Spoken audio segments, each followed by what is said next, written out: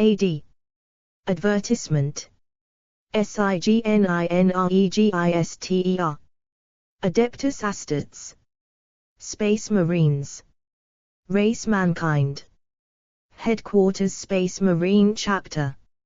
Home worlds across the Milky Way Galaxy. Government Imperium of Man. Leader Chapter Masters of Individual Chapters. Military Forces Chapters of the Adeptus Astartes. Establishment First Founding, 30th Millennium. In S. Adepts, Adeptus Terra. Space Marines. They shall be my finest warriors, these men who give of themselves to me. Like clay I shall mold them, and in the furnace of war I shall forge them. They shall be of iron will and steely sinew. In great armor I shall clad them, and with the mightiest weapons shall they be armed. They will be untouched by plague or disease. No sickness shall blight them. They shall have such tactics, strategies and machines that no foe will best them in battle. They are my bulwark against the terror. They are the defenders of humanity. They are my space marines, and they shall know no fear. The Emperor of Mankind. The Space Marines or Adeptus Astartes are foremost amongst the defenders of humanity, the greatest of the Emperor of Mankind's warriors. They are barely human at all, but superhuman. Having been made superior in all respects to a normal man by a harsh regime of genetic modification, psycho-conditioning and rigorous training. Space Marines are untouched by plague or any natural disease and can suffer wounds that would kill a lesser being several times over, and live to fight again. Clad in ancient power armor and wielding the most potent weapons known to man, the Space Marines are terrifying foes, and their devotion to the Emperor and the Imperium of Man is unyielding. They are the God Emperor's angels of death, and they know no fear. The Astartes are physically stronger, far more resilient and often mentally far removed from the lot of most normal human beings. In the presence of the Astartes, most people feel a combination of awe and fear, and many cultures on the more primitive worlds simply worship them outright as demigods or angels of the God Emperor made flesh. They should feel so, for many Space Marines feel little compassion for those they have sometimes termed mortals in comparison to themselves, seeing the very people they were created to protect as little more than obstacles to a more efficient eradication of the Imperium's enemies. This is an attitude sometimes taken by whole chapters. They see normal humans as frail, weak creatures given to the follies of temptation, avarice, greed, lust and cowardice, all emotions they rarely feel, if ever. Yet there are some Astartes who remember why they were created by the Emperor, who avoid the trap of hubris which the Space Marines are so prone to and which has seduced so many of their number to serve the ruinous powers of chaos. They are the final guardians of mankind, the saviors of last resort. They were intended not to lead humanity, but to defend it, sometimes even from itself.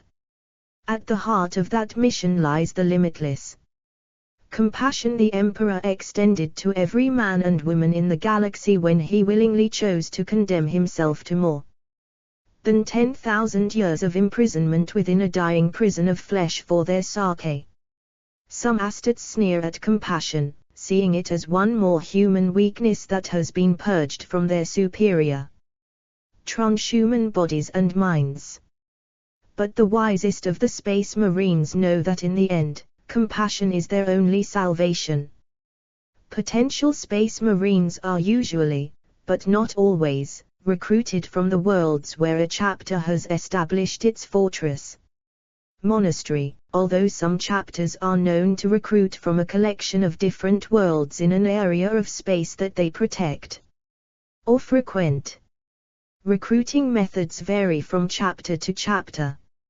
Some select their neophytes from feral tribes roaming the surface of inhospitable worlds, while others draw upon eager volunteers who have been groomed from birth to become Anastates. Still others watch and kidnap potential warriors, turning them into Astates whether they will it or not. Whatever the method, all Space Marine chapters will only accept those who successfully pass the grueling initiation trials and prove themselves worthy of becoming a Space Marine. However a man becomes a Space Marine does not matter. Once his body has been forged into that of a transhuman Astates, he must forever stand apart from the people to whom he was once kin and who he is now sworn to protect. Once a man becomes a Space Marine, he is no longer mortal. His genetic heritage is now that of the Emperor himself, and a spark of the same divine majesty flows in his veins. There are approximately 1,000 Space Marine chapters active in the Imperium of Man at any one time. Since the opening of the Great Rift in the Era Indomitus, these chapters have been comprised of a mixture of traditional firstborn Space Marines and the even more enhanced Primaris Space Marines, or may contain only Primaris Marines. A list of the most notable and well-known chapters in the Imperium can be found here. This number has stayed relatively constant since the second founding in the 31st millennium following the Horus Heresy, when the first founding Space Marine legions were broken up, and 23 more English VIEWSOURCE, a firstborn Space Marine of the Ultramarines. Chapter. Welcome to the Grim Dark. 7068 pages. Explore Imperium of Man Chaos Xenos videos, games, community. Fandom. Beta. Fan. Central. Games. Anime. Movies. TV. Video. Wikis. Starter. Wiki. However, the exact population of Astates in the galaxy remains far from exact and may fluctuate widely depending on the time period and the circumstances confronting the Imperium. Contents: Hide. 1. History. 1.1 Origins. 1.2 The Thunder Warriors. 1.3 The Grey Legions. 1.4 The Primarchs. 1.5 Crusade and Expansion. 1.6 Horus Heresy. 1.7 The Codex Astates. 1.8 The Second Founding. 1.9 1,000 Chapters. 1.10 Notable Events. 2 Space Marine Chapters. 2.1 First Founding. 2.2 Loyalist Legions. 2.3 Traitor Legions. 2.3.1 The Unknown Legions. 2.4 Second and Later Foundings. 3 Primaris Space Marines. 3.1 Beyond the Ultima Founding. 3.1.1 The Awoken. 3.1.2 The Indoctrinated. 3.1.3 The Ascended. 4 Founding of a Space Marine Chapter. 5 Space Marine Recruitment. 5.1 Aspirant Trials. 5.1.1 Blood Duel Trial. 5.1.2 Hunting the Hunter Trial. 5.1.3 Survival of the Fittest Trial. 5.1.4 Exposure Trial. 5.1.5 Knowledge of Self Trial. 5.1.6 Challenge Trial. 5.2. Gene Seed. 5.3. Implantation of Astartes organs. 5.4. Primaris gene seed and organs. 5.5. Conditioning. 6. Space Marine Combat Doctrine. 7. Chapter Organization.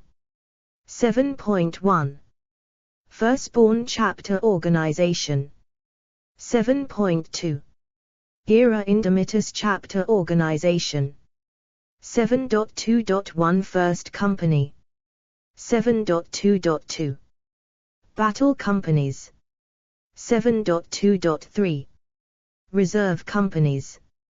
7.2.4. Scout Company. 7.2.5. Chapter Armory. 7.2.6. Chapter Headquarters /Command. 7.2.7. Vanguard Marines. 7.2.8. Terminator Strike Forces. 7.2.9. Chapter Fleet. 8 Bonds of Brotherhood. 9 Relations with the Astra Militarum, Imperial Guard. 10 Relations with the Inquisition. 11 Space Marine Armor. 11.1. Scout Armor. 11.2. Power Armor. 11.3. Terminator Armor. 11.4. Artificer Armor. 12 Chapter Fleets. 13 Chapter Relics. 14 Videos. 15 Forces of the Space Marines. 16 See also. 17 Sources. A Primaris Space Marine Intercessor of the Ultramarines Chapter in Mark X Tacticus. Power Armor wielding a Mark II Call. Pattern Bolt Rifle. History. Origins. The Space Marines are the Imperium of Man's Supreme, transhuman warriors. Genetically enhanced to be the ultimate soldiers of mankind, they are far stronger and more resilient than ordinary human beings. Space Marines are organized into roughly 1,000 chapters, with each chapter numbering approximately 1,000 warriors organized into 10 companies of 100 troops each. Each chapter is a self-sufficient Imperial army, equipped with its own spacecraft and capable of responding at a moment's notice to any threat to the security of the Imperium. Every chapter is fiercely proud of its history and achievements, and each one has its own distinctive colors and heraldic markings. These were established at the chapter's founding and are displayed with pride upon all of its armor and vehicles.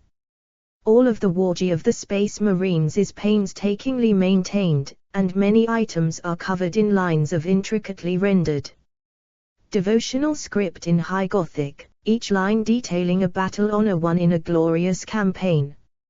A Space Marine is a towering, transhuman warrior, his brute strength tempered by inhuman skill. He is armed with the fearsome bolter, a blessed weapon that fires devastating, mass-reactive shells that explode within the flesh of the target.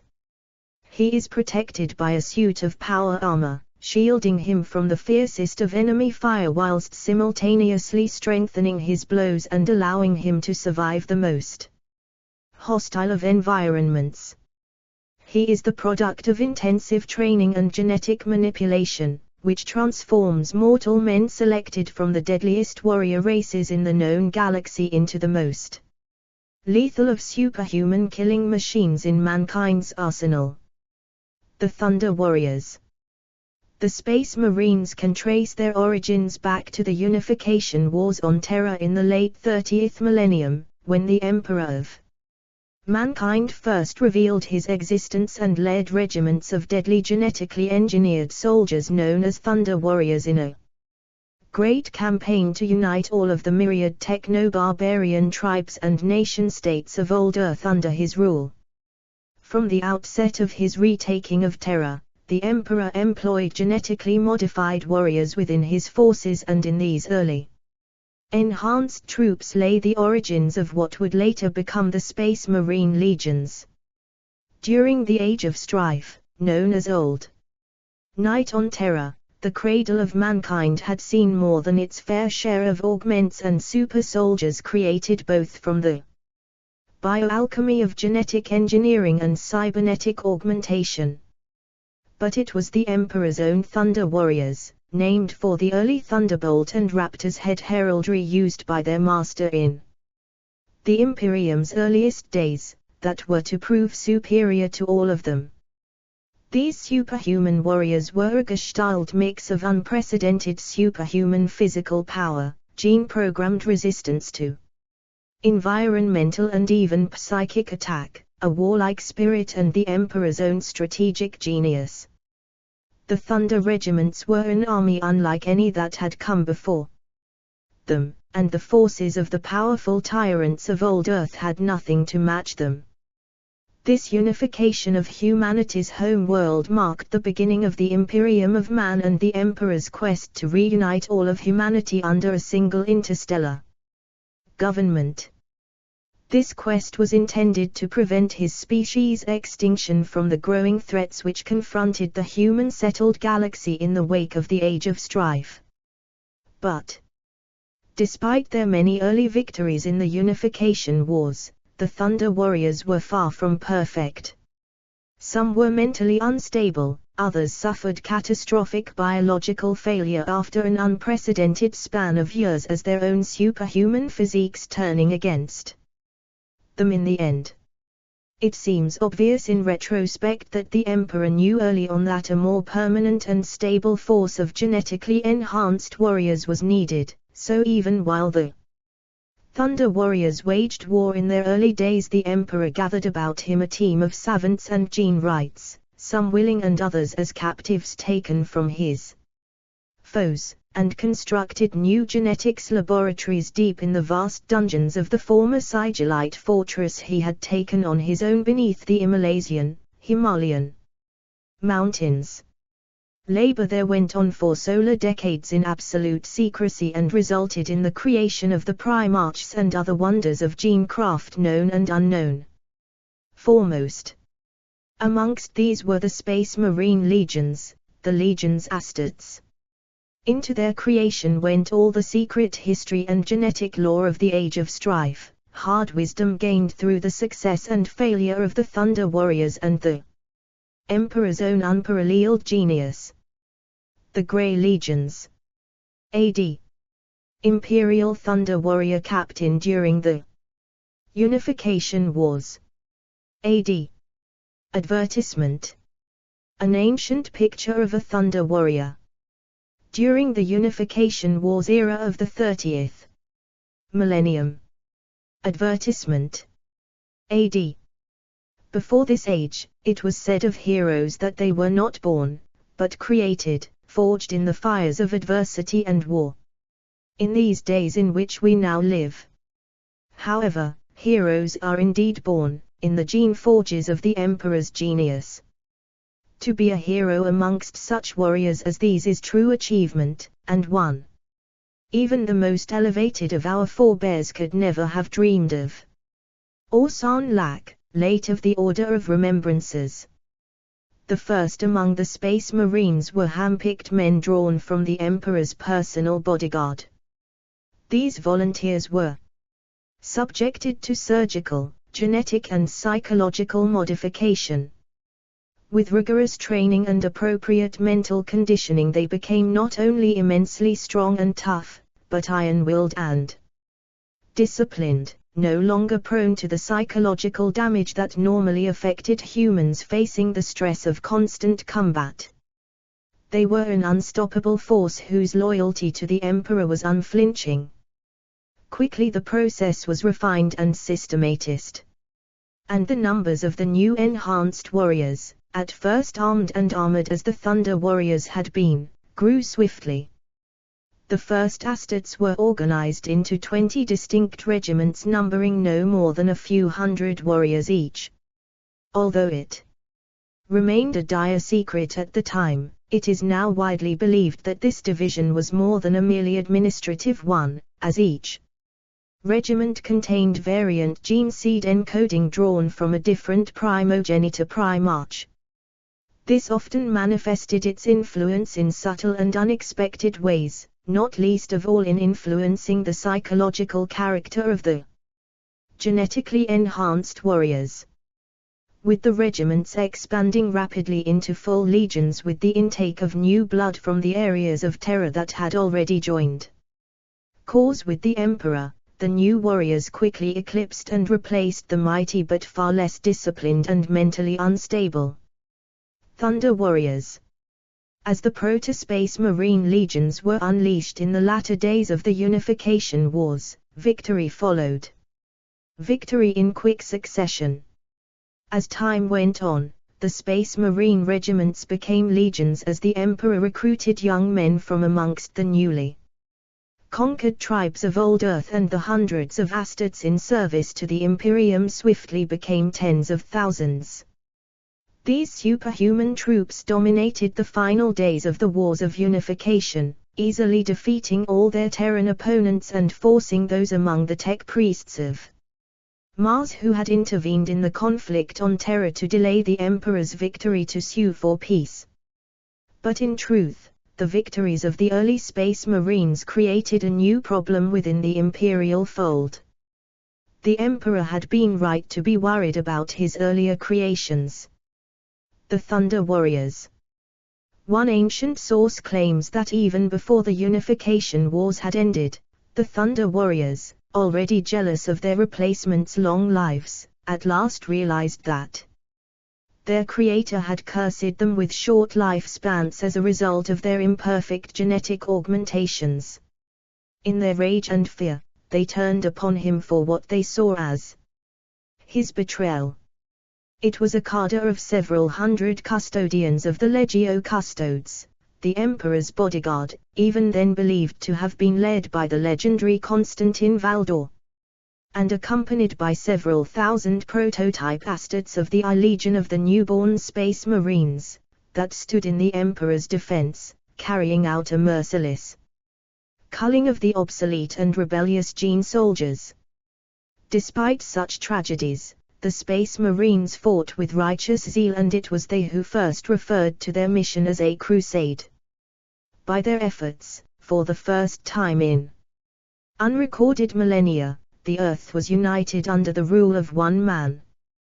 The armor they wore was not new, but the same partially powered armor that had evolved on old Earth and was worn by the elite of both the Emperor's armies and the techno-barbarian tribes that had fought against him.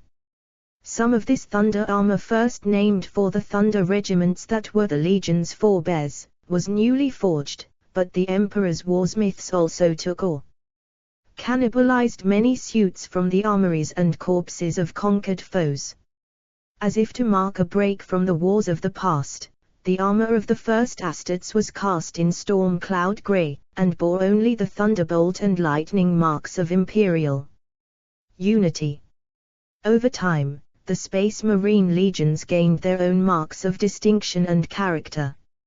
Names, Emperor given in some cases, others by the Primarchs, came to replace the legion's original numbers, with many Space Marine companies seeking to single themselves out from their brother legions.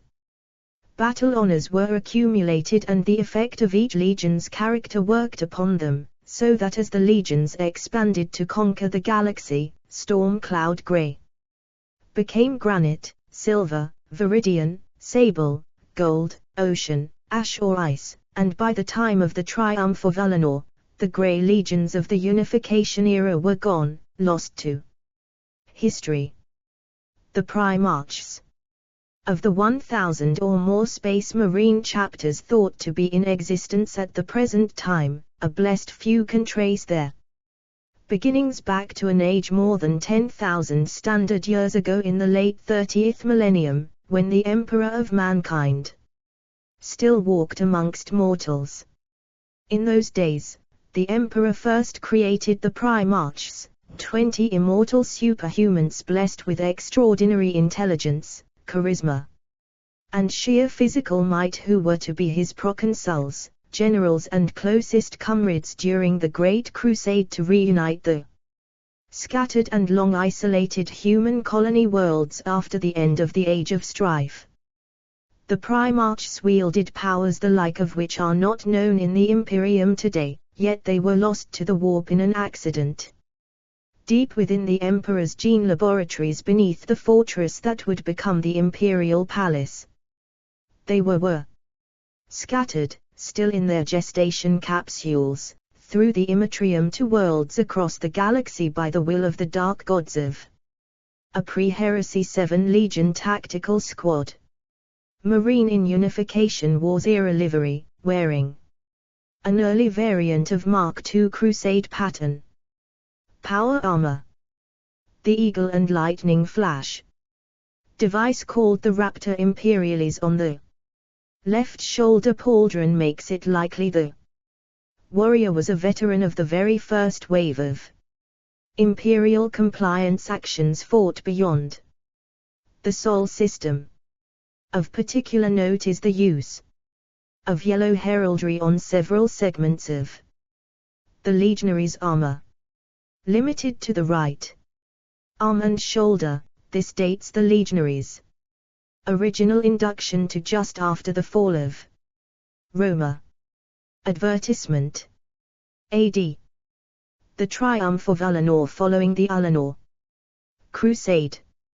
Several Primarchs attended the appointment of Horus as the first Imperial War Master. Chaos. The first Space Marines of the nascent Imperium were also the creation of that era, each made using the genetic inheritance of one of the Primarchs, albeit diluted 100 times, for no merely human body could contain such power. As each of the Primarchs were encountered in turn by Imperial expeditionary fleets during the progress of the Great Crusade, they became the natural and obvious leader of the Space Marine Legion created from their genetic material and with whom they had so much in common. In many cases the Primarch's adopted world became the new base of operations for their legion and was known henceforth as that legion's home world. The Primarchs then recruited their loyal followers from each of these worlds' peoples into the ranks of their legion while others were given rights to draw fresh blood from suitable warlike worlds that were liberated as the Great Crusade progressed.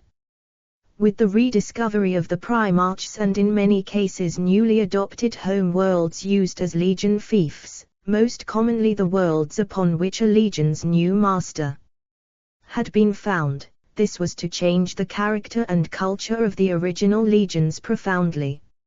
Some alterations were superficial, a habit of speech, a change in close-quarter tactics, martial traditions and warranted additions to iconography and even language.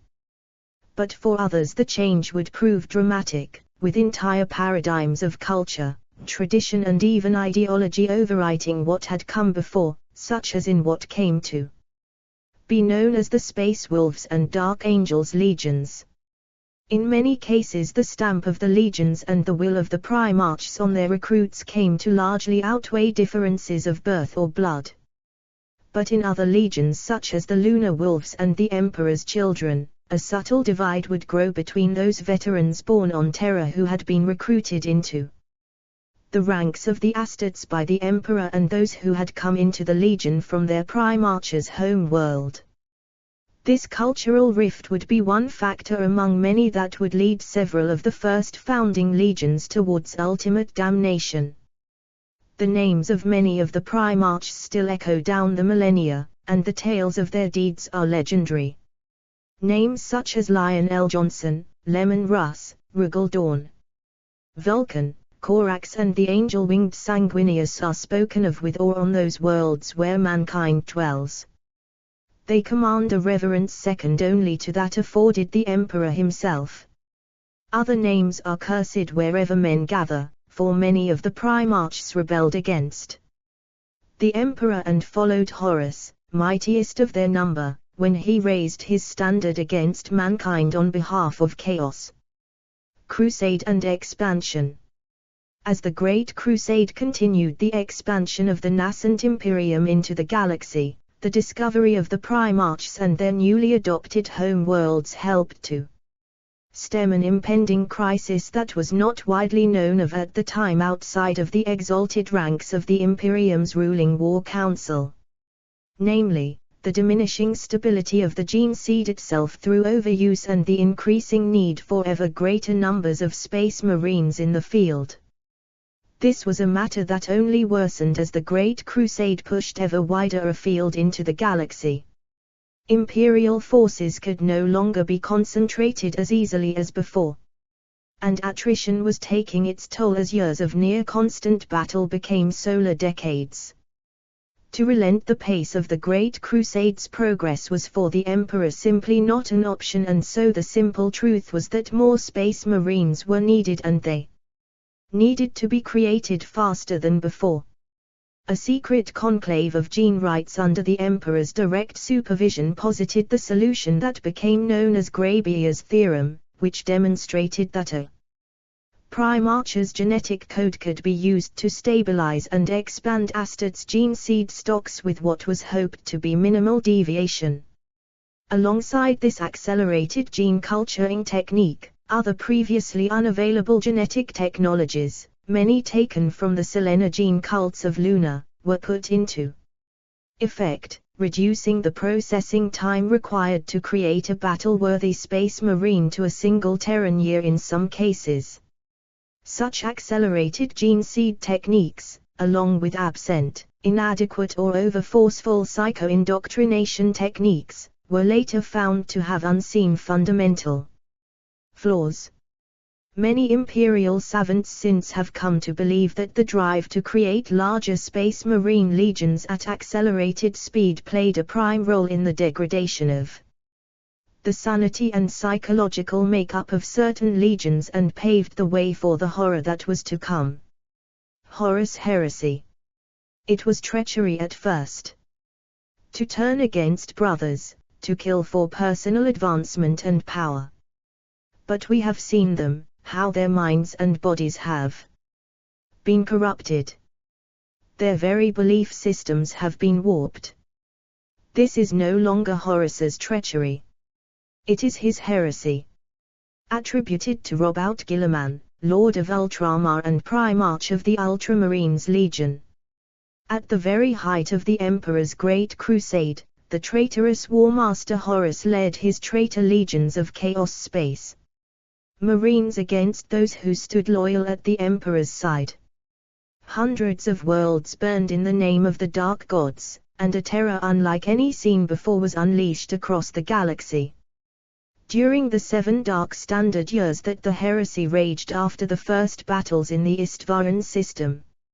Advertisement. AD. Advertisement. AD.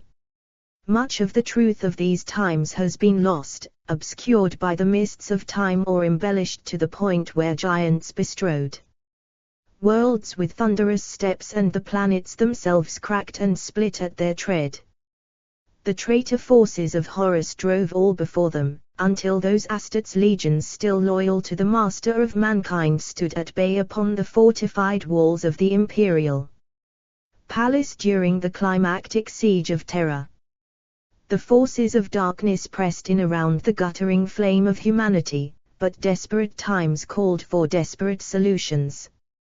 Sanguinius of the Blood Angels and Regal, Dawn of the Imperial Fists, together with their bravest warriors, decided to accompany the Emperor and take the fight to Horus upon his battle barge, the Vengeful Spirit, a mighty Gloriana-class battleship in orbit above Terra. The Emperor and his warriors teleported onto Horus' flagship but found themselves separated and scattered throughout the corrupt vessel by means of the War Master's dark sorcery. The Emperor fought his way to the War Master but was too late to save Sanguinius, who Horus slew when the angelic Primarch refused to turn to chaos. Yet, some maintain that Sanguinius inflicted a wound, however small, upon his erstwhile brother. Horus and the emperor clashed in a battle of both flesh and spirit. Horus was filled with the power of the ruinous powers and dealt the emperor a mortal blow, but in the end, the emperor's will was the greater, and Horus was struck down with the last ounce of the emperor's strength. The traitor was destroyed utterly, in body and soul, and, with his death, the power of the traitor legions was broken. When Dawn and his warriors finally fought their way into the rebel war master's sanctum, they found the emperor's broken and ruined body, and it is said that their cries of woe were heard far below on Terra itself. Regal Dawn, most determined and unbending of the Primarchs, bore his master's body back to Terra and, under the direction of the crippled emperor, bound him within the strange psychic augmentation device known as the Golden Throne to sustain his existence for all eternity with constant sacrifice and baroque machineries. The followers of the ruinous powers were defeated, but it was victory won at a terrible cost. The brotherhood of the Primarchs was sundered, and the emperor's vision for the Imperium and all of mankind lay in ruins. The last, best hope of a new golden age for humanity lost forever. The galactic empire for humanity the emperor had forged was all but destroyed, and it was to take many more standard years of brutal warfare during the Great Scouring before all the traitor forces were defeated and driven into the hellish chaos of the Eye of Terror. The death toll numbered in the billions, and uncounted worlds had been left as little more than corpse-haunted wastelands as the raging inferno of what imperial savants, later named the Horus Heresy, was finally extinguished, though mankind still teetered on the very brink of extinction. The heresy had revealed weaknesses in the gene seed of several of the early Space Marine legions, which had been exacerbated by the need to keep the huge formations up to strength in the terrible wars being fought during the Great Crusade. The insidious powers of chaos had been able to manipulate this corruption to turn Horus and many of the Space Marines under his command against the Emperor. Once Horus was defeated, it was decided by Robout Guilliman, the Primarch of the Ultramarines Legion who became the day-to-day ruler of the Imperium, that the forces of the Imperium would be reorganized so that a similar catastrophe could not be repeated. The Space Marine legions were divided up to create one chapter of the same name as the founding legion and a number of new chapters with new names. This critical event of the early 31st millennium was called the Second Founding, and over 24 further foundings have occurred in the 10 millennia since.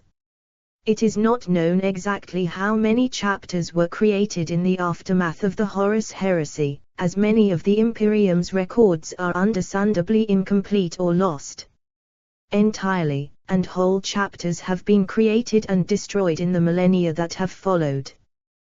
What is known is that there are just over 1,000 chapters scattered across the Imperium, each a brotherhood of the very finest warriors humanity has ever called to its service. The Codex Astartes. The warrior who acts out of honor cannot fail. His duty is honor itself. Even his death, if it is honorable, is a reward and can be no failure, for it has come through duty. Seek honor as you act, therefore, and you will know no fear. Primarch Robout Guilliman, Ultramarines Legion. In the wake of the calamity that was the Horus Heresy, the foundations of the present-day Imperium were laid down during a period remembered as the Reformation.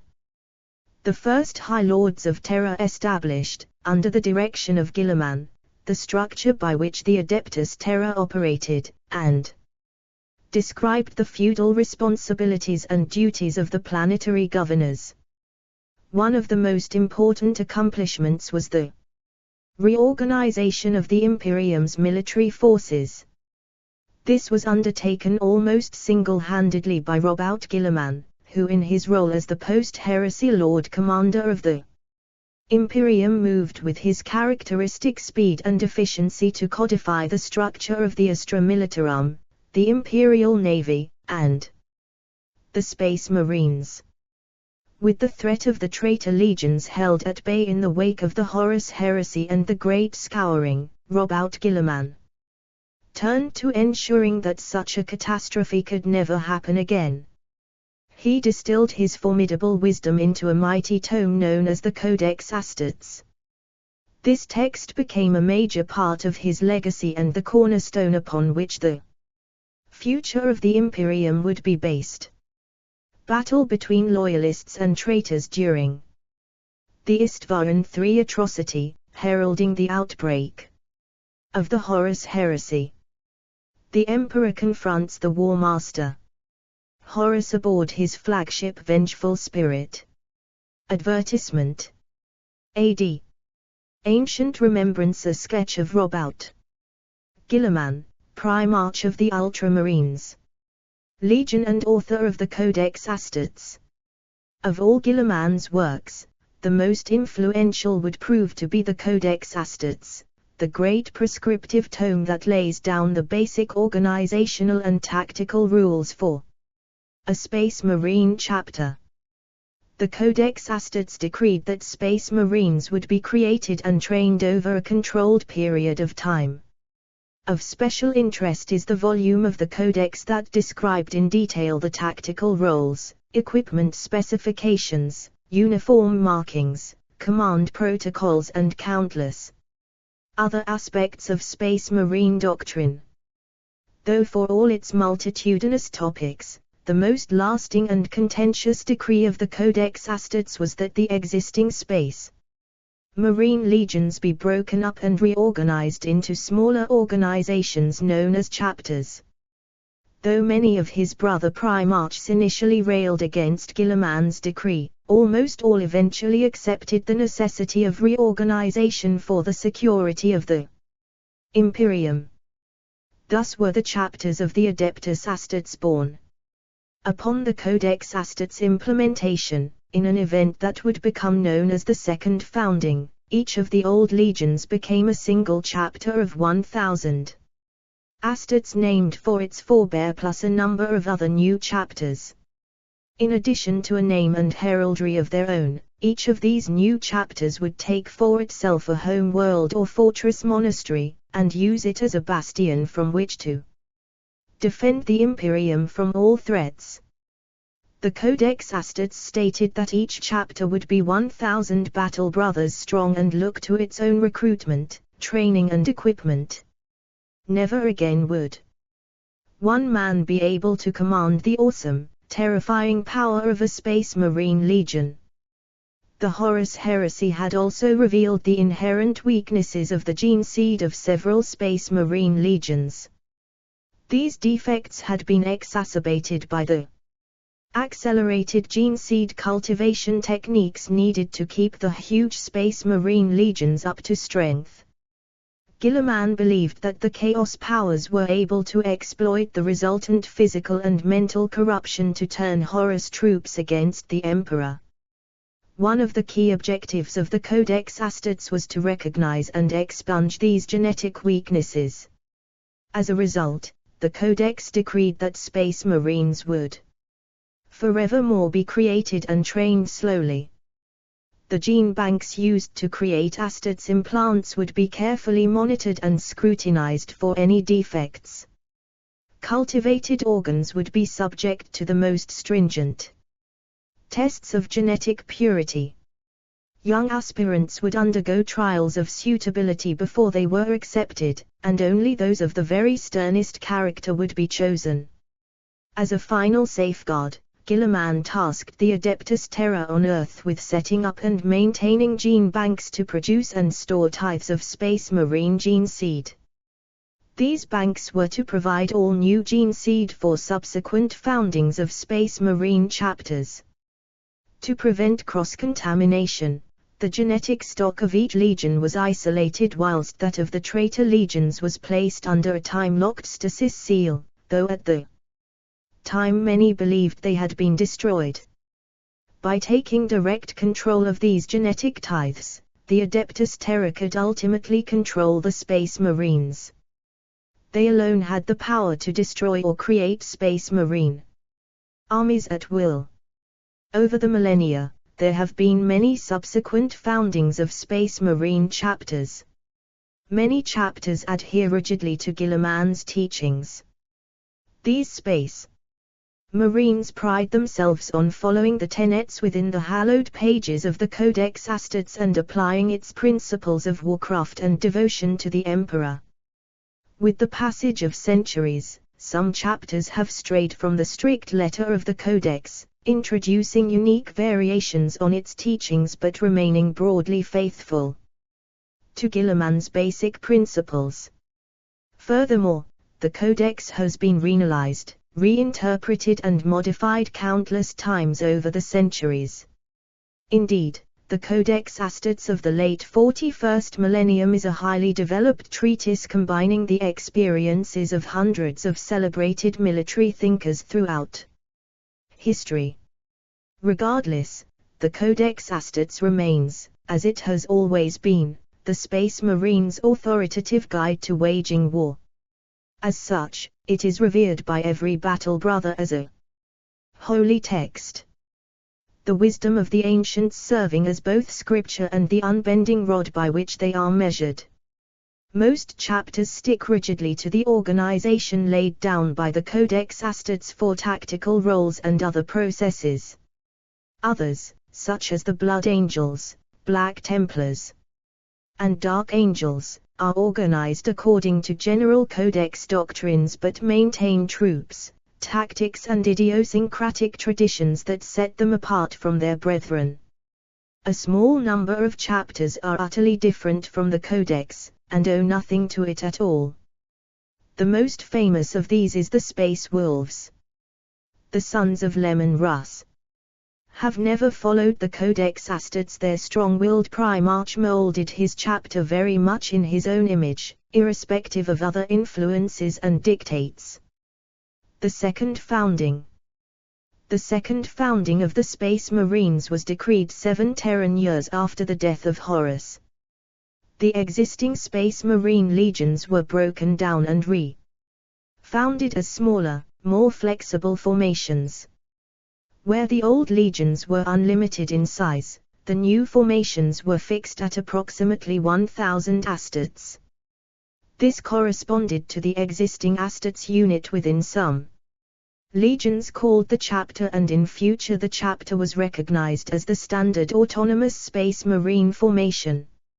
No longer would one man have power over a force as powerful as a Space Marine legion.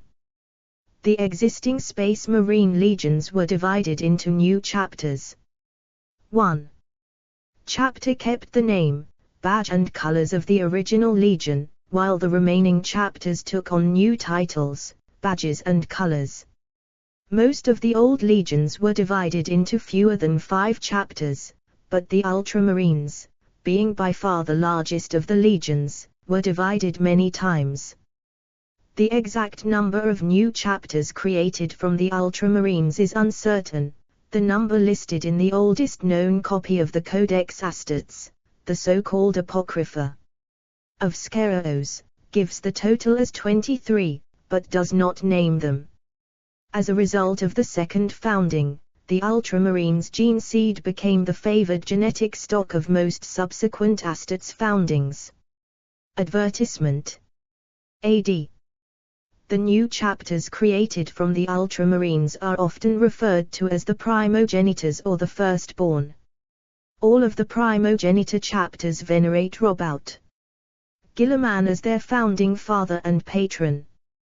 The Codex Astartes further defines the tactical roles, equipment specifications, and uniform identification markings of the Space Marines. Some of its contents seem petty and restrictive, hardly worthy of the great mind of a Primarch. Others describe actual battles together with comments on the tactics employed and the decisions of the commanders of the day. As such, the Codex is revered as a holy text of the imperial cult, and many chapters regard its recommendations as sanctified by the emperor himself. The chapters that rigidly follow the word of the Codex Astates are sometimes referred to as Codex chapters or Codex Astates compliant chapters. These Space Marines adhere to the Codex as the model for their organization, identification markings and tactical doctrine. Of all of the Codex chapters, the most famous is the Ultramarines, the chapter of Robert Guillermin himself. The Adeptus Terra has never decreed it necessary to enforce the Codex absolutely. Indeed, it is doubtful whether it could if it so chose. However, with subsequent foundings, they have always favored the Ultramarines gene seed and created many new Codex chapters from that genetic line. With the passage of time, some of these chapters have subsequently strayed from the strict letter of the Codex, introducing new variations on their organization or tactical doctrine but remaining broadly faithful to the principles laid down by Robert Guillermin many millennia before. The history of the Imperium since the Horus heresy is not a continuous story. There have been periods of rebellion and anarchy, times when the balance of power has suddenly changed and history has quite literally been rewritten. Many of the subsequent foundings of Space Marine chapters belong to these troubled times, making it almost impossible to ascertain when some chapters have been created. It is believed that of the 1,000 or more chapters thought to be in existence today, more than a third are descended from the Ultramarines, either directly or through one of their primogenitor chapters of the second founding. It is not known how many new chapters were created by the second founding. Many records were lost during the Age of Apostasy, a troubled time in the 36th millennium that bestrides the history of the Imperium like an impenetrable wall. In all likelihood, some of the chapters created during the second founding have since been destroyed, leaving no records of the deeds. Others have been lost in more recent times, and their names are now all that remains of them. 1,000 chapters. On many occasions in the Imperium's history, there have been long periods of rebellion and anarchy. Times when the balance of power has suddenly changed and history been lost or rewritten. Many later foundings of Space Marines were born of such troubled times, making it impossible to ascertain when they were created, their origins ever shrouded in mystery. All that is known for sure is that there are approximately 1,000 chapters of the Adeptus Astates today, perhaps less than one Space Marine for every planet in the Imperium. That the Space Marines are equal to the task of safeguarding mankind against such impossible odds is testament to their dedication and skill in battle. It can be said that there are three main categories of Space Marine chapters. The first and largest group are the Scions of Guillermin. Those chapters descended from the Ultramarines and their primogenitors. The primogenitors are those chapters created when the old Ultramarines Legion was divided during the second founding, sometimes referred to as the firstborn. These chapters each maintain their own histories and traditions, but they all honor Robert Guillermin as their primarch and adhere strictly to the procedures and tactical treatises he laid down in the Codex Astates. These chapters maintain their own traditions, for the Codex Astates insists that each should have its own name, badge and heraldry.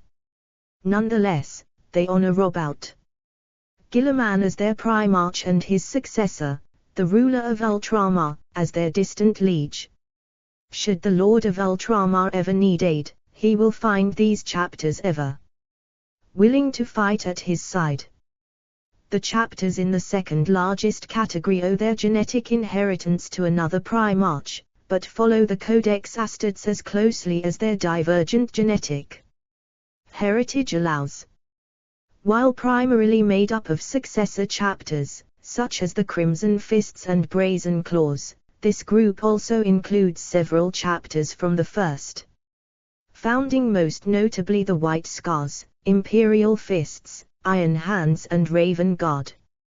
While they still venerate their own Primarchs, they nevertheless also aspire to the high standards and wise teachings that Robert Guilliman put down in the Codex Astartes.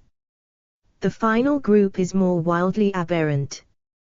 These chapters, by virtue of a gene seed quirk, the teachings of their own Primarch, or even sheer stubbornness, eschew the Codex Astartes in favor of their own structural and combat doctrines. The Black Templars and Space Wolves are amongst this group, remaining fiercely independent and looking to their own divergent beliefs and ways of war. Advertisement. AD. Advertisement. Notable events. Horus Heresy, ca. 005-014.M31. The Imperium is torn apart by the Horus Heresy, the great interstellar civil war fought between the loyalist and traitor space Marine legions.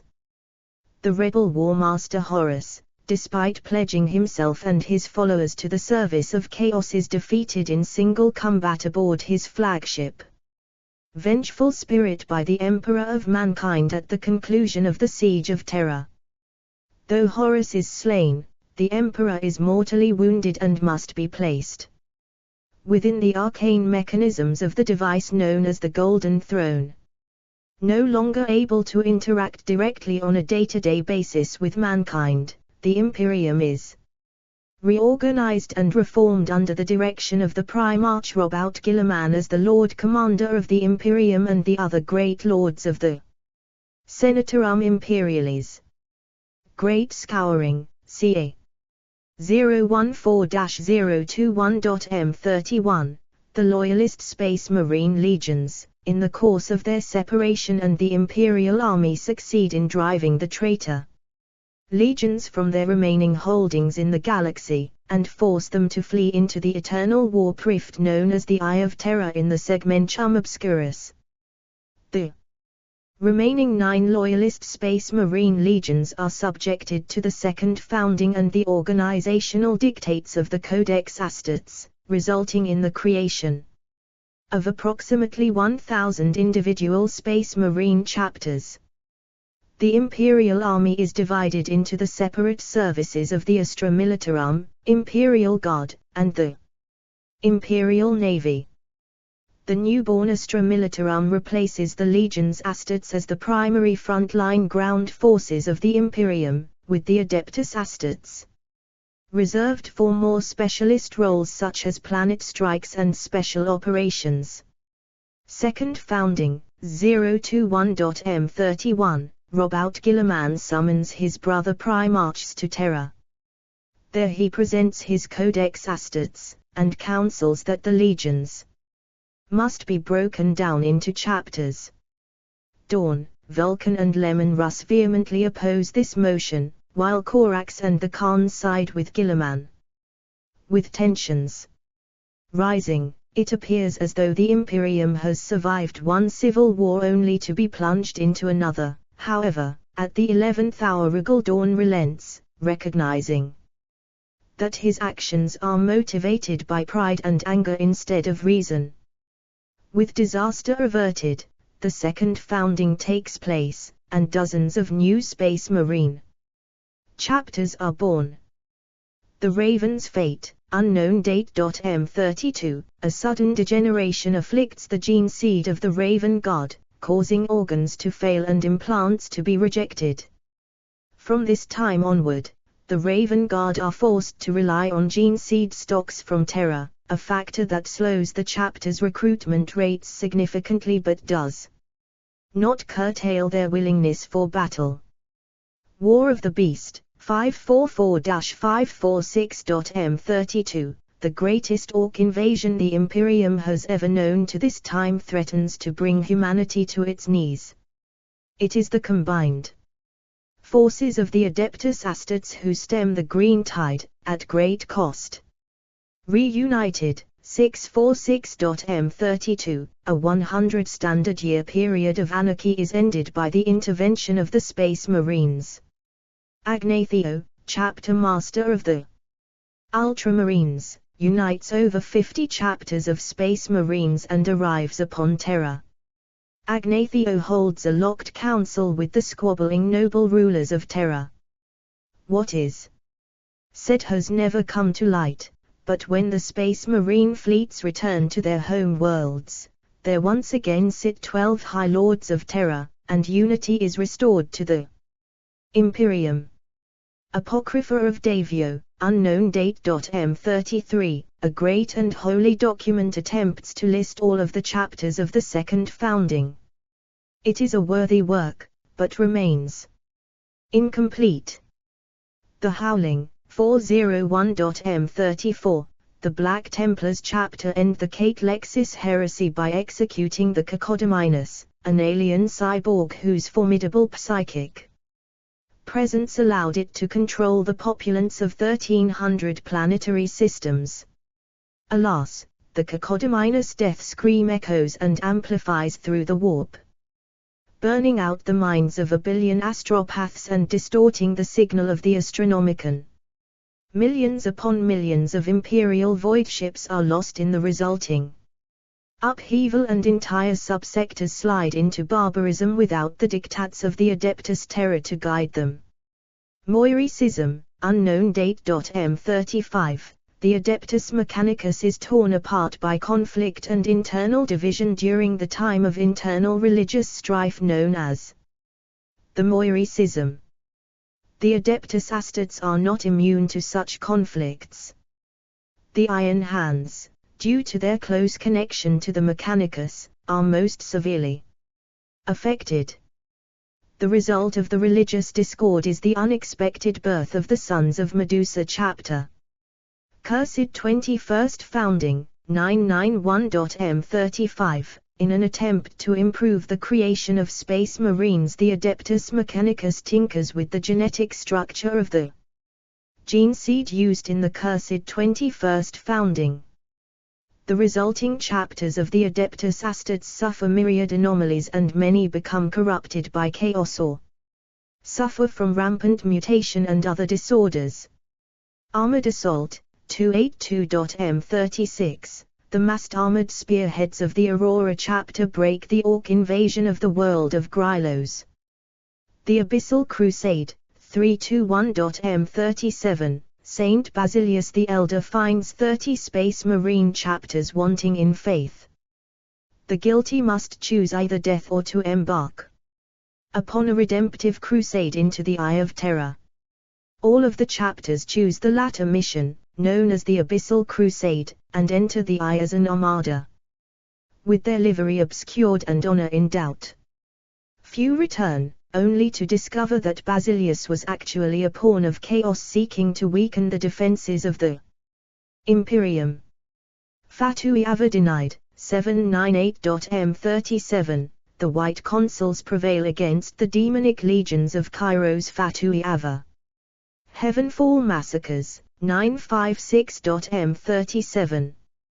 Firestorm, unknown date. M38, a demonic incursion overruns Innocence 3. Dropping from orbit, the Salamander's 6th Company endure terrible casualties in order to defend the planet's 3 remaining shrine cities and their civilian populace. With the cities safe, the vengeful Salamanders purge the daemons from Innocence 3 with fire and blade. Judgment of Basilius, 112.M38, the Vorpal swords return from the Eye of Terror, leading the survivors of the Abyssal Crusade to cast down the chaos-tainted Saint Basilius. Siege of Hadrake Tor, ca. M40, the Imperial Fists besiege a chaos stronghold on Hadrake Tor. After 1st Company Captain Cletus is killed in a teleportation mishap, Sergeant Darnath Lysander takes up the fallen hero's weapon, the Fist of Dawn, and swears vengeance. He smashes down the gates to the heretic fortress and leads his beleaguered brothers to victory against the odds, and is named first company captain just days later. Battle for Columnus, unknown date. M40, the forge world of Columnus is set upon by a vast orc warg. Aiding the Technomagi in its defense are elements of the Iron Hands and Raven Guard. The battle for Columnus is horrifically costly, largely thanks to the callous defensive strategies of the Iron Hands. Though victory is secured, rumors persist about the fate of the Raven Guard, supposedly wiped out while serving as unwitting bait in an Iron Hands trap. Gothic War begins, 139. M41, the 12th Black Crusade of Abaddon the Despoiler, also known as the Gothic War, begins in the Segmentum Obscurus Gothic sector. Before it is ended, it will draw in many chapters of the Adeptus Astartes. Joran Retaliation, 143. M41, the Druckery Cabal of the Crimson Libation incite the wrath of the Ultramarines, Howling Griffins and Sons of Ora. The Dark Elder are defeated, but not before the Howling Griffins' chaplain, our man Titus, succumbs to Zeno's poison and is interred within a dreadnought. Macharian Crusade, 392-399. M41, the Macharian Crusade was a monumental, 7-year-long imperial crusade fought between 392. M41 and 399. M41, led by Lord Commander Solamachus, the Imperium's greatest Astra Militarum commander of all time and a recognized tactical and strategic genius on a par with the Primarchs themselves. This crusade took place on the far western edge of the galaxy within the Segmentum Pacificus, reaching as far as the border of the galaxy with intergalactic space and even reaching into the unknown regions of the Halo Zone. The furthest extent of this crusade reached just beyond the edge of the Segmentum Pacificus, where not even the blessed light of the Astronomicon could penetrate the dark void. Most imperial savants agree that Machus was the most successful and brilliant imperial war master since the arch-traitor Horus. Nearly 1,000 worlds were brought back into the imperial fold in only 7 standard years of fighting. Macharian Heresy, 399-469. M41, after Lord Solamachus' death, the territories that he conquered fall to war and strife. 70 standard years of turmoil ensues and is ended only through the combined efforts of 100 Space Marine chapters, working across many far-flung sectors to restore order to the region in what is known as the Macharian Heresy. Gordonian Snare, 460. M41, on Gordoniah Prime, a Slaneshi demonic entity, known as the Sapphire King, and his minions attempt to turn the Iron Hands to chaos by unleashing a mutagenic spell into the Space Marine ranks. Fueled by the Iron Hands' own repressed rage, the spell wreaks absolute havoc, escalating quickly towards disaster. It is only stopped when Cardan Stranos orders his brothers to disengage inhibitor protocols and free their anger upon the foe. Rallying, the surviving Iron Hands purge their enemies with uncharacteristic zeal.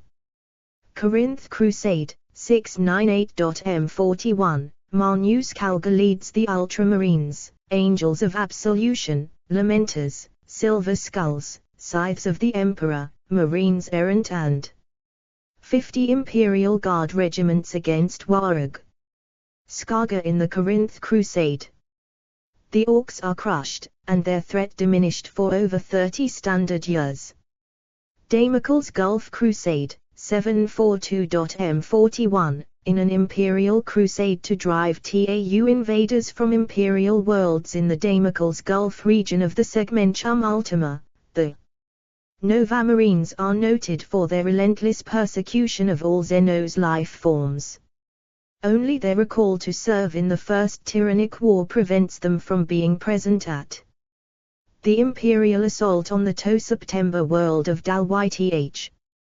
This campaign is known as the Damocles Gulf Crusade. A wedge between allies, 744.M41, after joining forces to defeat the Alpha Legion responsible for the Redemption Rebellion, the Knights of the Raven and the Aurora chapters swear a bitter feud against each other, each blaming the other for their grievous losses. First Tyrannic War, 745.M41, the Ultramarines and forces of the Imperial Navy successfully end the First Tyrannic War against Hive Fleet Behemoth at the Battle of Macragge, though the effort costs the lives of the entire Ultramarines First Company.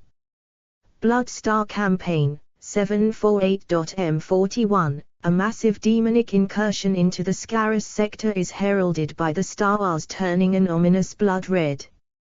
The Relictors, Rainbow Warriors and Fire Lords eventually halt the invasion but take grievous casualties, including the loss of all 3 chapter masters. The Imperium grieves for 3 of its mightiest heroes. Siege of Vrax, 813.M41, the Red Scorpions and Red Hunters fight to retake the armory world of Vrax Prime during the terrible campaign of attrition known as the Siege of Vrax. The 17-year-long conflict is deemed a success as the Daemons and Chaos Space Marines are repulsed. However, Vrax is reduced to the state of a dead world as the entire civilian population is wiped out in the fighting. Lithan Purge, 833.M41, over 100 billion Imperial citizens are slain or captured by Dark Elder in the Lithan system. The Revilers spend many solar months purging the Xenos from the system and swear vengeance on those that escape into the Woodway. Doom of Erie, 852.M41, the Invaders chapter launch a direct assault on the Elder Craft world Erie. Though the Space Marines suffer horrific casualties, they leave the craft world a ruined and desolate hulk, devoid of all life. Laser Blockade, 857.M41, the Silver Skull's fleet blockades the Laser system. Offering no explanation for their presence, they prosecute a secret mission to purge Necrons from the system.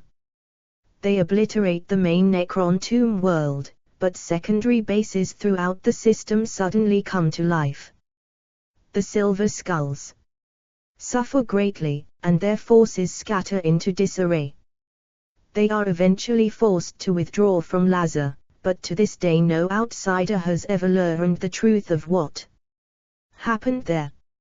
Helabor Assault, 867.M41, Captain Alessio Cortez and the Crimson Fist's 4th Company battle the Elder of Craft World Eandon on the world of Helabor. Despite suffering grievous wounds, including a stab wound to one of his hearts, Cortez leads the final assault that routs the Elder from Helabor. Badab War begins, 901.M41, Lugft-Huron, chapter master of the Astral Claws, refuses to hand over his gene seed tithe to the Administratum and instead announces his secession from the Imperium, declaring himself the ruling tyrant of Badab in the Badab sector of the Maelstrom Zone. Over a standard decade of bitter inter-system war follows, embroiling more than a dozen Space Marine chapters before Badab falls and the Astral Claws escape to the warp rift known as the Maelstrom at the conclusion of the internecine conflict named the Badab War. Assault on the World Engine, 925.M41, the Necron World Engine is revealed as the architect of the destruction seen in the Vidar sector at this time. It is destroyed on the edge of the Dorano system, thanks chiefly to the noble and complete sacrifice of the Astral Knights chapter. Toran 6 Massacres, 934.M41, the Crimson Fists defeat the Chaos Space Marine Warband of the Chaos Lord Sathash the Golden. Revenge of the Asuriani, 936.M41, Craft World Alatuk launches a devastating attack on the Invaders chapter planet. Only 3 companies escape the disaster, and their fortress monastery is lost. The invaders are thereafter a fleet-based chapter. Battle of the Black Star, 939.M41, in the sable light of the Star Antilles, the Dark Hunters strike at the renegade Punisher's stronghold, claiming over half the traitor Marines lives. Time on Deliverance, 940.M41, the Iron Snakes are ambushed during the Time-on planet strike by TOW battle suits and saved from certain death only when the Legion of the Damned appear and launch a devastating assault on the aliens' flanks. Defense of Orisk, 940-997.M41, the Red Talons successfully hold the fortress world of Orisk at the edge of the Gull Stars from invasion by a splinter of Hive Fleet Pythos. In recognition of their hard-fought victory, the Senatorium Ultima of Ultramar honor the chapter with the gift of the famed relic known as the Bloody Crown of Hyrcane. Second War for Armageddon begins, 941.M41, when the Orc warlord Guskulthraker unleashes a massive Orc warg on the strategic Hive world of Armageddon in the Segmentum Solar. Many Space Marine chapters participate in its defense during what becomes known as the Second War for Armageddon. The Folly of Heroes, 955.M41. Despite direct orders to the contrary, the Brazen Claws launch a counterstrike into the Eye of Terror itself. Their last transmissions indicate the chapter engaging a fleet of Iron Warriors vessels, but no other trace is heard of them. The Soulmore, 956.M41, with most of their chapter lured away by a distress call, the Silver Skulls barely managed to resist an attack on their home world of Varsavia by the demonic warband known as the Soulmore. Bellica's Disaster, 970.M41, the Emperor's Swords chapter is wiped out when a Necron tomb stirs to life in the caverns of their chapter planet, Bellica's RYNN's World Disaster, 989.M41, Warg. Snagrod rampages across the Loki sector, culminating with a devastating assault on RYNN's world. The Crimson Fist's chapter is left depleted and blooded after an Imperial expedition, including many Space Marine chapters, retakes the planet from the Orcs, but they are determined to rebuild all that was lost. Flaming Vengeance, 990.M41, the Fire Lord's chapter descends on Bellicas, exterminating the Necron menace and setting the planet aflame to avenge the destruction of the Emperor's swords. Second Tyrannic War, 992-993.M41, the Lamenters and Scythes of the Emperor chapters are virtually destroyed fighting against the menace of Hive Fleet. Kraken. Broken but unbowed, 994.M41, once thought destroyed in the Eye of Terror, the Brazen Claws resurface near Kadia, battered, but still fighting their long war against the forces of chaos. The Hive Mind hungers, 995.M41, the tendrils of the tyrannid Hive Fleet Jormungand begin to brush against the northeastern boundaries of the Imperium. The Death Spectres and Honored Sons led the counterattack. The Leviathan blunted, 509.997.M41, elements of the Ultramarines and Mortifactors chapters stunned victoriously against a spur of Hive Fleet Leviathan on Tarsis. Ultra during the Third Tyrannic War. Lament of Angels, 997.M41, the Angels Revenant chapter is destroyed while defending its fortress monastery on the world of Libethra against the onslaught of the Necron Minarch dynasty. The bells of lamentation sound throughout Segmentum Tempestus at their passing. Warg. Iron Tooth, 550.998.M41, the Genesis chapter, alongside its primogenitors the Ultramarines, combat and defeat the growing might of the Orc. Warg. Iron Tooth. Third War for Armageddon, 757.998.m41, the Orc warlord Guskulthraka returns to Armageddon at the head of a new, even greater, warg. More than 20 Space Marine chapters, including the White Scars, Salamanders, Doom Eagles, Storm Lords and Exorcists, commit forces to the beleaguered war zone. The Orc warg is eventually broken on Armageddon during the terrible campaign remembered as the Third War for Armageddon, and Guskul flees into the void, pursued by the Black Templars and Commissar Rick, who have sworn to end the wily Orc warlord's threat to the Imperium once and for all. War in the Gilda Rift, 998.m41, the Silver Skulls destroy a Red Corsair strike force. The surviving renegades make planetfall on several worlds in the Gilda system, but the Silver Skulls will not be thwarted and the taint of the renegades is cleansed in a matter of weeks. The Black Sun, 672.999.m41, the Exorcists chapter rushes to confront the demonic incursions around the Sun Siri. Rebirth of the Scythes of the Emperor, 970.999.m41, the Scythes of the Emperor finally emerge from the dark shadow of Hive Fleet Kraken and announce that their chapter will be born anew. The Maelstrom Threat, 980.999.m41, a vast Chaos Space Marine fleet under the command of Huron Blackheart emerges from the Maelstrom and besieges the Chaggaris, Kielis and Susk systems. Rumors report Huron's forces as large as the Space Marine legions of old, and several chapters are tasked with its destruction.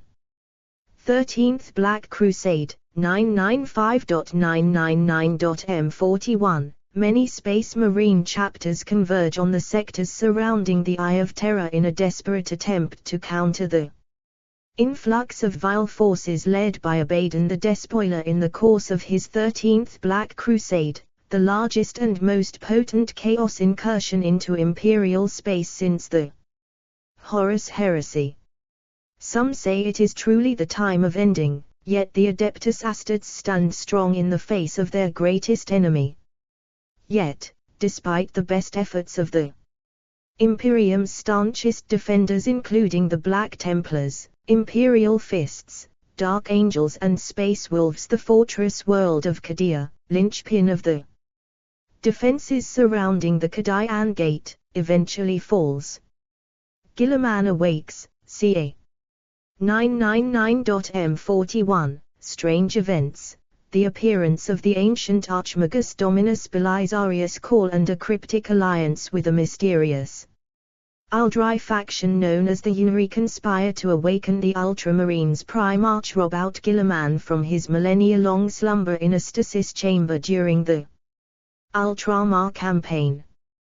The Primarch is immediately embroiled in battle with a chaos assault by the Black Legion as Abaddon attempts to prevent his return. Great Rift opens, ca. 999.m41. Reality tears itself apart from the Hadex anomaly at the core of the Jericho Reach in the eastern fringe, to the furthest star system of the Segmentum Obscurus. From that hole come warp storms with an intensity not seen since the Age of Strife, cutting off the galactic north from Terra. Cutting the Imperium into two halves, the Imperium Nihilus and the Imperium Sanctus. The initial period, known as the Noctis Eterna or the Blackness, is terrible indeed.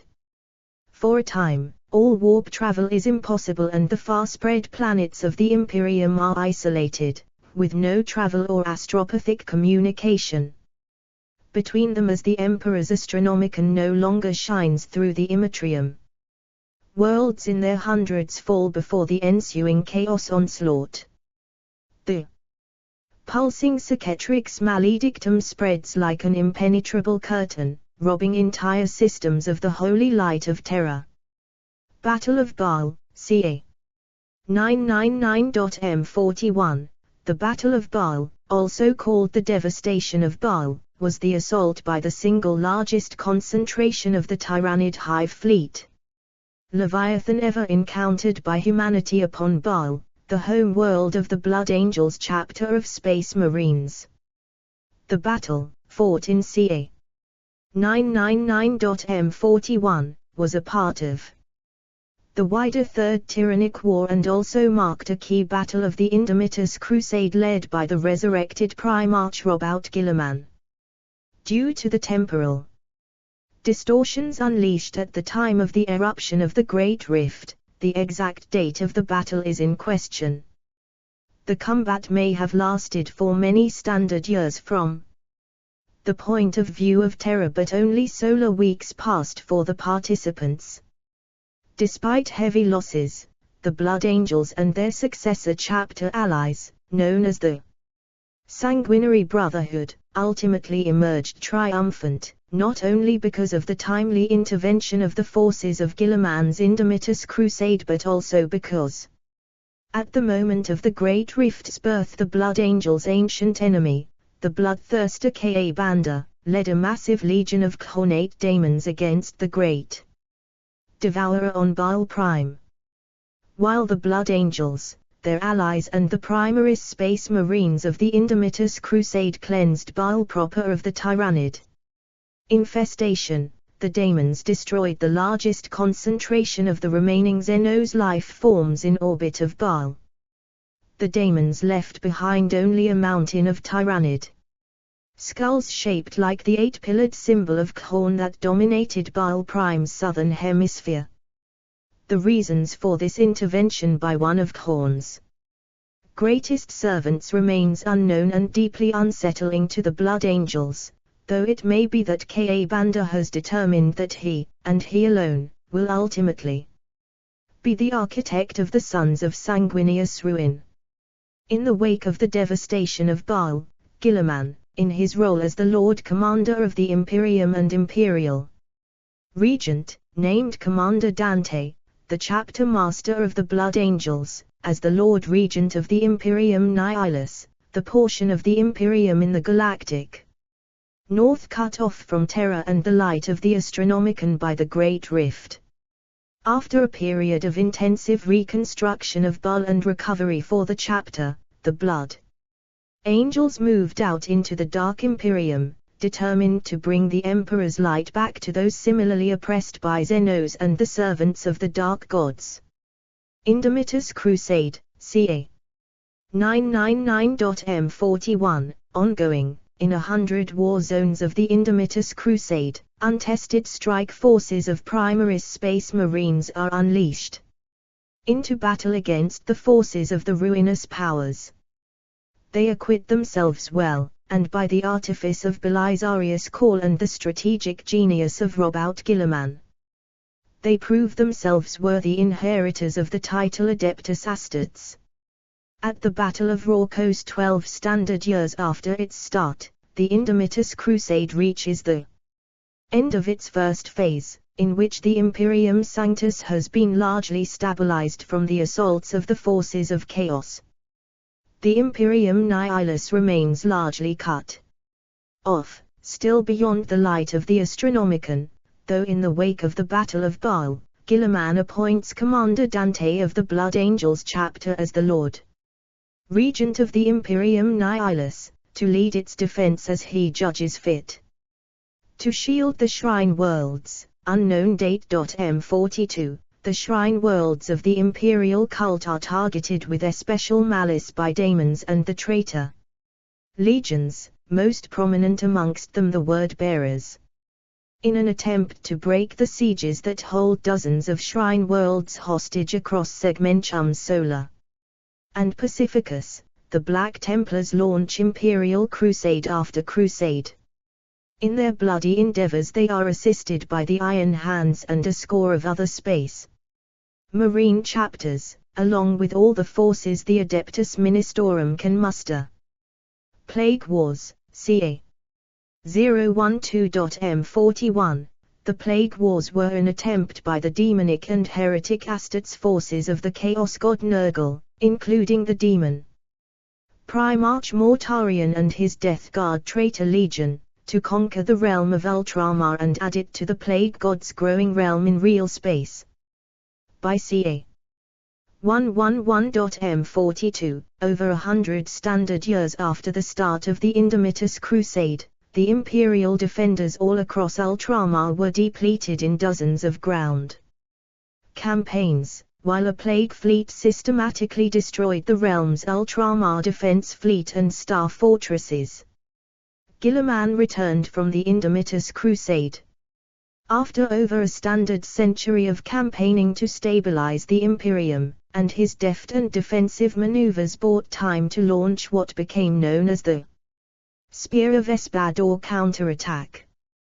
The combined plague armies were eventually fought to a standstill amongst the ruins of Iax, before Mortarion escaped with his forces back to their base in the Scourge Stars under cover of a virus bomb attack, both because of his brother's staunch defense and because Nurgle's realm in real space had come under assault by the forces of the Blood God Khorne.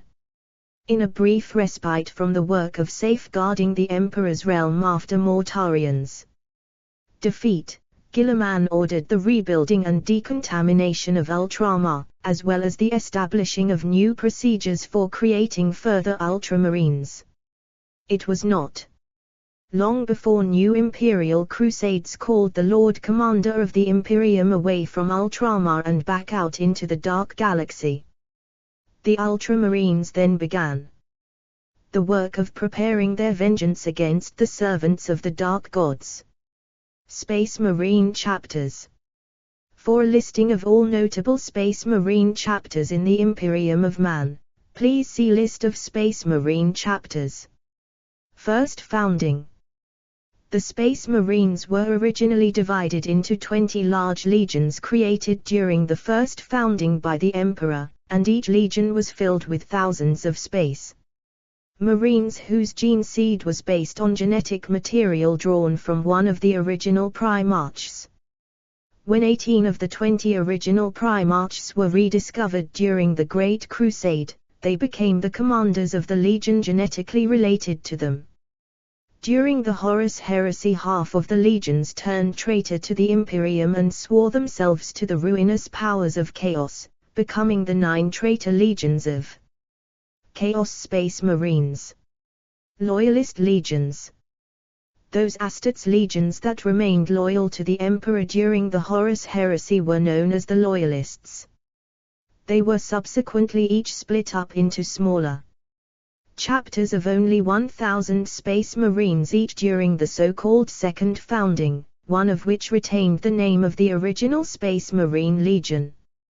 Chapter Name. Primarch Homeworld Summary. Dark Angels. Lion.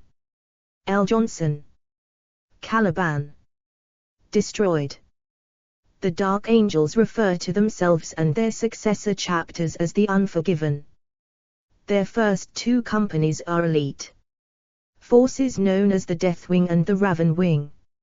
Although unknown to most of the Imperium, including the majority of the chapter, some of the Dark Angels turned to the service of Chaos during the Horus Heresy. These individuals are known as the Fallen Angels, and the Dark Angels and the Unforgiven have vowed never to rest until all of the Fallen have repented or been killed in the Emperor's name. White Scars. Jagatai. Khan. Mundus. Planus. The White Scars have a nomadic horse barbarian culture similar to the ancient Mongols and prefer fast attack operational doctrines. They are also known for being specialists in the use of bike squads on the battlefield, using them as mechanical steeds. Space Wolves. Lemon. Russ. Fenris. This particular chapter is known for following its own path and being highly unorthodox in organization and tactics, often contrary to the Codex Astartes. They are feral in appearance and are often adorned with wolf pelts and wolf tooth necklaces.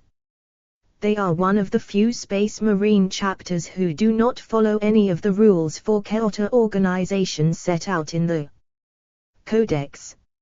Imperial Fists. Regal Dawn. Terra / Phalanx. This chapter is renowned for being the greatest siege specialists in the Imperium of Man. They also are engaged in a bitter and ancient feud with the corrupted Chaos Space Marines of the Iron Warriors Tri-Legion, who were once considered the greatest creators of static defenses in the galaxy. Blood Angels. Sanguineous Bile. The Blood Angels suffer from the Black Rage and the Red Thirst. Those that succumb to the Black Rage and the Red Thirst are put into the specially created Death Company as the crazed battle brother sees only the last moments of his prime arch. Sanguineous death at the hands of Horus, and enters a killing frenzy during which he will literally drink the blood of his foes. The Blood Angels prefer the usage of jump packs and close combat. Iron Hands. Ferras. Manus. Medusa. The Iron Hands are devotees of the cult of the machine of the Adeptus Mechanicus. There is an unusually high incidence of voluntary cybernetic modifications to the bodies of Iron Hands Astartes as a result of their devotion to the Omnicia. All neophytes of the chapter have their left hand removed and replaced with a cybernetic model. Ultramarines. Robout. Gilliman. Macrog. The Ultramarines chapter is known as the model for all Space Marines due to their exemplary discipline and loyalty to the Emperor of Mankind. As the largest legion at the time of the second founding, they produced the largest number of second founding chapters. This chapter's elite first company was wiped out by the Tyrannids during the legendary battle for Macrog of the First Tyrannic War. It has taken a century to fully reconstitute that company. Salamander's Vulcan Nocturne. The Salamaders are a technically adept chapter with a preference for short-ranged combat, heat-based weaponry like melter guns, and energized warhammers. They are unusually devoted to the welfare of the civilian population of the Imperium. Because of their own close connections to the people of their home world of Nocturne. Raven Guard Corax Deliverance. The Raven Guard specializes in hit-and-run assaults, and they prefer the use of jump packs and lightning claws. They most commonly deploy into battle from orbit using drop pods. Advertisement. Traitor Legions. These Space Marine legions sided with Horus and the forces of Chaos during the Horus Heresy. After their defeat in the Battle of Terra, these so-called traitor legions fled into the Eye of Terror and became the primary forces of the Chaos Space Marines. Legion. Name. Primarch Homeworld Summary. Emperors. Children. Fulgrim Chemos. The members of this traitor legion are the greatest devotees of Slanesh, the chaos god of hedonism and dark pleasure. They once sought absolute perfection in every action and appearance, now they fight only to feel the pleasure wrought by suffering and death. Iron Warriors. Pacharabo Olympia. The Iron Warriors are the dark counterpart to the Imperial Fists chapter. Like the Fists, they are specialists in siege and trench warfare and can build truly labyrinthine static defenses. They have an ancient rivalry with the Imperial Fists and all of their successor chapters going back to the time before the Horus Heresy. Night Lords. Conrad. Cuz. Night Haunter. Nostromo. The Night Lords specialize in the exercise of terror tactics and carrying out atrocities against military and especially civilian personnel that are intended to spread fear in their enemies. World Eaters. War Hounds. Angren Nuceria. The World Eaters devolved into mindless, bloodthirsty fanatics dedicated to the blood god in the centuries after the Horus heresy. Today they are the chosen ones of Khorne, the chaos god of violence and murder. They live only to slaughter other living things and shed more blood for the blood god. Death god. Dusk raiders. Mortarian barbarous. The death god, often better known today as the plague marines, are the horrifically diseased and plague-ridden devotees of Nurgle, the chaos god of disease and decay. They use disease and chaos-infused toxins and chemical weapons in their attacks. 1000 Suns. Magnus. The Red. Prospero. The 1000 Suns are devoted to Tsinch, the chaos god of arcane knowledge and change for its own Sake.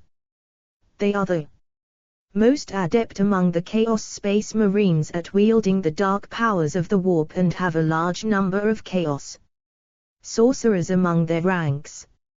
As a result of the ancient curse known as the Rubric of Ahriman, the remaining 1000 Suns Chaos Space Marines have no organic bodies.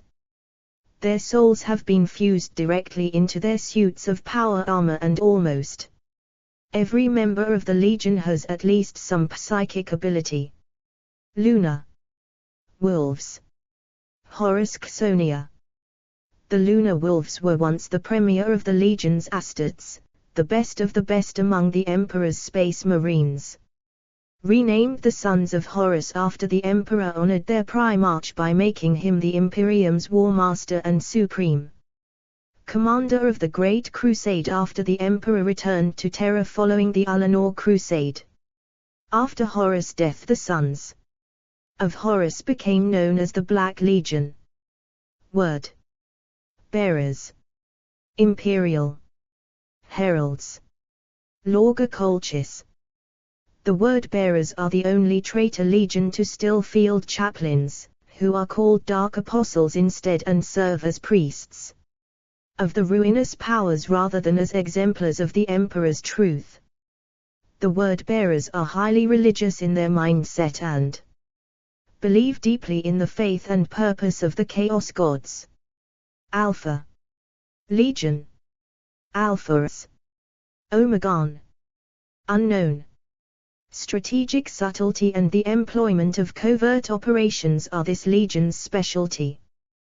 The Alpha Legion adopted the Hydra as their symbol to indicate that there are many ways to accomplish an objective and that if you defeat one of their initiatives there are always others hiding in the shadows. This traitor legion may actually still be serving what it believes is the Emperor's will by remaining among the forces of chaos. Its true motivations remain unclear. Note, the traitor legion's home worlds were later destroyed in a purge by Imperial forces to eliminate all traces of chaos corruption in the Imperium following the Horus heresy, with the exception of the Alpha Legion's home world, which was never discovered. The Unknown Legions. There are two missing first founding Space Marine legions, the Iend and Exith legions who, for unknown reasons, were deliberately expunged from all known Imperial records and archives before the onset of the Horus heresy in the early 31st millennium. Referred to as the Forgotten and the Purged, it is known only that the missing Primarchs and their legions are listed as having been deleted from Imperial records. This formal censure and erasure from official records is known as an Edict of Obliteration, also called a damnatio memoriae, a High Gothic phrase meaning condemnation of memory. This is the official imperial policy of deliberately destroying any records, icons or other symbols or monuments pertaining to an individual or organization, usually of the imperial elite, who has been declared excommunicate traitorous by the Emperor of Mankind himself. In a galaxy-spanning empire that stressed fealty and loyalty to the Emperor in return for advancement, acclaim and spiritual salvation for its elites, this is perhaps one of the most severe punishments.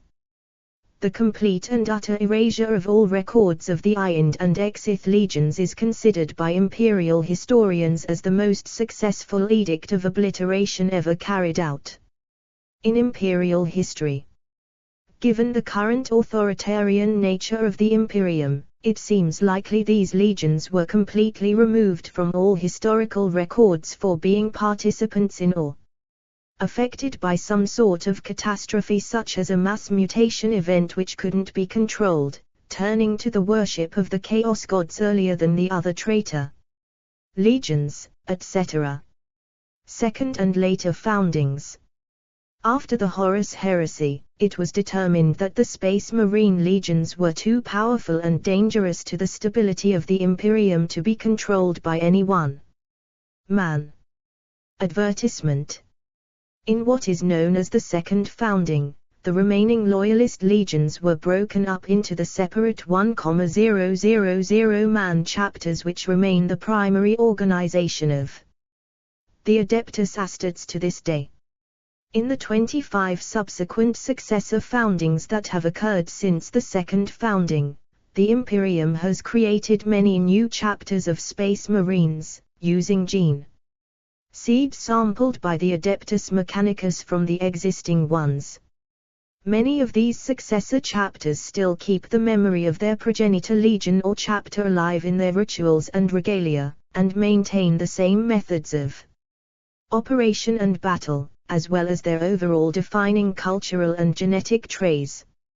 For a list of all the known Space Marine chapters, please see the list of Space Marine chapters. Primaris Space Marines.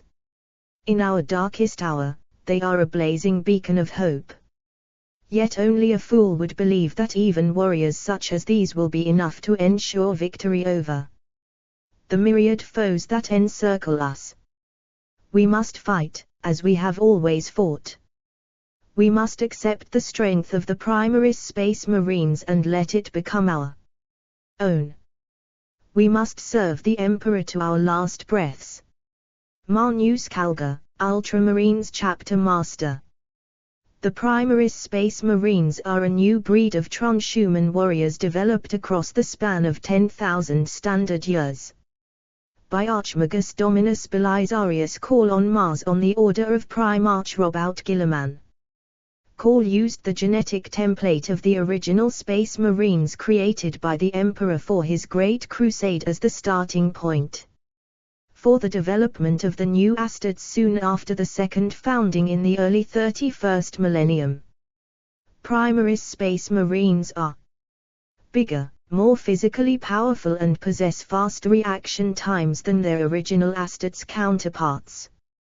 For 10 millennia, Archmagus Dominus Belisarius Call has been working on a task set for him by the Primarch Robout Guilliman. Before he was mortally wounded by the demon Primarch Fulgrim in the days after the Horus Heresy, a new legion of transhuman warriors developed on orders from Guilliman 100 standard centuries past. Primaris Space Marines were diligently developed and perfected by the priesthood of Mars during the long intervening millennia. As an optimist, but never a fool, Guilliman learned from the mistakes of the Horus Heresy, and he foresaw that the forces of chaos would never relent in their aim to bring the Imperium low.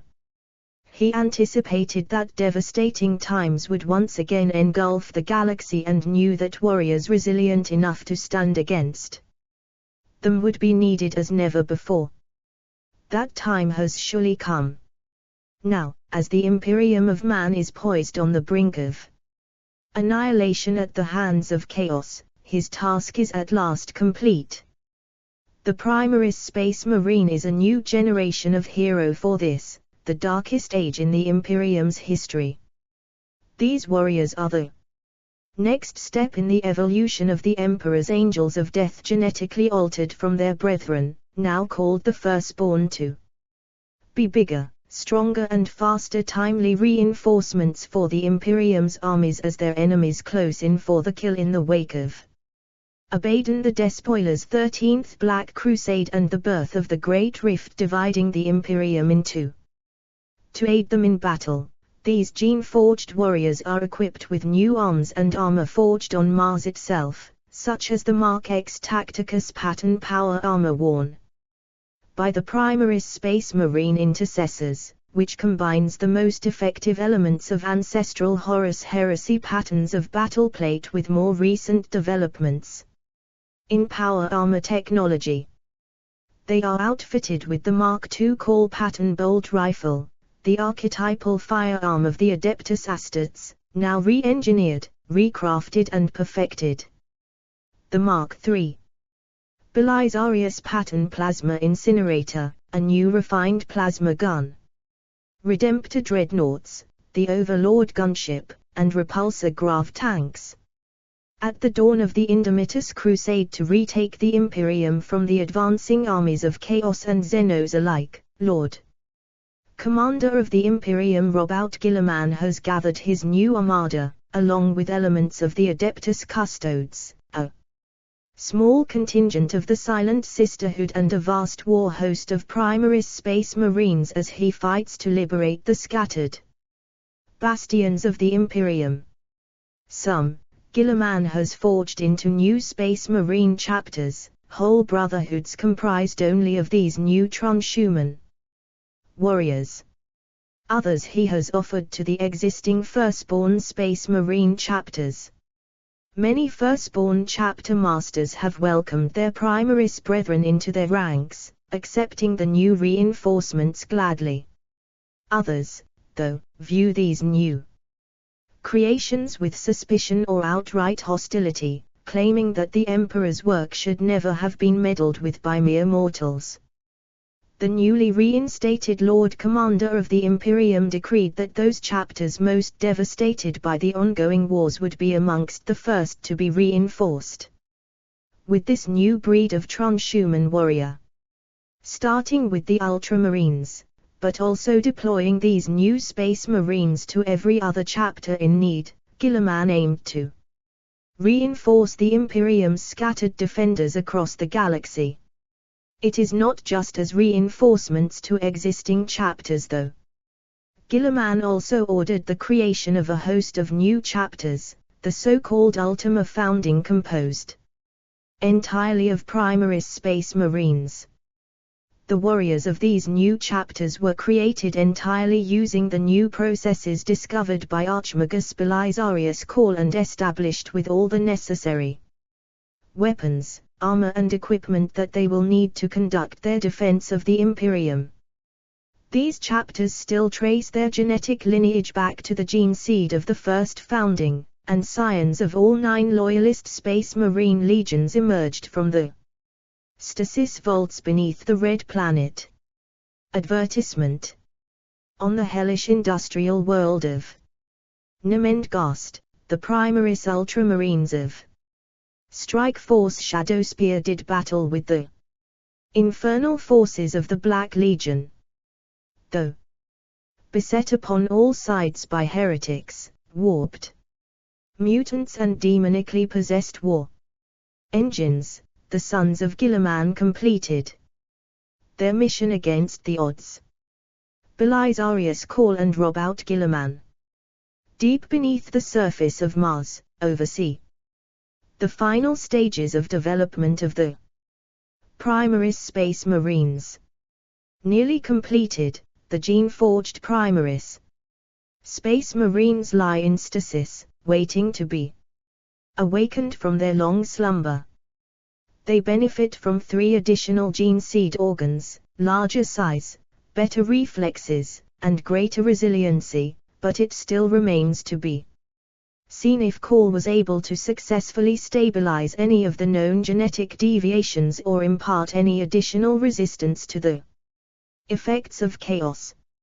Many of these new chapters have been assigned home worlds on the edge of the Great Rift, the Imperium's new frontline in the war against chaos, though some have inherited the empty fortress monasteries of chapters that had been lost to the attrition of constant war.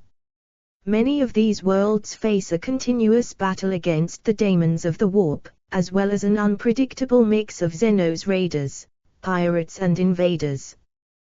Though they are a step removed from their firstborn brothers, the Primaris Space Marines still bear the gene seed of their Primarchs, and some dissenting voices worry how this new type of warrior will react with the known genetic quirks and flaws of some of the more unusual chapters, such as the Blood Angels and the Space Wolves. The Primaris Space Marines offer new hope to a besieged Imperium, but the future remains a dark and uncertain place. Beyond the Ultima founding. The Ultima founding in ca. 999.M41 was the largest mobilization of newly created Space Marines in centuries. It saw thousands of Primaris Space Marines woken from stasis beneath the surface of Mars and hurled into the forefront of mankind's galactic war. Yet this was not the only route by which the Primaris Marines joined the fight for the Emperor's realm. The Awoken. From beneath the sands of Mars came the Primaris warriors of the original Ultima founding. They were lights against a tide of darkness, their advent key to the survival of mankind after the birth of the Great Rift but not to securing its future. The first Primaris Space Marines to march to war were those from Archmagus Belisarius Call's laboratories on Mars. Upon Robout Guilliman's belated return to Terra during the Terran Crusade, the resurrected Primarch ordered the fruits of Call's long labor unleashed. This initial wave of Primaris Space Marines emerged from over 10,000 standard years of stasis, fully psychologically indoctrinated to each fulfill a single strategic role. Some were intercessors, some aggressors and so forth, and almost all specialized only in that one area of combat. These warriors were able to immediately take up their frontline combat duties with the expertise of veterans, and all possessed a modicum of additional skill with machine spirits thanks to their Martian heritage. Yet ultimately they were somewhat strategically inflexible, for they had not undergone the grueling progression through their existing chapters' companies or gained the wealth of experience that progress bestowed. Some of these Martian Primaris Marines formed entirely new chapters such as the Rift Stalkers or the Silver Templars. The rest joined the Indomitus Crusade as Grey Shields, fighting together with the scions of other chapters and Primarchs as part of the force known as the Unnumbered Sons until the Indomitus Crusade fleets reached their adoptive home world or the fleet of the firstborn chapters they were destined to join. Each time such a momentous occasion came, another cadre of battle brothers would peel off and reinforce the chapter whose colors they wore and whose genetic heritage they shared. Not all of these Primaris reinforcements had an easy time integrating with their erstwhile firstborn brothers, but ultimately all brought fresh strength to the Space Marine chapters, fighting furiously against the tide of horrors vomited from the Great Rift. The indoctrinated. In every fortress, monastery and upon every fleet-based chapter's flagship, the machineries of a grim and bloody future were installed and awoken. From these engines of Genesis would fresh waves of Primaris initiates arise, their task to fight for the Primaris Space Marines of the Ultramarines. Chapter helped spearhead the Indomitus Crusade. Advertisement. A Primaris Marine aggressor awoken as part of the Ultima founding. Advertisement. Join the quest. Share your views on upcoming games. Click here. Follow on IG, TikTok, join Fan Lab. Emperor's Realm. The first wave of Ultima founding Primaris Space Marines proved invaluable reinforcements for their parent chapters.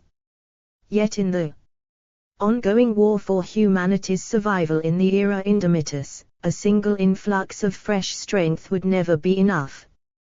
This is why, along with warriors, the Indomitus Crusade fleets included Adeptus Mechanicus Genea acolytes who integrated themselves with each already existing chapter's Apothecarian It was these acolytes and their arcane machines that enabled the Adeptus Astartes to recruit and train new Primaris Space Marines within their existing chapters. Not every chapter of Firstborn Marines welcomed these new arrivals. The Adeptus Mechanicus is an acquisitive and controlling organization, known to be unscrupulous in its pursuit of power. Chapters such as the Dark Angels, the Space Wolves and the Mortifactors are notoriously insular of culture, and some guard dark secrets they would risk much to keep out of the manipulative tech priests' databanks. However, none could deny that being able to recruit and train fresh waves of Primaris Space Marines provided the Adeptus Astartes with a long-term, sustainable wellspring of martial might. So the process began. Some chapters implanted all of their aspirants with the full suite of Primaris organs, while others gifted only a proportion of their novitiates in this fashion, leaving the others to develop as firstborn Astartes. These newly conditioned battle brothers benefited not only from the strength of their Primaris enhancement, but also from the tactical versatility imparted by a full and an Ultramarines intercessor raised from among the new waves of indoctrinated Primaris Marines. Fandom. Beta. Fan. Central. Games. Anime. Movies. TV. Video. Rounded progression through the ranks, coupled with all of the cultural and spiritual indoctrination required to properly initiate the neophytes into their chapter. The Ascended. No true son of the Primarchs could long look upon the might of the new Primaris brothers and not wish to take up that mantle of power for themselves. They sought this agonizing apotheosis not for personal glory, but because no true Space Marine would refuse greater strength, resilience and weaponry with which to protect the Imperium and slaughter their many foes. The warriors of the Ultima founding had joined their parent chapters. The machineries developed by Belisarius Cawl had provided those chapters with waves of new Primaris recruits who had integrated into every level of the chapter's organization. For the Primaris-only chapters, this was an end to the matter. They stood proudly as defenders of the Imperium, recruiting from their own conquered fiefdoms and forging their own rolls of honor as the years passed. Yet for those chapters who had come before, questions remained to be answered. Could a firstborn Marine who had not been created Primaris undergo the necessary gene therapies and invasive surgeries required to elevate him to that status? Could he gain the benefits of the enhanced Primaris physique, and access the potent new wargi that was theirs to wield? In short, could he cross the so-called Rubicon Primaris to become a yet greater living weapon in the Emperor's service, or would attempts to do so simply waste priceless Astartes lives at a time when the Imperium could ill afford to sacrifice its greatest defenders? Records differ as to who were the first Space Marines to take this perilous leap of faith. Some say it was Marneus Calgar of the Ultramarines, or that it was Corsaro Khan, the White Scar's ferocious master of the hunt, who first made this painful transition. Other chapters make their own claims, or else lament the tragic loss of those who tried and failed to ascend. Yet despite the losses suffered and the unspeakable agonies of undertaking the Primaris ascension, more battle brothers crossed the Rubicon with every passing day. Founding of a Space Marine chapter. Such is the woe cast upon the domains of the God Emperor of mankind in these times that in their wisdom and beneficence, the High Lords of Terror have this day issued this decree: let there be a founding of the Adeptus Astartes, and let the foes of the Emperor know that this galaxy belongs to him, now and forever. High Lord Tagus, convener of the 349th Congress of the Imperium. New Space Marine chapters are not created piecemeal as required by the Imperium's strategic needs, but rather in deliberate groupings called foundings. The process by which a new founding's creation is approved by the imperial government is mysterious and arcane, subject to decades or even centuries of planning before it is announced. It is only by an edict of the High Lords of Terror that such an undertaking as the creation of new chapters can be instigated, for it requires the cooperation and mobilization of countless divisions within the Imperium's monolithic and vast governmental organizations. Establishing new Astartes chapters on an individual basis is nigh impossible. The mobilization of such vast resources is beyond the ability of any single segment of the Imperium. The Adeptus Mechanicus plays an essential role in the process of a founding, for its highest echelons are tasked with creating, testing and developing the gene seed samples that will provide the genetic foundation of the new chapters. Entire forge worlds may be turned over to the manufacture of the mighty arsenal of weaponry, ammunition, power armor, vehicles and starships that any such force will require. There are a myriad of other concerns as well. A suitable home world inhabited by humans must be identified for the new chapter, which will likely provide not only a secure and defensible base of operations, but also a source of new recruits as well. Such worlds might have been reported by itinerant rogue traders and earmarked centuries before by Adeptus Mechanicus explorators as potential Astartes home worlds. A degree of environmental terraforming might be required, and the natives of the world, if they are to become the source of the new chapter's aspirants, must be studied and tested by the Mechanicus Magos Biologis and Genellus for many generations to ensure they are genetically pure and free of any strain of mutation that might later affect the chapter itself. The construction of a chapter's fortress monastery may be one of the greatest undertakings of all, drawing on the genius of the Imperium's most accomplished military architects and engineers.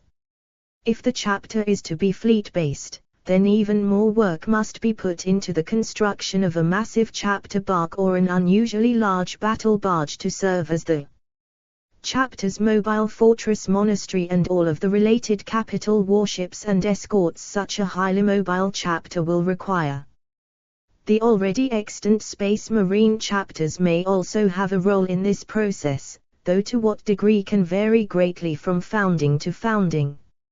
Many of the first founding chapters maintain close links with chapters created using their own gene seed stocks, and the chapter masters might have a hand in planning future foundings using that genetic material. Advertisement. A firstborn Astartes of the Ultramarines who crossed the Rubicon Primaris and ascended to become a Primaris Marine. Advertisement. Wikis. Starter. Wiki. It is said that the Disciples of Caliban, a Dark Angel's successor chapter, was created following the direct appeal of the Supreme Grand Master of the Dark Angels, an extremely rare request. In the more than 10,000 standard years that have passed since the first founding of the 20 original Space Marine legions by the Emperor, there have been 26 subsequent foundings of new chapters of the Adeptus Astartes, with the most recent, the Ultima founding of the Primaris Space Marines, occurring soon after the birth of the Great Rift. Even before a new founding is announced, entire generations of Imperial servants may have toiled in preparation. Even once the process has been declared and is underway, it is likely to be at least a standard century before the new chapters are ready to begin combat operations. In times of dire need for the Imperium, faster development has been attempted, but this has often resulted in disaster. Gene seed cultured in haste is likely to degrade or to mutate, and a great many other factors can lead the entire process astray. And there is no foe more dangerous to the Imperium of man than a space marine who has been corrupted by chaos or gone renegade for another reason. Space Marine Recruitment. Each chapter of Space Marines has its own methods of recruiting young warriors to fill its ranks. Many are based on a single home world and recruit solely from that populace, setting trials and tests for prospective candidates to weed out all but the strongest and the most faithful. These worlds are often technologically backward with strong militaristic societies, where male children who show potential are pushed harder and harder, that they may one day have a chance to join the ranks of the Space Marines, who are often known to such peoples as Star Warriors, Sky Knights or similar names. Because feral worlds are rough, primitive, and untamed, their inhabitants invariably provide excellent recruits. For true aggression and psychotic killer instinct, however, few recruits can best the murderous city scum that roam the darkest pits of the Imperium's many hive worlds. Driven to extremes of violence by the pressures of hive world living, these merciless killers are usually ignored by the authorities. They make ideal Space Marine recruits, and whole gangs of city scum are sometimes hunted down and made to undergo the trials. Some recruits are drawn from the more civilized worlds of the Imperium, but not very many. Those planets used by the Space Marines as recruiting worlds are observed closely by the chapter's apothecaries and chaplains. The population's genetic purity must be maintained, in order to conserve those qualities that serve the Space Marines' purposes best. Their spiritual health is also maintained, to ensure that no trace of the influence of the ruinous powers becomes manifest. Such observations are in general carried out from a distance, and it is rare for the Society to have any direct contact with, or knowledge of, the Space Marines, or in many cases even of the Imperium. The chapter's officers might visit the culture once a generation and will be the subject of myth and legend. These mighty warriors from beyond the stars are figures of awe, and their word is law. The nature of the trials set by the outsiders vary enormously, but all are so arduous that only a handful pass them. Those who fail may be lucky to even survive, for many trials take the form of ritual combat, the hunting of a great beast, or the performance of incredibly dangerous feats of strength and bravery. At the conclusion of the trials, those few aspirants that have been deemed worthy are taken away, invariably never to see their people again. It is always a great honor for a family to have a son chosen by the Space Marines, even for societies with little conception of the greater galaxy beyond their world. The Space Wolves are an example of this. The wolf priests of the Space Wolves scour the warring tribes of their home world Fenris for their strongest and bravest youths. While the Ultramarines traditionally draw their candidates from the elite training barracks of a whole group of planetary systems known collectively as Ultramar, the realm of the Ultramarines. Other chapters have no single home world and travel the galaxy in gigantic fleets of battleships, recruiting either from a regular series of worlds or from the war zones to which they are assigned. The Black Templars are one such example of a fleet-based chapter, as are the Dark Angels. Once accepted, the young aspirants become neophytes and begin their regimen of training and biological enhancement. Each chapter has its own traditions regarding the initiation of the recruit into its legends and secrets. This process often runs parallel to the biogenetic treatments the neophyte must undergo. As the physical transformation proceeds, spiritual change also occurs. Both are tempered by ongoing experience on the field of battle and the rituals in which the neophyte must participate. The nature of such rites varies enormously from one chapter to the next. Some are solemn affairs recalling the sacrifice the emperor made for humanity. Others are raucous celebrations drawing on the culture and nature of the chapters. Home world.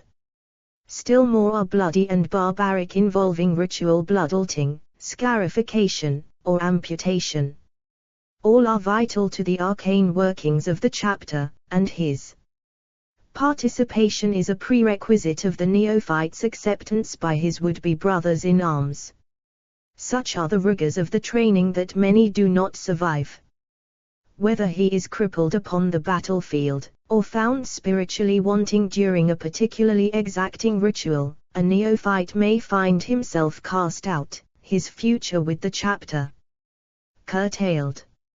In some instances, the neophyte may transgress one of the many articles of chapter law, and injury at war may prove preferable to the punishment. Many possible fates await those who fall by the wayside in this manner. Most are mind-scrubbed and become chapter serfs, manservants and menials. The less fortunate are transformed into living, cybernetic servitors, mindless biomechanical automatons who exist only to assist the chapter's tech marines in the operation of heavy and frequently dangerous machinery. A very rare few may yet rise to positions of relative power within the chapter's feudal household, yet even the highest-ranked factotum is but a lowly, nameless servant in the eyes of the full battle brothers. The worlds that the Space Marines recruit from often have a wide range of legends regarding the Adeptus Astartes, as many of the communities in question are primitive. Advertisement. A tactical marine of the Ultramarines. Chapter. Or barbaric, the people regard the Space Marines as otherworldly figures, angels of death who arrive once in a generation to test them and carry away their strongest sons. On more advanced worlds, the people will have more of an understanding of who and what the Adeptus Astartes are and regard the success of an aspirant as an honor to the entire community. On some worlds, the knowledge that a distant ancestor was recruited into the Astartes is as good as a patent of nobility, and portraits of the legendary hero adorn the walls and prayers are said to him as if he were a saint of the imperial cult in times of need. Aspirant trials. Aspirants to become Space Marines are expected to overcome many and varied trials before being accepted into the ranks of a chapter's neophytes. Though he will undergo continuous testing throughout his time as a neophyte, and often well beyond after he becomes an initiate or scout marine, the first trial the aspirant must pass to be accepted as a potential Astartes is by far the most significant of his young life. The events he experiences during that trial will live on in his mind and heart for the rest of his potentially long life. Every chapter of the Adeptus Astartes uses some form of trial to ascertain whether aspirants are worthy of beginning the often fatal process of becoming full-fledged battle brothers. The nature of this trial varies greatly from chapter to chapter and world to world. In some cases, a culture's traditional festivals and rites of passage are in fact well-disguised trials, established generations before and watched over in secret by chaplains or senior chapter serfs.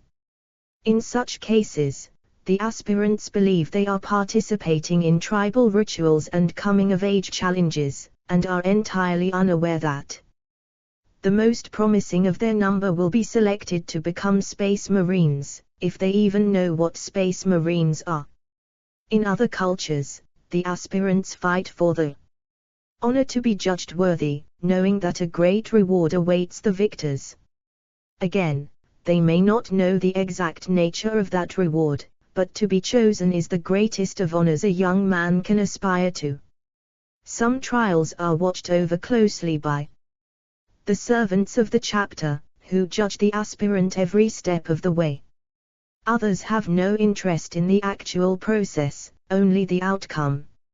Some trials are so arduous that the simple fact of an aspirant's surviving it is sufficient to pronounce his victory. In other cases, the manner in which the aspirant approaches the challenge is judged of more importance than whether or not he completes it. In some cases, the trial is deliberately impossible to complete, and the aspirant's willingness to undertake it regardless is all that matters. The vast majority of aspirants fail their trials, and many of these die in the process, though a failed aspirant who lives through the trial often garners much honor within his culture, his mere survival rendering him a hero and a potential future leader of his people. At the trial's completion, a successful aspirant will be taken away to join the chapter as a neophyte. Sometimes he will find a space marine waiting for him at the conclusion of his challenge and be led into a waiting transport to leave his former life forever. Sometimes he will be afforded the adulation of his people before leaving, enjoying one last night with kith and kin. Many simply awaken in an induction cell, with no knowledge of how they got there or what awaits them. In any case, the successful completion of their trials allows an aspirant to become a neophyte of the chapter, though now he must pass a battery of tests to determine if he is worthy of being implanted with the sacred and life-altering gene seed organs of the Astartes. Blood duel trial. One of the most common aspirant trials takes the form of a duel between aspirants, often to the death. The type of duel varies enormously, and every culture from which the Astartes recruit has its own well-established practices. On different worlds, different weapons will be used, or sometimes none at all, as the combatants are expected to pummel, gouge and throttle one another. Bloody feral world tribes might use flint-tipped spears or the sharpened, serrated fangs of wild beasts.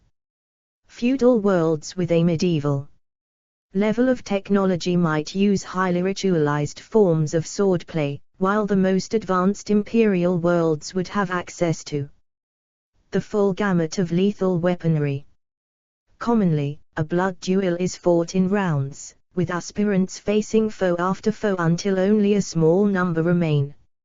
If the chapter conducting the trial has need of a large number of recruits, the trial may be ended when a set number of aspirants are left. When the chapter has less need of new neophytes, the trials may continue until only a single battered and bloody challenger remains, the corpses of his enemies carpeting the ground before him. Not all blood duels are to the death, and some have highly ritualistic and specific victory conditions. Sometimes the duel is fought to first blood, other times to the very point of death. The Space Marine apothecaries are capable of rebuilding a crippled body should the aspirant be deemed worthy of acceptance, so most blood duels are brutal, no holds barred affairs. The Blood Angels chapter is known to make extensive use of the blood duel trial, but plenty of other chapters make use of similar methods of choosing their recruits, including the Dark Angels, Imperial Fists, Storm Wardens and Space Wolves. Hunting the Hunter trial. Many of the cultures from which the Astartes recruits exist in hellishly dangerous environments populated by all manner of predatory beings. In most cases, the predators in question are autochthonic beasts native to the world, but sometimes they have been deliberately introduced in order to retard the culture's development, ensuring that their every moment is a fight for survival and cultivating the most promising recruits possible. In many cases the predators are human, such as the geld scalpers that prey on the outcasts of hive societies, culling the unwanted for monetary reward. Frontier worlds are often plagued by alien raiders, ranging from the dreaded and lethal Drukhari to the barbarous green-skinned orcs. This trial requires the aspirant to track down and slay, or sometimes capture, such a predator. Advertisement. Advertisement. Potential aspirants fight a blood duel to the death, turning the tables on those who prey upon his people and proving his worthiness to become an Astartes neophyte. The hunt is a test of cunning and determination as much as raw martial prowess, often requiring the aspirant to track his prey in its own territory. The hunt may last solar days, weeks or even longer according to the conditions of the trial and the weapons the aspirant can either find or fashion for himself. Taking the target alive is perhaps the hardest of trials, for the aspirant must keep the foe restrained on a return journey that might prove every bit as arduous as the hunt itself. A variation of the hunt requires a number of aspirants to hunt a single target, though only one may claim victory. Some of these aspirants strike out on their own, even turning on their fellows when the opportunity arises. Others set aside their rivalry and work together until the end. Those aspirants who survive must eventually fight one another for the honor of claiming victory. Whatever path the aspirants take, the chapter learns much about their potential recruits. At the conclusion of a trial in which a prisoner is taken, it is common for the aspirant to be required to slay his captive, often before his people in a highly ritualized deed, akin to a ceremonial sacrifice. Thus, the blood offering is made and the victor led away to join the ranks of the Sky Warriors. The Space Wolves are known to use the hunter trial, requiring the aspirant to track and face a fearsome Fenrisian wolf or a snow troll. The Dark Angels have a similar tradition drawn from the knightly orders of their lost home world of Caliban and often require aspirants to track and kill fearsome beasts mutated by the powers of chaos. Survival of the fittest trial. It is often said that in the dark future of the 41st millennium there is only war. No world is untouched by bloodshed and death, and for many human societies war is a permanent state of existence. Many of the worlds from which Space Marine chapters recruit are not home to a single, unified society, but rather a host of small tribes, constantly at war with one another. In such societies, trials are all but unnecessary, and instead of staging formal tests and challenges, the Space Marines simply watch these wars from afar, witness the deeds of the greatest heroes and select the victors as aspirants. Hive worlds often fall into this category, especially the lawless Underhives and the polluted Ush wastes. Between the Hive cities, gangs of savage psychopaths battle one another ceaselessly for power and influence, and the greatest of these gang leaders sometimes attract the attentions of the servants of the chapter. In most cases, the Space Marines need to do little more than watch the wars, but in some instances they actively take a hand in fomenting conflict and strife. By limiting the technology levels of a society, curtailing its access to natural resources, infiltrating it with chapter serfs who spread hate, lies and paranoia, and occasionally even introducing psychosis-inducing substances into the food chain, the Astartes can ensure there is no break in the constant state of warfare that produces the chapter's next heroes. The chapters best known for practicing this type of trial are the Space Wolves, who watch from afar as entire tribes on their frigid home world of Fenris wipe one another out in bloody internecine wars. Many other chapters use similar methods as well, including the Dark Angels and their unforgiven successor chapters. Exposure trial. Few worlds of the Imperium of Man are free from adversity, and these rare exceptions are either the holdings of wealthy mercantile combines or pleasure retreats for retired, high-level imperial servants or the local sector nobility, entirely inaccessible to the vast bulk of mankind. Most of the emperor's subjects live on worlds that are dangerous in some manner. Long-settled planets are riven by pollution, the toxic waste of thousands of Terran years of industry seeping into the very bedrock and raining from the skies in a constant downpour. Other worlds are heavily irradiated, by the processes of industry or by the effects of local celestial phenomena. Younger worlds where mankind's dominion is not yet fully established, are often host to all manner of hostile life forms, including predatory beasts, carnivorous plants and virulent microbes. Plenty of worlds feature environments that are inimical to life, yet due to some natural resource or the world's strategic value, humans eke out an existence there. Nonetheless, such environments range from sub-zero ice wastes, impenetrable swamps and arid deserts to exotic death world jungles, methane sumps and hydrocarbon oceans. In an exposure trial, the aspirant must go out into such an environment and simply survive for a set period of time. If he is a native of such a hellish place, the aspirant will have some knowledge of how to survive, yet is shorn of all aid and divested of all but the most basic of survival equipment. Communities living in the midst of a death world jungle, for example, rely on total and constant cooperation just to go on existing another day, and none are ever out of the sight of another. An exposure trial in such a place would force the aspirant to go out into the jungle alone and face the terrors of the wild with only himself to rely upon for the first time in his life.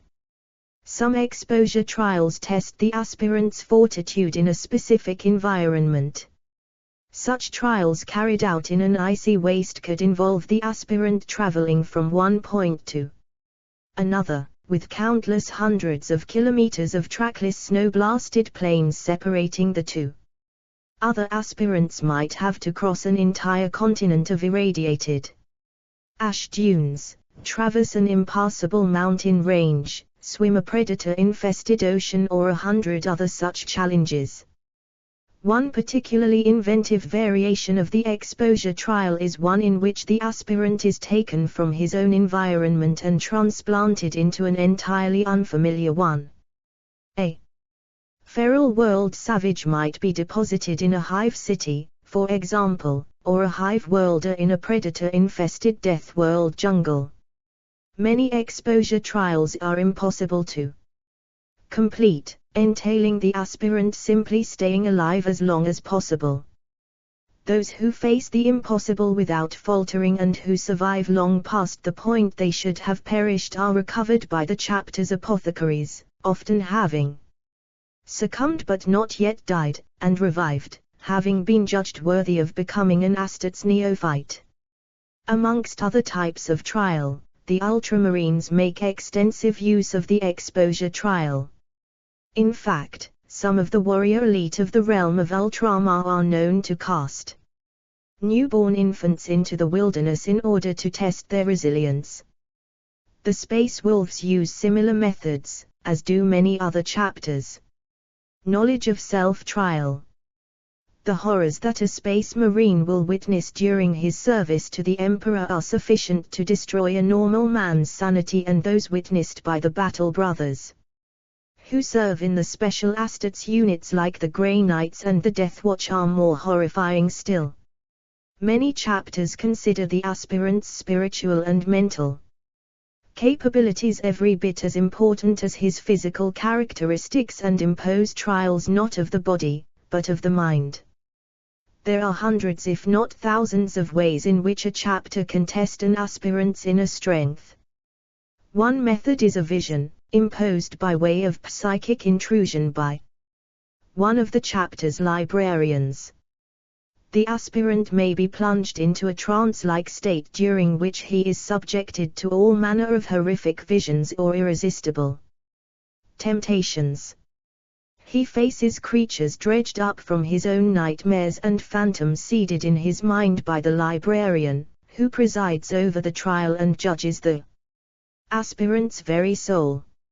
A Space Wolves aspirant successfully returns to the Fang from the brutal ordeal known as the Trial of Morkai. Some trials are far cruder.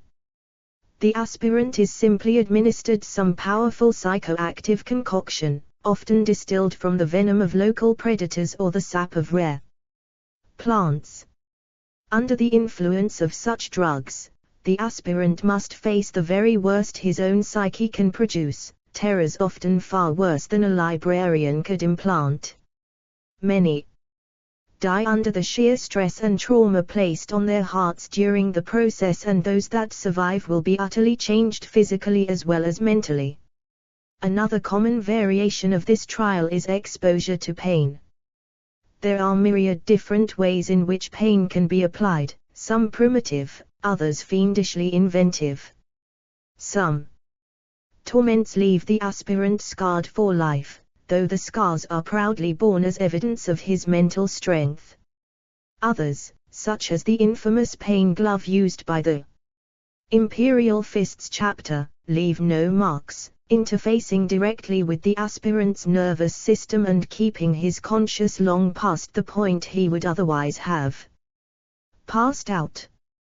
Though the Imperial Fists are the best known practitioners of this type of trial, many other chapters use it too, especially those that recruit from feral societies with strong shamanic tendencies. The Black Templars use similar methods but eschew the use of drugs or technology, instead requiring an aspirant to fast or pray for solar days on end until a similar effect is achieved. Challenge trial. A trial used by a smaller number of chapters. The challenge requires the aspirant to fight a duel or compete in some other manner against a full astartes. In truth, none expect the aspirant to better a full battle brother, and his success is more often measured in the degree of his failure. Very occasionally, an aspirant does manage to beat an astartes, and when this happens it is not uncommon for the individual to go on to become a legendary hero of the chapter. Many challenge trials involve a test of martial skill, with the aspirant fighting an armed duel against a battle brother. It is usual for the aspirant to be armed and the astartes to fight with his bare hands and probably without his power armor, yet still the aspirant has virtually no hope of victory. Most challenge duels end in the death of the aspirant, for even an unarmored astartes is a giant compared to the young, adolescent challenger and well able to slay him with a single blow, intentionally or not. Other challenge trials involve contests of strength, stamina, speed, skill or mental strength. The trial might range from the lifting of impossibly heavy loads to the imbibing of toxic substances. As with a duel, this type of challenge trial can often prove deadly. In both cases, however, an aspirant that has failed the trial yet performed to the chapter's satisfaction is rescued from the jaws of death by the chapter's apothecaries and judged worthy of progressing to the rank of neophyte. Several chapters are known to make use of the challenge trial, including the Ultramarines, Imperial Fists, Storm Wardens and Iron Snakes. Gene seed. The gene seed of an astartes is the foreign genetic material originally engineered using one of the Primarch's genomes as a foundation. The gene seed develops into the special organs that are then implanted into a potential Space Marine's body. These gene seed organs are responsible for most of a Space Marine's physical enhancements over baseline human capability. All Space Marine gene seed was originally cultivated by the Emperor himself from the DNA of the Emperor's 20 genetically engineered sons, each son being the Primarch of one of the 20 Space Marine legions of the first founding, and is a rare and precious resource for the Space Marines of the Imperium, even in death. The biotechnology necessary to create new gene seed was long forgotten or lost to humanity in the millennia before the creation of the Primaris space marines. Therefore, it had to be cultivated after being retrieved from dead or dying Astartes warriors and returned to the chapter's apothecaries, who oversaw the creation of new Astartes from the chapter's raw recruits. The gene seed is the very essence of a space marine chapter, and it carries each of the characteristics that are particularly unique to a given chapter, be they mental, physical, spiritual, or martial. Unfortunately, space marine gene seed is vulnerable to mutations over time, which can phenotypically manifest in various ways. In addition, there are various genetic flaws that have developed in the gene seed, the majority of which derive from the particularities of each primarch's genetic code. It is these mutations that led to the emergence of the flaws in the blood angel's gene seed, specifically their susceptibility to the conditions known as the black rage and the red thirst, the mark of the Vulfen for the space wolves, or the rapidly increasing rate of mutation that afflicted the renegade soul drinkers chapter before it was destroyed and reconstituted by Primaris Marines. It must also be noted that the presently existing Space Marine chapters are more numerous than the original 20 Space Marine legions, excluding those 2 legions that were removed from Imperial records. Only the original 9 legions that remained loyal to the Emperor during the Horus Heresy produced the numerous Space Marine chapters of the Second Founding, who share traits with their founder chapter, which is itself the remnant of one of the Loyalist legions. During the recruitment and enhancement process, some aspirants may not survive the rigors of training and the later medical treatments one must undergo to become a full-fledged battle brother of the chapter. First and foremost, a potential Space Marine recruit must be male, as the gene seed and the developing Space Marine organs are compatible only with the human male's hormonal balance and genetics. Trying to implant a woman with Space Marine gene seed would result only in a painful, agonizing death. The 3 following requirements also apply. Space Marine aspirants must be adolescents or very young adults, as the implants must be able to coordinate with a human male's natural growth hormones during adolescence to stimulate the growth and development of the various unique physiological features of a Space Marine.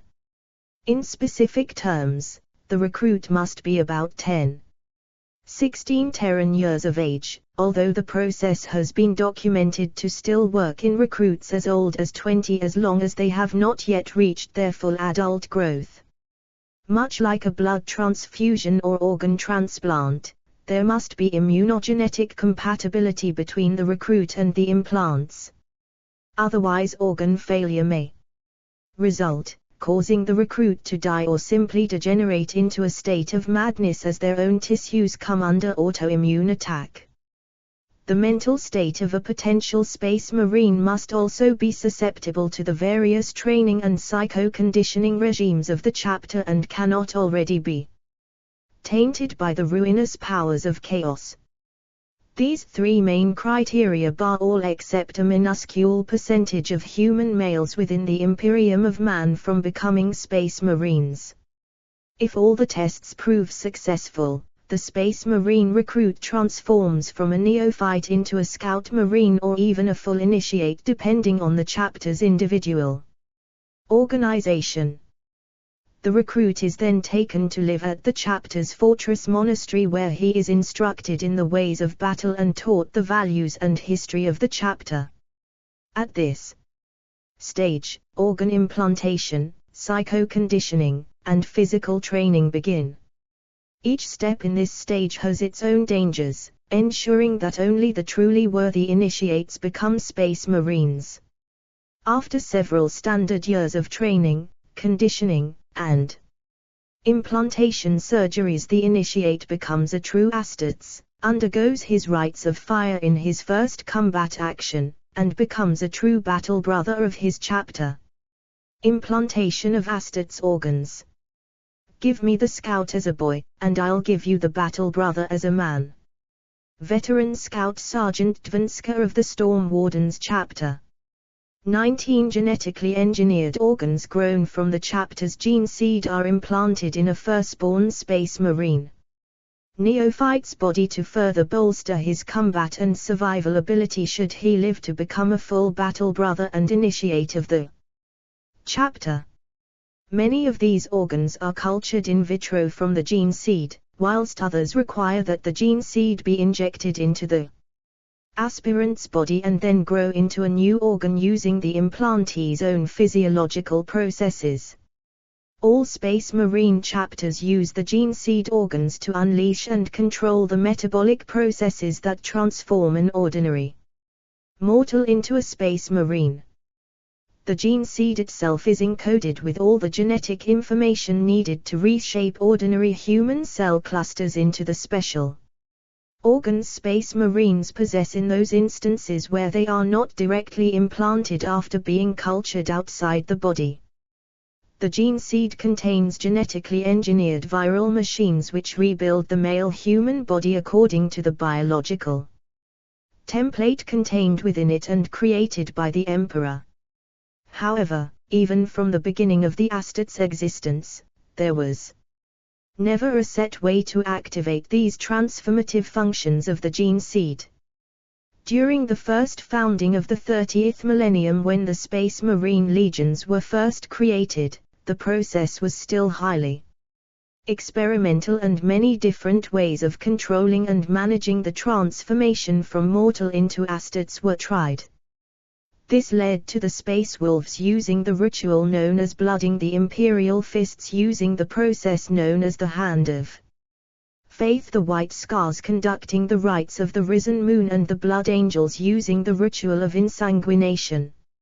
Each implant has a high margin of catastrophic metabolic failure and physiological rejection, and so only a small number of neophytes live to become initiates of the chapter and enter the 10th Company as Scout Marines. Many chapters have lost the knowledge needed to culture new versions of some of these implants, and therefore, must ensure this gene seed is recovered from dead battle brothers. Amongst the crucial implants are the interface, better known as the black carapace, and the progenoid glands, without which a chapter would die out fairly quickly. The gene seed organs must be implanted into an adolescent human male for the process to have the greatest chance of success. No later than his 16th year, though it is medically possible to begin the process as late as 18 standard years of age before full growth has been reached in the early 20s. However, a gene seed organ implantation procedure done at this late stage in the boy's growth will as likely kill him as not.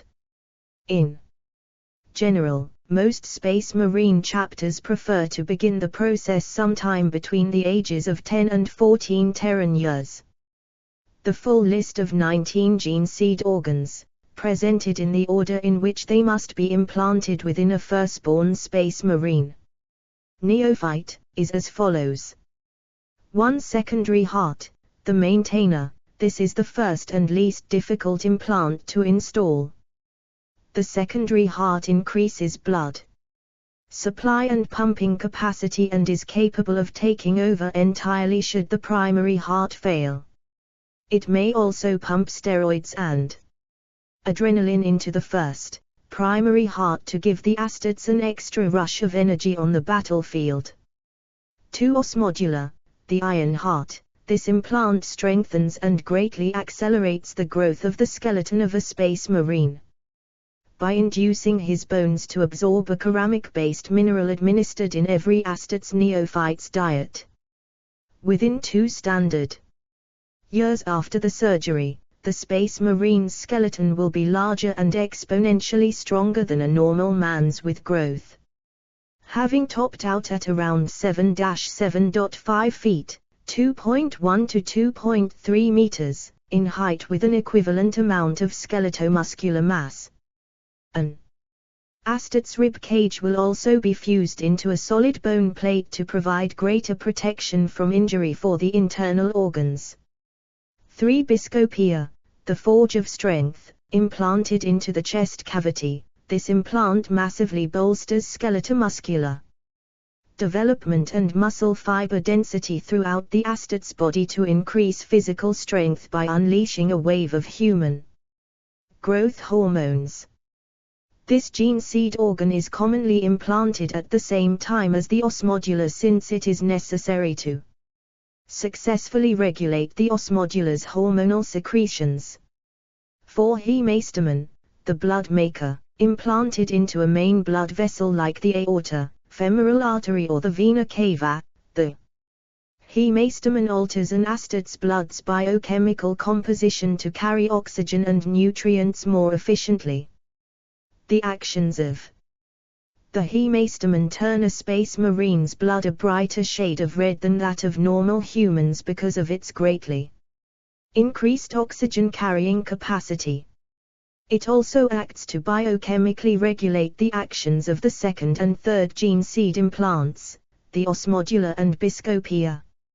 5. Larraman's organ, the healer, shaped like the human liver but only the size of a golf ball. This gene seed organ is placed within the chest cavity and manufactures the synthetic biological cells known as Larraman cells. These biosynthetic cells serve the same physiological purpose for an Asted's as the normal human body's platelets, serving to clot the blood lost from wounds, but they act faster, more efficiently and more effectively.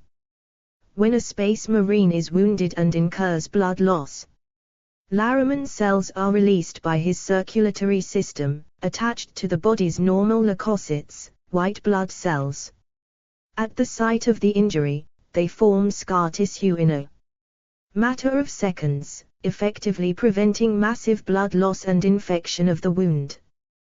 The action of this organ is one of the reasons that the Space Marines are seen as nearly invincible and so difficult to kill despite the terrible wounds they sometimes endure.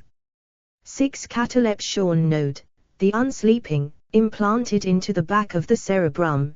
This implant allows a Space Marine to avoid sleep, instead entering an almost comatose trance where their minds recharge. It also allows one half of the brain to rest while the other hemisphere remains alert, thus removing the need for the chart of Space Marine gene seed implant. Locations used by apothecaries. The anatomy Asted's, schematic of the order and location of Asted's gene seed. Organ implants. A neophyte undergoes the painful transformation into a firstborn Space Marine. A battle brother of the Crimson Fists chapter. Inspecting the progress of a neophyte. Following the successful implantation of the Asted's gene seed organs. Unconsciousness required by normal sleep. The longest any Space Marine has ever been on active combat duty without rest is 328 hours, achieved by a squad of the Crimson Fists kill team during the battle against the Orcs for RYNN's world. 7. Preomna, the neutralizer. The preomna is essentially an organic decontamination chamber that is implanted inside the chest cavity and connected to the digestive system, above the original stomach so that no actual digestion occurs in the preomna. It is capable of biochemically analyzing ingested materials and neutralizing most known biochemical and inorganic toxins. The preomna enables the Asted's to eat normally inedible substances and resist any poisons he may ingest. 8. Omophagia, the remembrancer, implanted into the upper spinal cord so that it becomes a component of the central nervous system. This organ is designed to absorb information and any DNA, RNA or protein sequences related to experience or memory. This enables the Space Marine to gain information, in a survival or tactical sense, simply by eating an animal indigenous to an alien world and then experiencing some of what that creature did before its death. Over time, mutations in this implant's gene seed have given some chapters an unnatural craving for blood or flesh. 9. Multilung. The imbiber. The multilung is a third lung implanted into an asted's pulmonary and circulatory systems in the chest cavity that is able to absorb oxygen from environments usually too poor in oxygen to allow normal human respiratory functioning. Breathing is accomplished through a sphincter implanted into the trachea, allowing all three lungs to be used at full capacity. In toxic environments, a similar muscle closes off the normal lungs, thus oxygen is absorbed exclusively by the multilung, which then filters out the poisonous or toxic elements. 10. Oculobe. The eye of vengeance. Essentially, the oculobe is a gene seed organ that enhances an asted's eyesight after being implanted along the optic nerve and connected to the retina, granting him exceptional vision and the ability to see normally in a low-light environment. 11. Lemansia. The sentinel. This gene seed organ implant renders a space marine immune to dizziness and motion-induced nausea, and enables an asteds to consciously filter out white noise or resist other sonic attacks. 12. Susan membrane. The hibernator. This implant allows a space marine to enter a catatonic or suspended animation state and is implanted within the brain, near the pituitary gland as a part of the body's endocrine system. It can allow a mortally wounded asteds to survive his injuries, and bring the metabolism to a standstill until he can receive full medical care. Only the appropriate chemical therapy or hypnotic autosuggestion can revive a space marine from this state. The longest recorded period for this form of hibernation was endured by Battle Brother Silas of the Dark Angels chapter, who was in Susan hibernation for 567 standard years. 13. Melanochrome. Linked into the endocrine system via the lymphatic system, this gene seed organ alters the pigment cells in the skin, which allows the asted's skin to shield him from otherwise dangerous levels of radiation and heat. Different levels of radiation cause variations of skin color in different chapters due to mutations in the melanochrome organ's gene seed. This can be related to the unusually pale skin of the blood angels and their successor chapters and the dark black skin and red eyes of the salamanders. 14. Oolytic kidney. The purifier. This gene seed organ works in conjunction with the preomna, filtering the blood to remove toxins that have been ingested or breathed into the body. However, this detoxification process renders the asteds unconscious once it begins, so it can be very dangerous if required during combat. Under normal circumstances, the oolytic kidney also acts as a regulatory organ for the asted's physiology, maintaining the efficient action of the space marines advanced circulatory system and the proper functioning of his other organs, implanted or otherwise. 15. Neuroglottis. The devourer. This gene seed organ implanted in the mouth allows an asteds to biochemically assess a wide variety of things simply by taste or smell, biochemically testing various objects for toxicity and nutritional content, essentially determining if the substance is edible or poisonous. From poisons to chemicals to animals, a space marine can even track his quarry by taste or smell alone, much like the average canine bred for tracking. 16. Macronoid. The weaver. This gene seed organ is implanted within the central nervous system and responds to specific chemical stimuli in the environment, causing the space marine to secrete a waxy protein substance similar to mucus through his pores that seals his skin.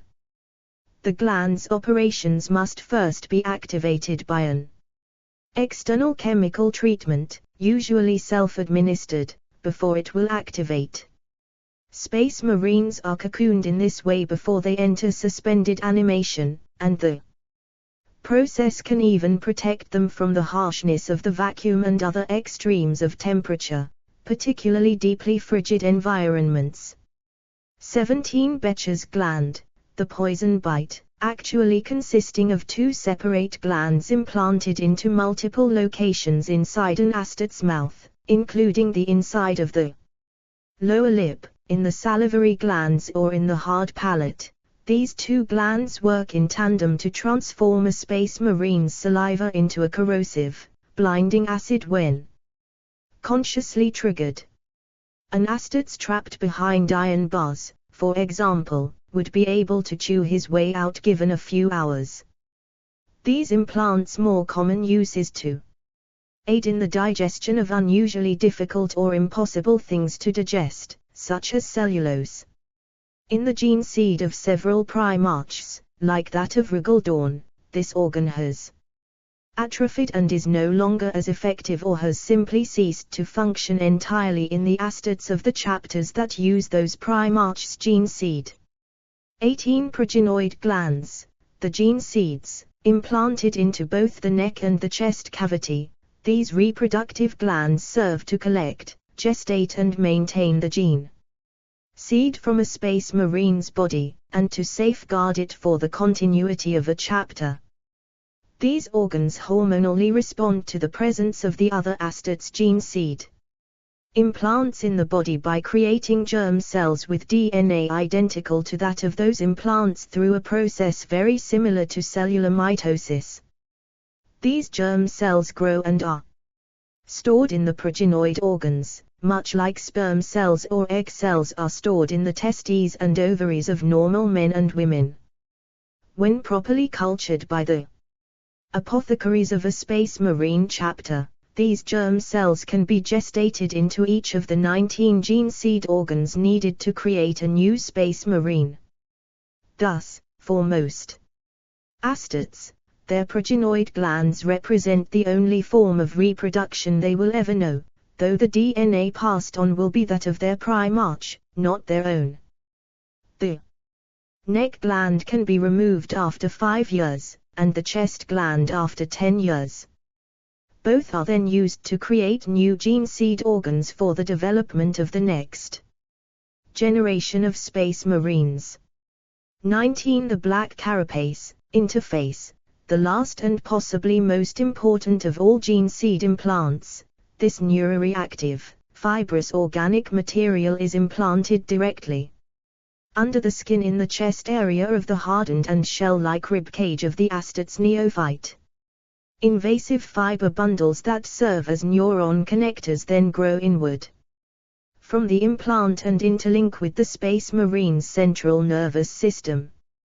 Points pre-cut into the carapace before its implantation by the apothecary are effectively neural connection points, allowing an astots to directly interface his central nervous system with his suit of power armor's machine spirit so that the suit can provide enhanced protection and combat maneuverability unavailable to an unaltered human wearing the same armor. Throughout the implantation process, a Space Marine neophyte must undergo multiple regimens of chemical and hypnotherapy treatments in order for the implanted organs to develop normally and function properly so that they integrate without mishap into the new astot's physiology. Too many neophytes have been lost during the implantation process as their bodies proved critically unable to meet the new biochemical and hormonal stress being placed upon them. For these unlucky individuals, the only recourse is usually euthanasia or being reduced to a mindless cybernetic servitor who can still prove to be of at least marginal use to the chapter. The full course of implantation surgeries begins under ideal conditions between the ages of 10 to 14 Terran years as outlined below. Age 10 to 14, the secondary heart, osmodular and biscopia are implanted, with the osmodular and the biscopia usually being implanted during the same surgical procedure. Age 12 to 14, the hemastamen and the Laramans organ are implanted. This surgery can be difficult for neophytes at the older end of this age range, who have less time to recover from the previous surgeries and the effects of the implants upon their rapidly growing adolescent bodies. Age 14 to 17, once the catalepsion node is implanted at the 6th stage of the process, the neophyte begins his hypnotherapy conditioning in the device known as a hypnomat. Age 14 to 16, the preomna, omophagia, and multilung are all implanted within the neophyte simultaneously in the same surgical procedure, sometime during this age range but after the catalepsion node has been implanted and hypnotherapy has already begun. The oculobe, Lemansia, and the Susan membrane can also be implanted at any time during this age range, also usually during the same surgical procedure. Age 15 to 16, the melanochrome, oolitic kidney, and neuroglottis are ideally implanted during this age range, all during the same surgical procedure. Age 16 to 18, the remaining gene seed implants, the macronoid, Becher's gland, progenoid glands and the black carapace, are implanted in that order at any time between the ages of 16 to 18 standard years.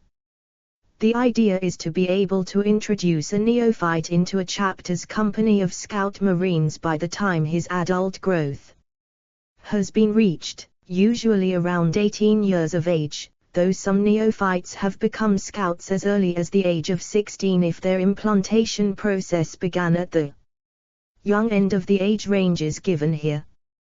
Primaris gene seed and organs. Though they now stand a step above their firstborn Astartes brethren, all Primaris Space Marines were still created using the original gene seed of their primarchs, like all other members of the Adeptus Astartes. Some voices within the Imperium now worry how this new type of transhuman warrior will react to the many genetic quirks and flaws found in the gene seed of some of the more unusual chapters, particularly given the long history of fiascos that have resulted from attempts to alter the Emperor's original work. In the pursuit of his attempt to improve upon the original Space Marine template, Archmagus Belisarius Call collected samples of the genomes of all 20 of the original primarchs, including those deemed lost or traitors. The Robout Guilliman made clear to his over-eager servant that Primaris Marines were to be created only from the lines of those of his brothers who led the 9 Loyalist Space Marine legions.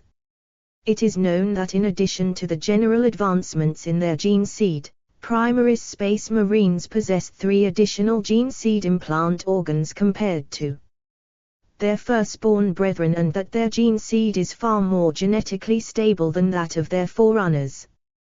Primaris Space Marine gene seed has only a 0.001% chance of genetic deviancy from the original baseline with the passage of each generation, which makes it nearly immune to the severe genetic instability suffered by chapters such as the Blood Angels and Space Wolves over the course of their existence.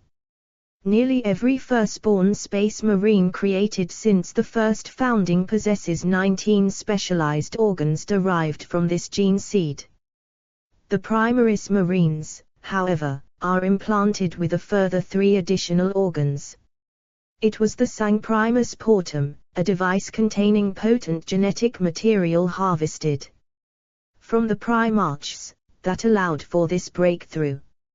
Entrusted to Call by Guilliman shortly after the second founding in the early 31st millennium, this device resulted in a new breed of Adeptus Astartes that were deployed en masse in the Ultima founding of ca. 999.M41.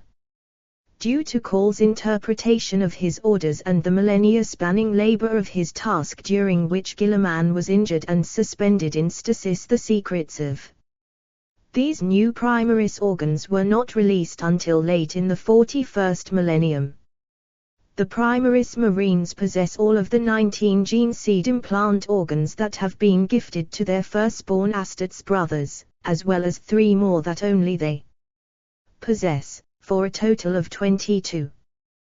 These new gifts of Belisarius Caul's genius further enhance their transhuman status and ability to bring the Emperor's justice to a galaxy shrouded in darkness and despair. These additional implanted organs include sinew coils, the steel within. The Primaris Space Marine's sinews are reinforced with durametallic coil cables that can contract with incredible force, magnifying his strength as well as giving his body another layer of defense. A Primaris Space Marine can crush a man's skull in his hand, break flak armor to flinders, or even bite through a metal cable should the need arise. Magnificat, the amplifier, a small, thumbnail-sized lobe that is inserted into the brain's cortex. The Magnificat secretes hormones that increase the body's growth functions whilst also intensifying the function of its other transhuman implants, especially those of the Biscopia and the Osmodula. In truth, the Magnificat is but half of the true, dual-valve immortis gland, the so-called Godmaker, that the Emperor created for his Primarchs.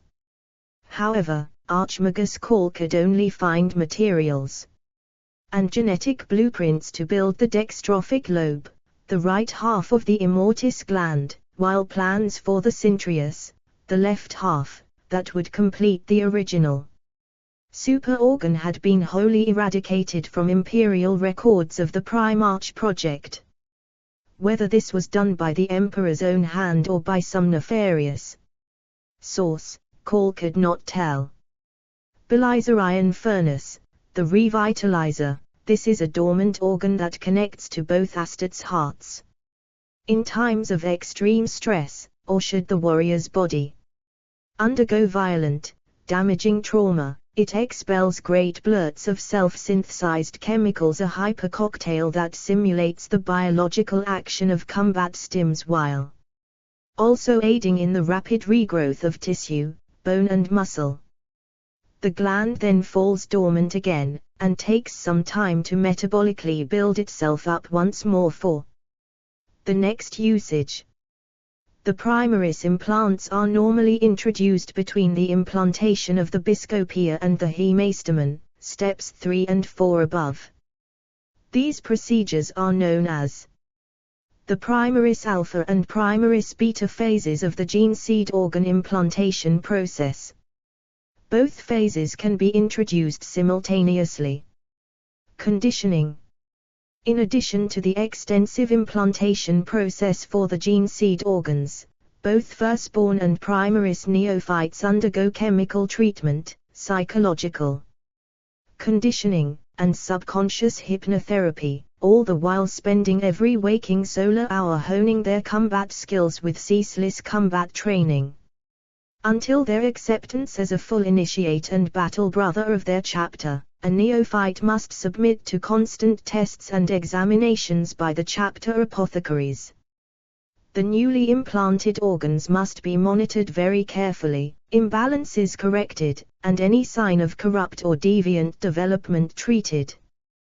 This chemical treatment is listed stages of Astartes creation, gene seed implantation, and psychological conditioning.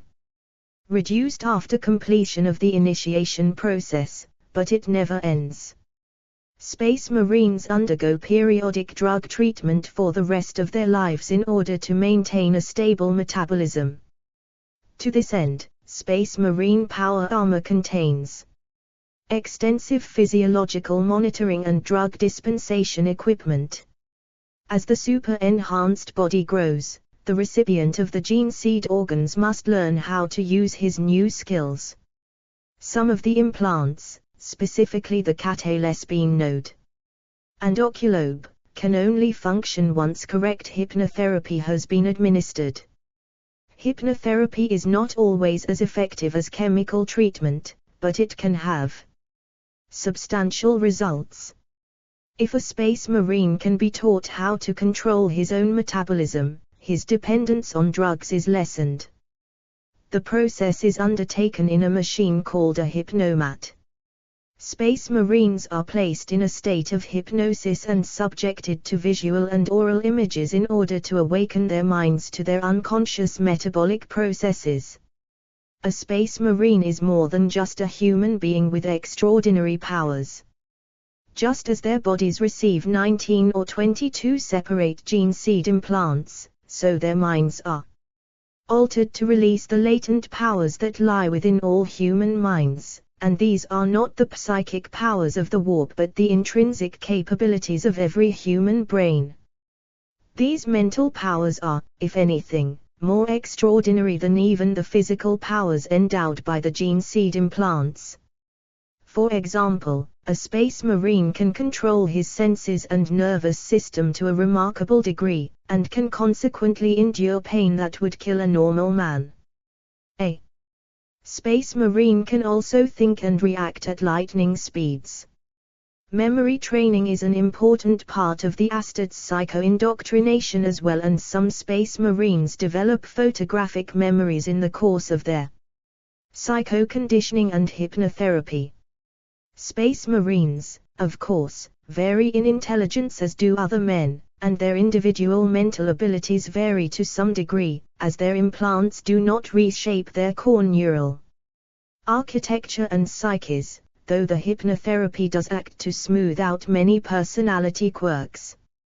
This indoctrination also includes psychological conditioning, which is intended to reinforce a space marine's respect for authority and his willingness to follow orders, regardless of his own desires, as well as to harden his mind to the corruptive temptations offered by chaos. It is no exaggeration to say that many Astads truly no longer know fear. At the end of this process, if all goes well, an adolescent human male will have been transformed into a superhuman Astads. Yet, in many ways he will no longer truly be human, having sacrificed his own humanity so that he might protect that of others. Space Marine Combat Doctrine. Every Space Marine chapter is fiercely proud of its history and achievements, and each is marked out by its own distinctive colors and chapter heraldry. These colors and iconography were established at the time of each chapter's founding and are displayed with unadulterated pride upon all armor and vehicles owned by the chapter.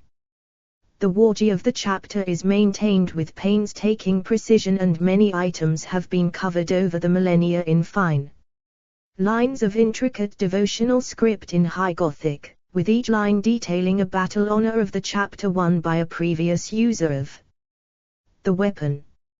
Each chapter is commanded by an officer usually known as a chapter master, who holds a rank equivalent within the imperial hierarchy to that of a planetary governor.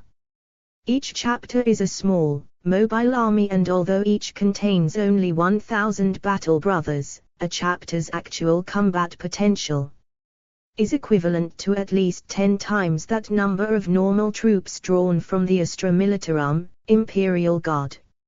Each chapter has its own transports, support staff, armorers and chapter fleets of warships, and are intended to respond to any type of threat that can emerge anywhere in the galaxy. Because they are so mobile compared to other Imperial military units, the Space Marines are often the first servants of the Emperor to arrive at a scene of conflict, and they are used to mount deep strikes, raids and devastating surprise attacks. The archetypal mission for which the Space Marines were created over 10,000 Terran years ago is the planet strike, or planetary assault. Such an offensive begins with the Astad's chapter fleet engaging with and clearing away any defending starships and neutralizing the target world's orbital defenses, ground-based laser batteries and missile silos. Enemy ground defenses are sabotaged by the chapter's Scout Marine or Vanguard Marine forces or captured by full Astads from its battle companies. Often the bulk of a Space Marine force deployed to a planetary assault will deploy directly into battle, forcing a decisive engagement to take advantage of the considerable shock of their appearance upon the field. When the Space Marines arrive in this manner, they must deploy as rapidly as possible to maintain the element of surprise that plays such a crucial role for them in achieving battlefield success. To this end, Space Marine warships are equipped with hundreds of drop pods and large hangar bays filled with deadly Thunderhawk gunships. The contrails of these craft high in a world's atmosphere are often the only harbinger of a Space Marine assault. As the chapter's drop pods and Thunderhawks streak through the embattled sky towards their rendezvous with blood and fire, the enemies of the Emperor come to realize that their doom is at hand. The Space Marines always prefer to deploy right into the heart of the enemy's force and proceed to unleash a devastating barrage of bolter fire. The initial shock of this assault can often break an enemy force before a campaign has barely begun, ending a rebellion or forcing an alien invader off-world in one fell stroke. These shock assaults are usually spearheaded by squads of Terminators drawn from a chapter's veteran First Company who teleport directly into the heart of the foe's lines and are supported by heavier units like armored vehicles that have been delivered. Space Marine deployments across the galaxy, ca. 998.m41. Map indicating location of Space Marine Chapter home worlds across the galaxy, ca. 999.m41. Space Marine Chapter home world locations. After the formation of the Great Rift at the start of the era Indomitus in ca. 999.m41, many of the weapons and wargear of the Space Marines to the world's surface by Thunderhawk transporters. Each company of a chapter is able to field a mix of battalion, close support, fire support and veteran squads depending on its type. An entire company of Astartes is rarely fielded as a tactical force. Instead, each Space Marine force is exactly tailored to the tactical requirements of the combat mission at hand, usually with elements drawn from the versatile battle companies. Such a force might consist of only 3 or 4 squads supported by individual squads drawn from other companies, as well as a complement of armored vehicles and dreadnoughts.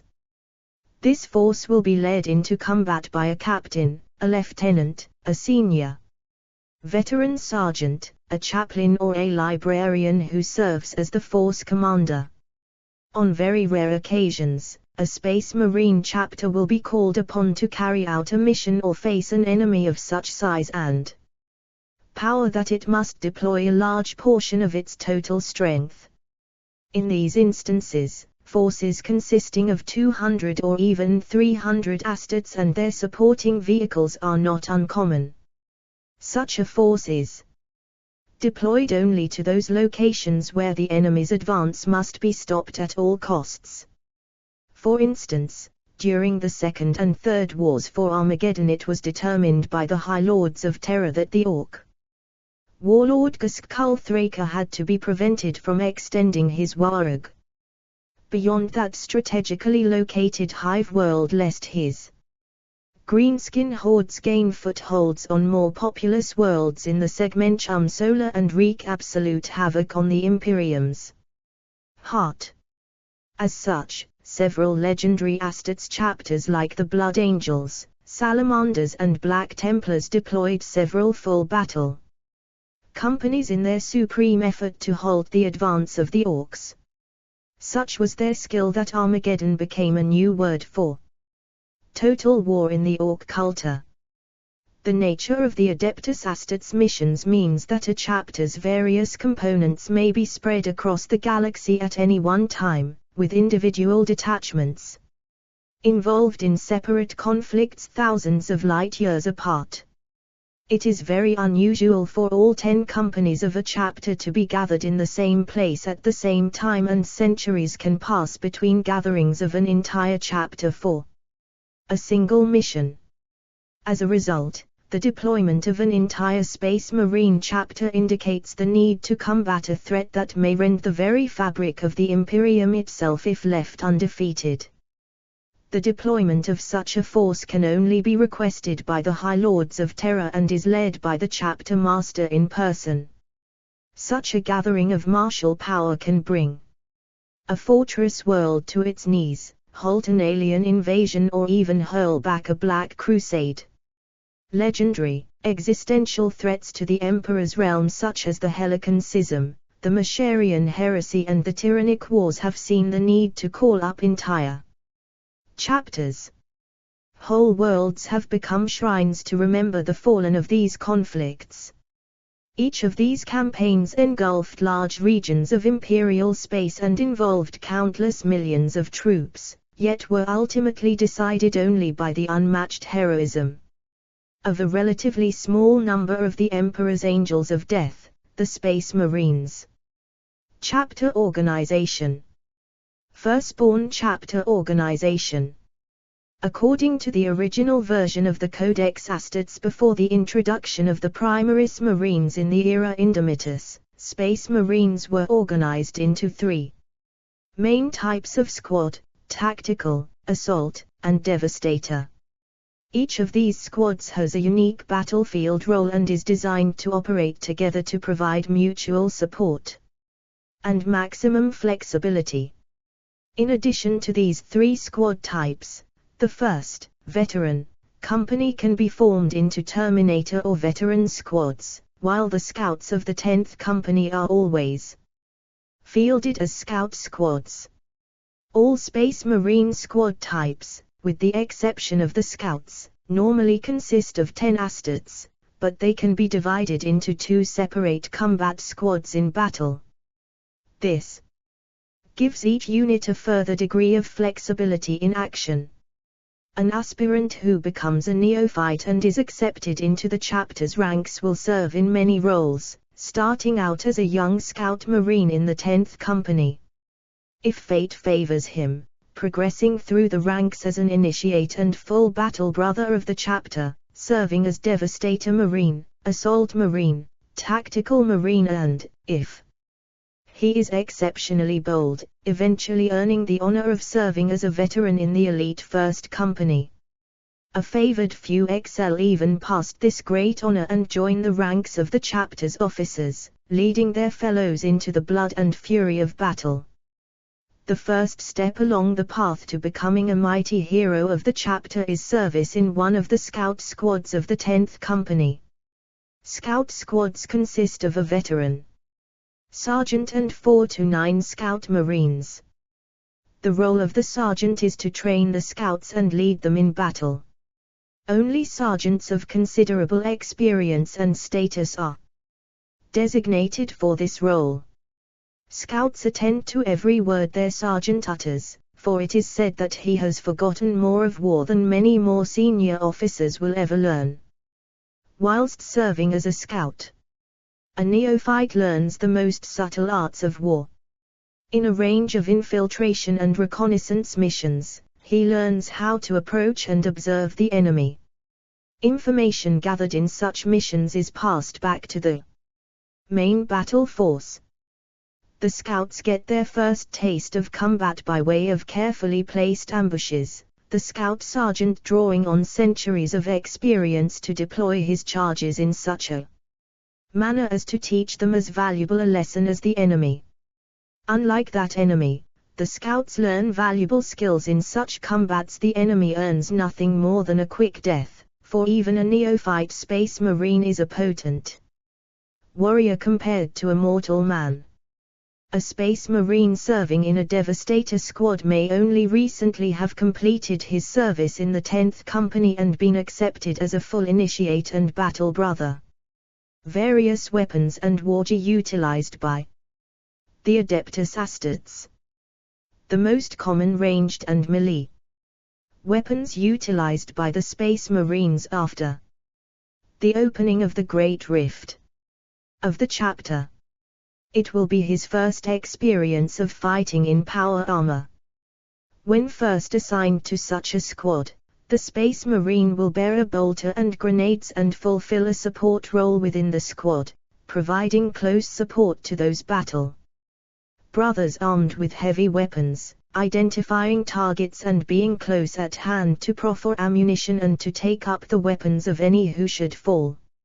Only when he has proven himself steady and reliable in battle will the Space Marine be entrusted with one of the chapter's mighty heavy weapons, which he will come to master over the course of several hundred battles.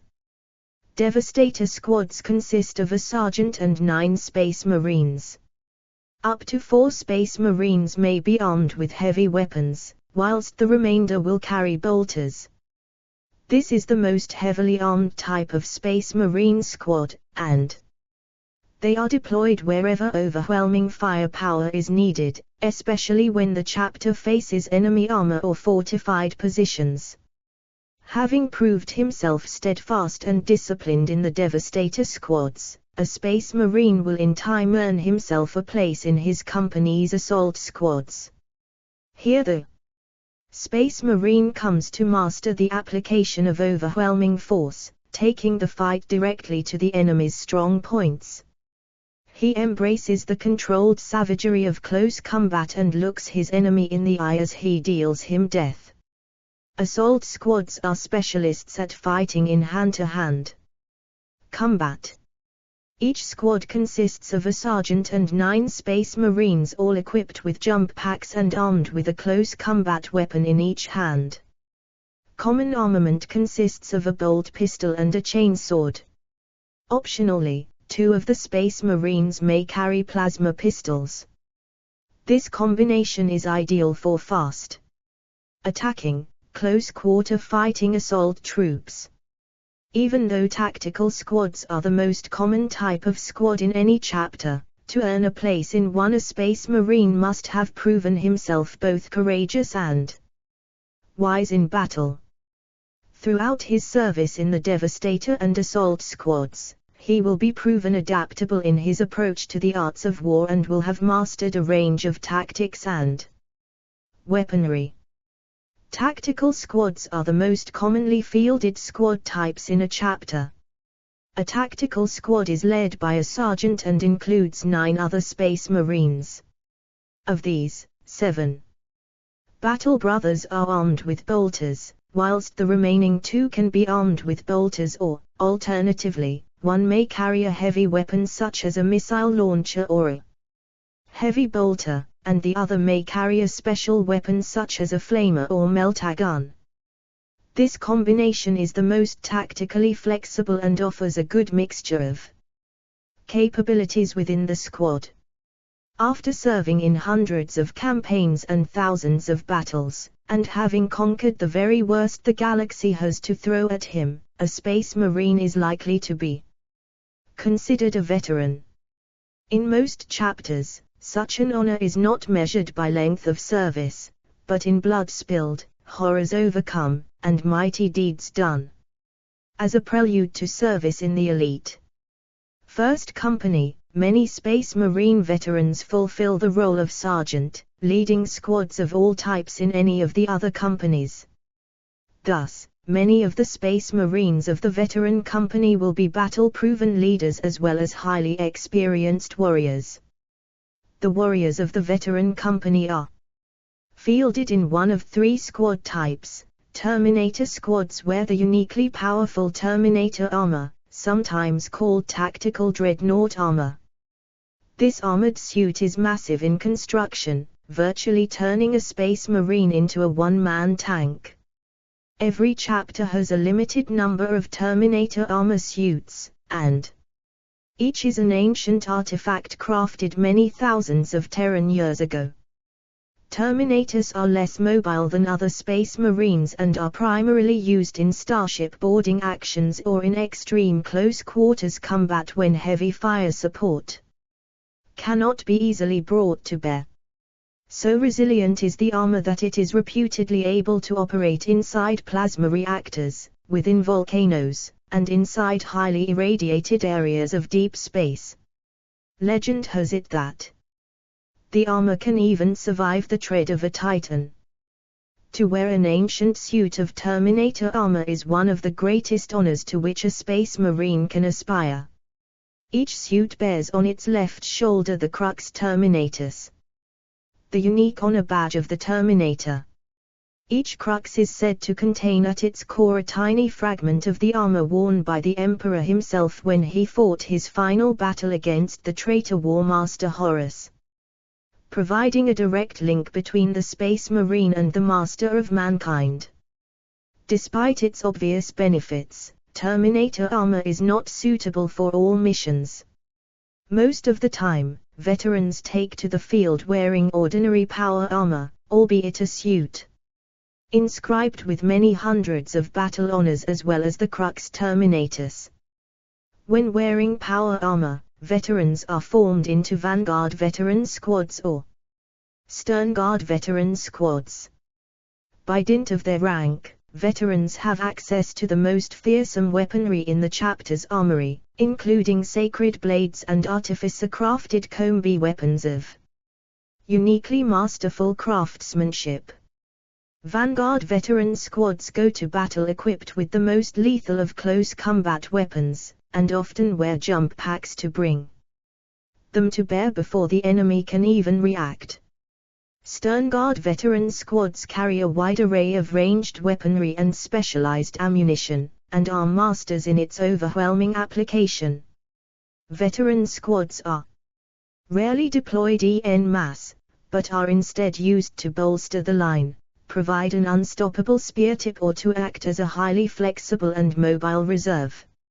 Each of the chapter's 10 companies is led by an officer with the rank of captain. These leaders are second in experience only to the chapter master himself, and each is a warrior so deadly that he will rarely meet his match. Each captain is an inspirational and determined leader, able to coordinate the Space Marines under his command whatever the opposition. In addition to leading Space Marines in battle, each captain holds functional titles dependent on his other responsibilities with regard to the workings of the chapter or its home world, such as Master of the Fleet or Master of the Marches. Of the 1,000 awesome and terrifying warriors that comprise a Space Marine chapter, there is but one chapter master, a leader with centuries of experience in the very crucible of battle. His own fighting skills will be unsurpassed, whether in the use of gun, blade, or bare hands. His very rank speaks of a past littered with the bodies of blooded, beaten foes of the most terrifying and inhuman sort. It is not enough, however, for the chapter master to be its foremost warrior. He must also be a superb tactician, grounded in the teachings of the Codex Astartes and honed through countless decisions made in the maelstrom of close action. His warriors are also his brothers, and he knows that they will give their lives at his command. He must preserve these magnificent troops, but must also accomplish his mission and uphold the honor of his chapter. He will be steeped in the lore of his chapter and be sworn to keep its secrets and must conduct his diplomacy accordingly, for Space Marines maintain a web of time proven oaths and honor debts and do not simply heed the commands of imperial functionaries, no matter how impressive their title. Those who wish a chapter master to send his warriors into battle must give him good reason to do so. In addition to this, a chapter master will often be the ruler of his chapter home world, a resource that is too valuable for him to ignore. Amongst the greatest risks facing a chapter master is the very power he wields, for a chapter of Space Marines is a force capable of devastating entire worlds at his order. It is an Astarte's very power that can lead to hubris. And it is hubris that can so easily condemn even a Space Marine's soul to damnation as those dedicated to the protection of mankind may come to believe they should rule it instead. Era Indimitus Chapter Organization. The above scheme of Space Marine Chapter Organization has been revised in the years since the birth of the Great Rift at the dawn of the Era Indimitus. The alterations made to the Codex Astartes by the resurrected Primarch Robout Guilliman and the introduction of the Primaris Space Marines into the Adeptus Astartes. As before, the organization of a Space Marine chapter in the wake of the Ultima founding of the Primaris Marines comprises 1,000 battle brothers. In comparison to the teeming multitudes of the Emperor's original Space Marine legions, this is few indeed, yet history has proven time and time again that such an elite gathering of martial strength can conquer star systems and even alter the fate of the galaxy itself. After the resurrection of Robout Guilliman in ca. 999.m41 and his restoration as the ruling Lord Commander of the Imperium and Imperial Regent, the Codex Astartes was revised for the new era of the Dark Imperium that began with the birth of the Great Rift and the demands of the Indimitus Crusade. Under the revised organizational scheme, each of the 10 companies of a chapter still boasts 100 warriors, led by a captain, a veteran of countless wars, and now often 2 lieutenants as sub-company leaders. A company is still organized into 10 squads of 10 Space Marines, each led by a sergeant. The strategic deployment, disposition and leadership of these companies is regulated by the chapter command, while their armored support requirements are fulfilled by the armory. However, the guidelines in Guilliman's updated codex provide for up to 20 squads of 5 battle brothers. Furthermore, recent precepts allow for each battle company to be reinforced with auxiliary warriors. These additional squads are reassigned from the reserve companies. First Company. Of the 10 companies, the first still consists of the chapter's most experienced veterans, and is therefore the most powerful. The veterans of the first company are still trained to fight in Terminator armor. It is extremely rare for the veteran company to be deployed en masse. Its units normally take to the field alongside the chapter's battle companies. Whether they be Primaris Marine Intercessors, Vanguard Marine Jump Troops or Terminator Armored Strike Squads, they are often denoted as the chapter's preeminent warriors by their white helms. Battle Companies. The revised Codex Astartes decrees that the 2nd, 3rd, 4th and 5th companies are still designated as battle companies, each nominally broken into 2 demi-companies of roughly equal size and composition. These generally carry the weight of a chapter's combat duties. Battle companies consist of at least 6 battalion squads, 2 close support squads and 2 fire support squads. Battle companies provide their commanding officers with a flexible force that can respond to rapidly shifting tactical objectives at a moment's notice. Squads within battle companies may be broken down and deployed across a variety of roles should it be required. For example, were 6 battle brothers to take to the field as aggressors, the remaining 4 warriors of their squad might find roles piloting Invicta warsuits, driving the strike forces Rhino APCs and the like. Or assault squads, a type of close support squad, may be deployed as bike squads or land speeder crews and, just as with their fire support brethren known as Devastators, may take to battle as Centurion warsuit pilots. Many Space Marine strike forces are constructed around squads drawn from a single battle company, heavily reinforced by elements of the veteran, scout and reserve companies. Reserve companies.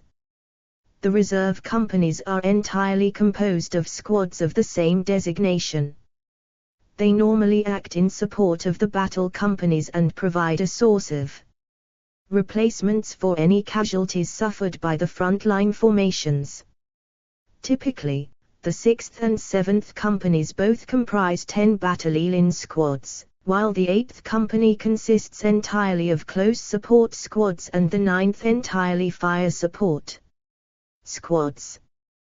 Their main function is to reinforce the battle companies, providing a source of replacements for any casualties suffered on the front line and thus ensuring the Adeptus Astartes retain their effectiveness in protracted or bloody campaigns. Furthermore, the Codex now allows for each battle company to be bolstered with additional squads reassigned from the reserve companies. The presence of these warriors can take a company's numbers temporarily above the traditional limit of 100 Astartes, lending them the additional strength to overcome especially challenging foes. The 6th Company also trains in the use of assault bikes and may be deployed entirely as bike squads or outrider squads. Space Marine Chapter Organization in the Era Indomitus after the opening of the Great Rift. Codex Astartes approved heraldry for an Adeptus Astartes chapter after introduction of the Primaris Marines in the Era Indomitus. Similarly, squads of the 7th Company are trained to fight with land speeders, storm speeders and storm talons, often acting as a light vehicle reserve formation. The 8th Company is the close support company and is most often used in an invasion role, or wherever a strong, hand-to-hand fighting force is needed. The 9th Company is the fire support company and is the most heavily equipped company in the chapter, and its heavy cannon-toting Astartes provide unparalleled fire support to their more lightly equipped comrades. It is also not uncommon for the reserve companies to form hard-hitting specialized forces in their own right. They may be deployed to seize or defend important objectives in larger conflicts.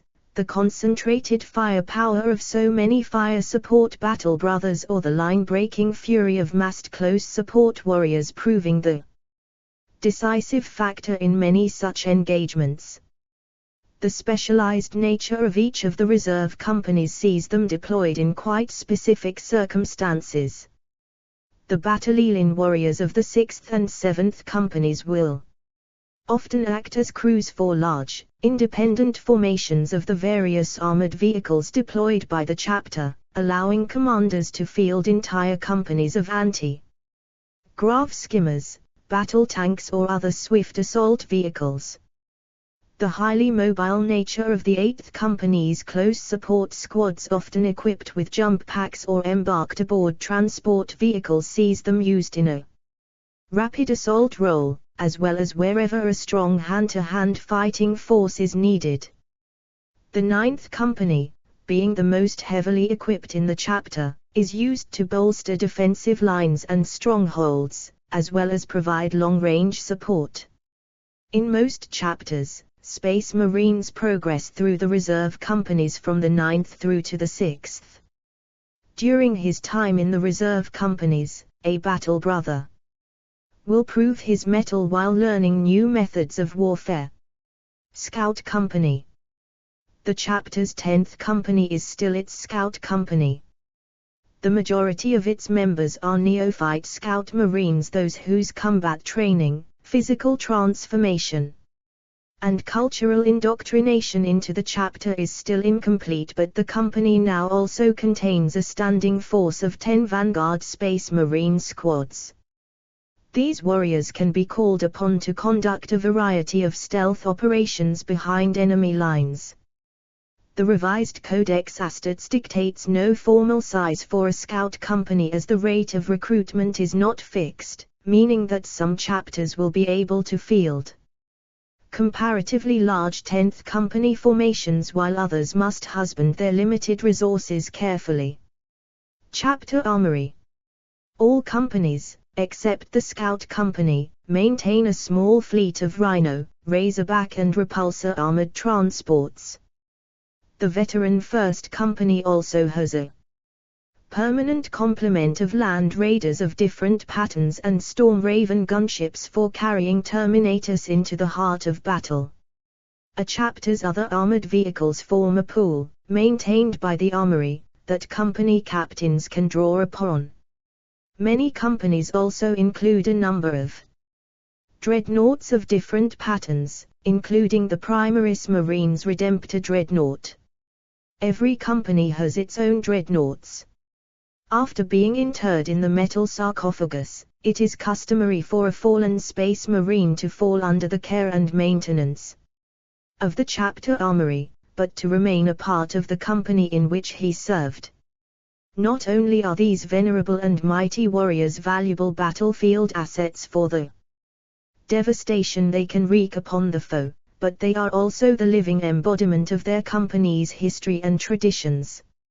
Each dreadnought has its battle honors inscribed into the very metal of its encasement by the chapter's artificers to celebrate the many brave actions in which it took part.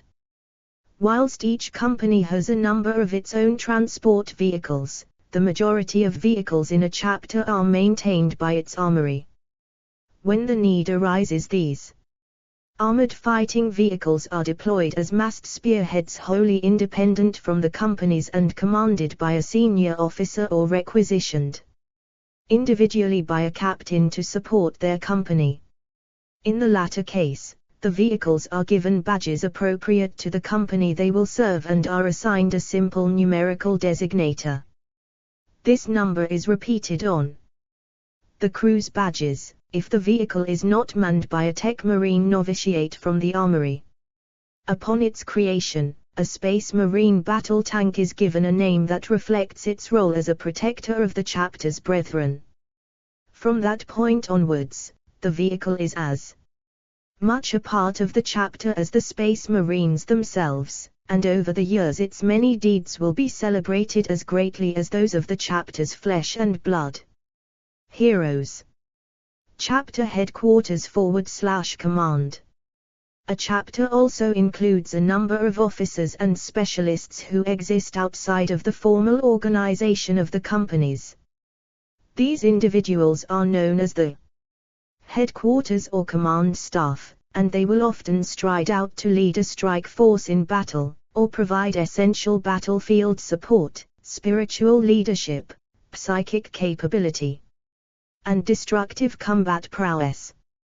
Included amongst their rarefied ranks are the psychically empowered librarians of the Librius, the bellicose chaplains of the Reclusium, apothecaries from the Apothecarian, standard-bearing ancients and the mechanically adept Tech Marines and their servitors.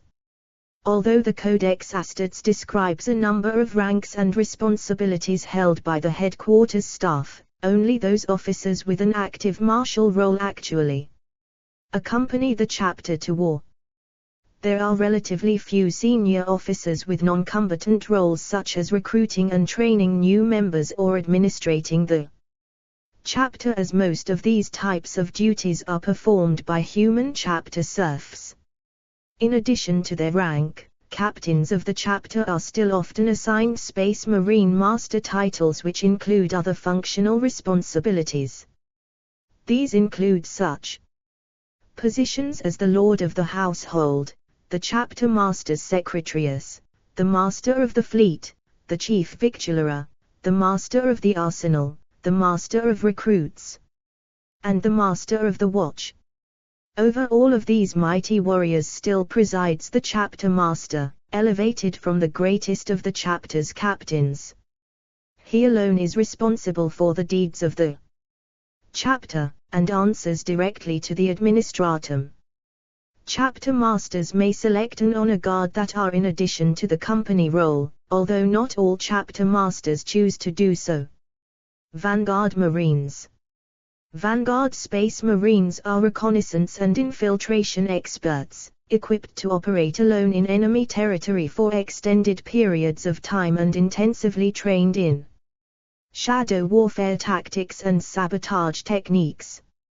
Vanguard strike forces are tasked with achieving full-spectrum superiority over the foe. Every facet of the opposition's war machine must be dismantled, from supply routes and infrastructure to communications and logistics. Morale must be utterly sapped. through non-stop harassment by terror troops and assassination of key individuals. The ultimate goal of this relentless campaign is to leave the foe crippled and helpless. Before the advance of the main Space Marine battalion, every newly recruited and created Primaris Space Marine spends time in the 10th Company learning the full range of Vanguard combat techniques, from the mobile fire support duties of the suppressors and the expert sniper combat of the eliminators, to the terror raids of the Reavers and the point-blank gunfighting of the Incursors.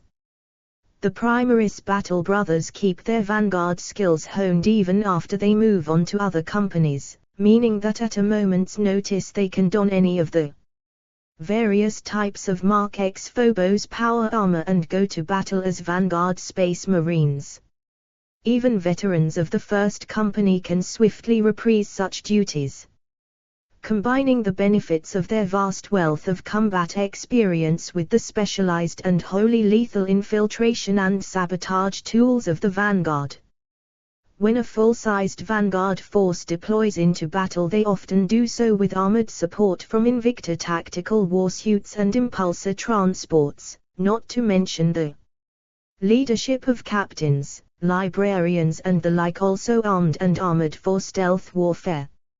An elite, fast-moving, silent striking force of this sort can secure victories through ambush, sabotage and assassination that a far larger army could never achieve through brute force alone. Terminator Strike Forces. Individual squads of Terminators are most often deployed as ultra-elite support for the battle companies. However, there are times when a chapter will mass the majority, and in exceptionally rare cases, even the entirety of its Terminator armored brethren, and send them into battle as an utterly devastating strike force. This occurs most commonly when an infantry assault is required against a confined and inimical location. Clearing Xenos infestations out of vast space hulks, striking at the heart of heretical fortresses and staging boarding actions against super-heavy enemy war engines are all examples of duties that Terminator forces excel at. Equally, some chapters may furnish their Terminator squads with transport in the form of gunships and battle tanks, and field them as swift and utterly unstoppable assault forces. The risks involved in such an action are high. For every suit of Terminator battle plate is an irreplaceable relic, and those who wear it to battle are scarcely less valuable. Should such a force suffer heavy losses or, worse, be annihilated, their chapter may never truly recover. Yet it is a risk often worth taking. 100 Terminator armored Space Marines supported by Land Raiders and Storm Ravens possess more than enough martial might to lay low the most monstrous of foes, or conquer an entire world in the Emperor's name. Chapter Fleet. The Codex Astartes makes provision for every Space Marine chapter to maintain its own combat-capable fleet. Indeed, some chapters are entirely fleet-based, roaming the galaxy aboard armadas of voidcraft that between them serve the same functions as other chapters' fortress monasteries. The majority of each fleet comprises frigates and strike cruisers, well-armored and heavily armed warships that excel in line-breaking, blockade running and planetary drop assault operations. Many chapters, especially the older and more established amongst them, also retain a handful of battle barges. These potent voidcraft are every bit as formidable as Imperial Navy battleships, and often serve as the storied flagships of each chapter's fleet. It is in the launch bays of such warships that the chapters' drop pods and boarding torpedoes wait to bear the warriors of the chapter into war. Their launch decks. Meanwhile, house squadron after squadron of fighter craft and gunships ready to swarm out and defend their parent craft or support ground forces in battle. Bonds of Brotherhood. A Space Marine has 3 levels of interaction that shapes who he is: the overall chapter views and beliefs, the battle doctrine and mindset of his company, and the individual bonds he forges with his squad mates with whom he fights side by side. The chapter. The first bond that all Space Marines share is the bond that makes them part of their chapter. This is coded into their flesh through the gene seed. They all share, dating back to their primarch. Even chapters of the subsequent foundings share this trait, no matter how far they are removed from the lineage of their progenitor. The beliefs and combat doctrine of the chapter foremost is rooted in the Codex Astartes, the tome of tactics and strategy created by Robert Guilliman after the Horus Heresy. It is at the chapter level that the command structure, battle doctrine, and many inherent beliefs are created for the Space Marine. A member of the Space Wolves knows that it is his duty to take the battle to the foes of the Emperor directly, bringing death with sword and bolter in close quarters. The same cannot be said of an Iron Hand, who favors dealing death from afar with master-crafted weaponry and war machines. The belief structure created by the chapter becomes everything to the battle brother. Many initiates come from feudal or feral worlds, who know nothing of the Imperium and the greater universe, so it is through their indoctrination into the chapter that everything they know of the galaxy is taught. If the librarians and chaplains of the chapter teach these young men that they must entreat the machine spirits to make their bolters fire and their starships traverse the void of space, many do not think any differently, and this will become simple fact to the aspirant. Another chapter will teach its brethren the intricate ways of maintaining their weaponry and how the Imperium actually works and functions. These wildly disparate views on the basic structures of the universe around them can lead to interesting interactions when Astartes of different chapters must work together. The company, once an aspirant has become a Space Marine, he is placed into a company.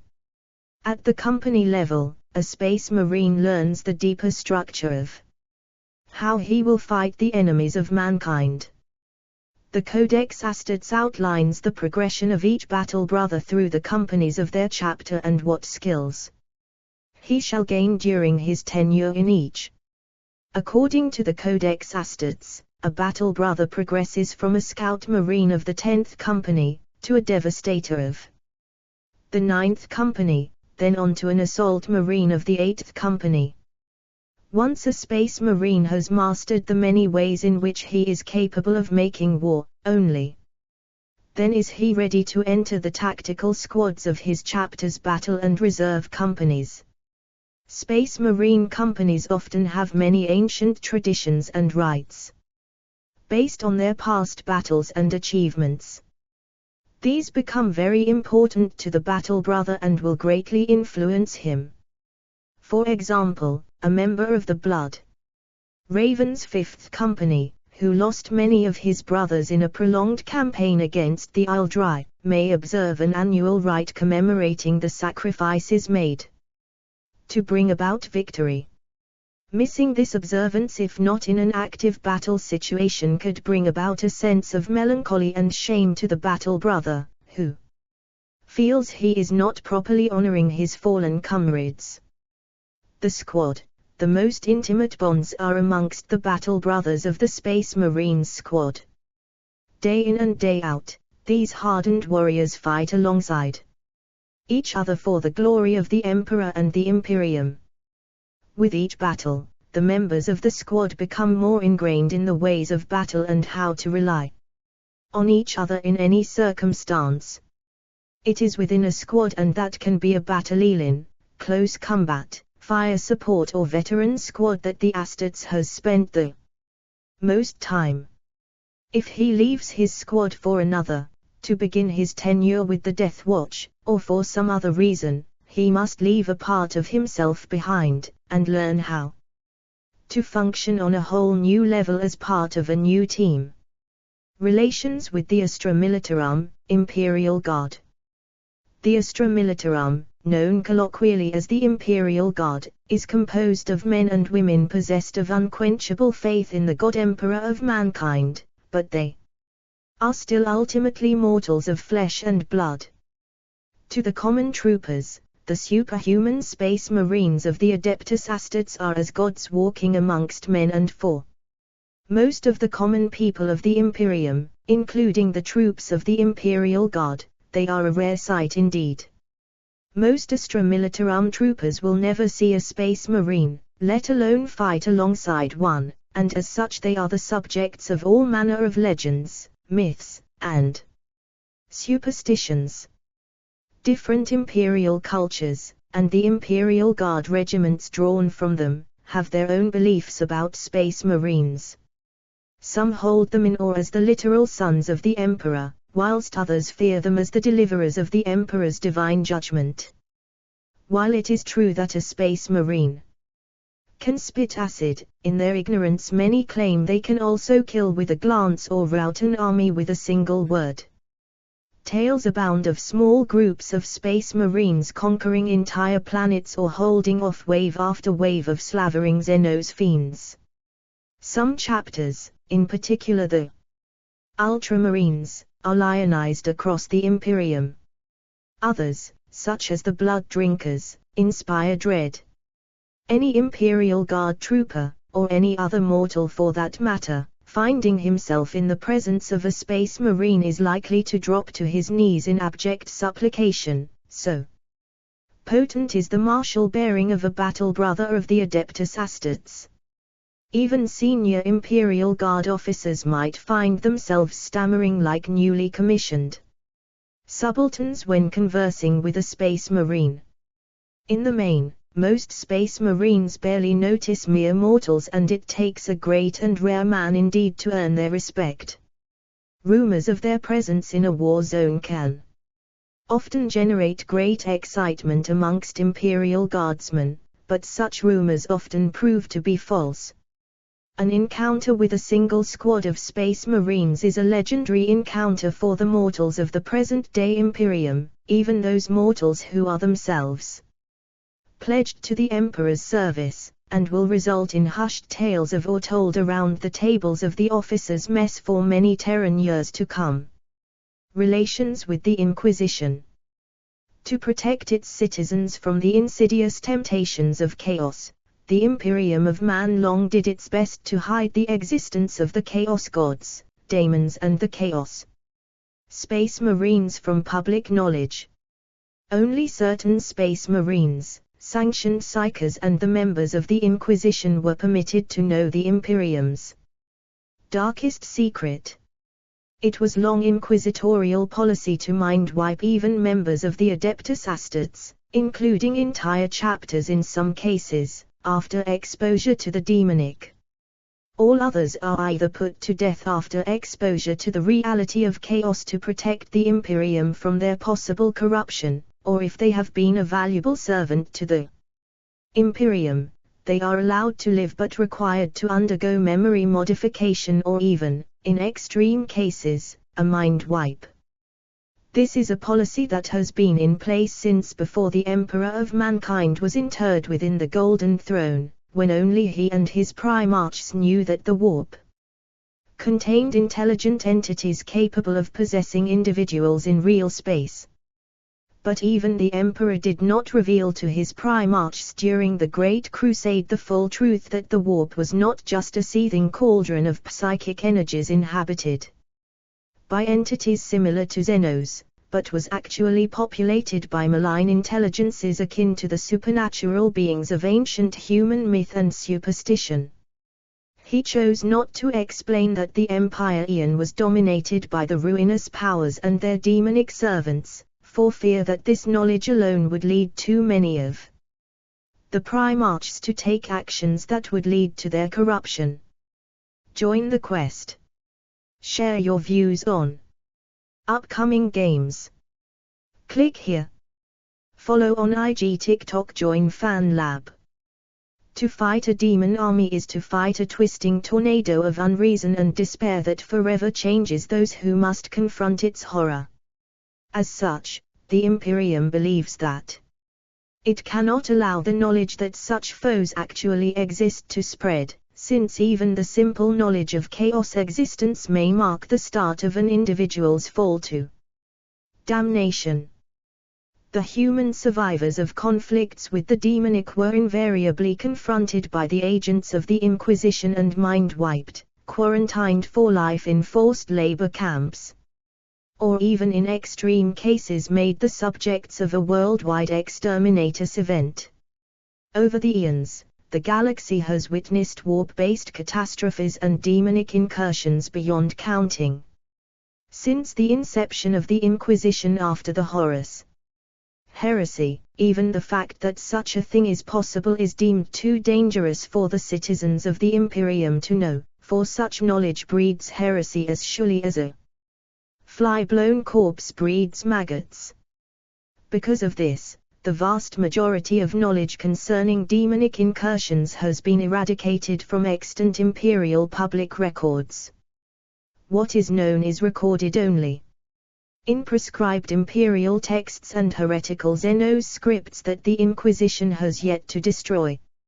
However, in the wake of the opening of the Great Rift at the start of the Era Indomitus, this policy of secrecy has been somewhat relaxed, at least for the Adeptus Astartes. Due to necessity. Before the opening of the Great Rift, the vast majority of Astartes were expected to be as ignorant about the existence of daemons as any other citizen of the Imperium. In truth, it was hard to find an Astartes who had not fought daemons by the end of the 41st millennium. Yet the Inquisition in the time of ending was well known to wipe entire chapters after certain incidents, though not every chapter was willing to submit. Some, like the Space Wolves, resisted any intrusion on their traditional autonomy forcefully. But in the Era Indomitus, with the galaxy now riven in half by the birth of the Cicatrix Maledictum, demonic incursions are so common, and space marine responses so necessary, that suppressing the knowledge of the existence of daemons among the Astartes has simply become pointless. Space Marine Armor. Scout Armor. Scout Armor is a lighter, less encumbering version of standard Imperial carapace armor often used by elite Imperial Guard troops like stormtroopers or Kasrakin that offers excellent protection while at the same time being extremely well suited for stealth and skirmishing missions. In most Codex Astartes compliant chapters, neophyte Space Marines, Scout Marines, serve in the 10th Company as scouts for their first assignment. Scouts are placed under the instruction of an experienced scout sergeant, who both takes command of the squad and teaches the scouts what it means to be a Space Marine. This type of armor is usually only worn by Scout Marines. Fandom. Beta. Fan. Central. Games. Anime. Movies. TV. Video. Wikis. Starter. Wiki. Since their black carapace has yet to mature, they are still unable to interface with standard Space Marine power armor, so are instead allowed to wear a suit consisting of carbon titanium composite plates. Scout armor is still capable of stopping the majority of small arms fire. In times of relative peace, full battle brothers of certain chapters may take to wearing scout armor during periods outside of battle. Power armor. Possibly the most prominent feature of the Space Marines is their power armor, which is a synthesis of many technologies that predate even the Age of Strife, stretching back into the Dark Age of technology. The suit is comprised of multiple custom-crafted ceramite plates with armored fiber bundles and servos that replicate the wearer's movements and enhances a Space Marine's already superhuman strength, as well as allowing them to easily withstand brutal attacks that would rip a normal human apart. The armor itself can also act as a self-containing environment for the suit's owner, protecting the Space Marine from multiple hostile surroundings, including the dark vacuum of deep space and the most toxic planetary environments that the universe can provide. The armor interacts with the Space Marine's nervous system through the black carapace, a subcutaneous membrane grown beneath the skin following gene seed implantation that allows the asset's internal organs and nervous system to interface directly with the suit of power armor, so that the armor in essence becomes literally an extension of the wearer's body. There are multiple marks of power armor with significantly differing appearances. Some suits were created for particular tasks. Mark III iron pattern armor, for example, was created for boarding actions and is thus more heavily armored to the fore than the rear, while others bespeak the bleak necessities of the period of imperial history in which they were fashioned. The most iconic of this latter type is the heavily studded Mark V heresy armor, whose entire design is based around the need to rapidly outfit loyalist legionaries during the fraught and uncertain days of the Horus heresy. Some marks of power armor are especially significant to particular chapters. The Raven Guard, for example, prize the sleek and aerodynamic Mark VI Corvus pattern armor highly. For thousands of standard years, the iconic Mark VII Aquila pattern armor was the best known and most ubiquitous design of power armor, but since the Ultima founding, the versatile Mark X armor of the Primaris Space Marines has seen ever more widespread use. However, it was not uncommon for parts of older power armor patterns to be used to replace damaged areas of a Mark VII suit, as this saved precious resources. An example of this type of retrofitting was that some assets are known to have rivets on certain parts of their power armor.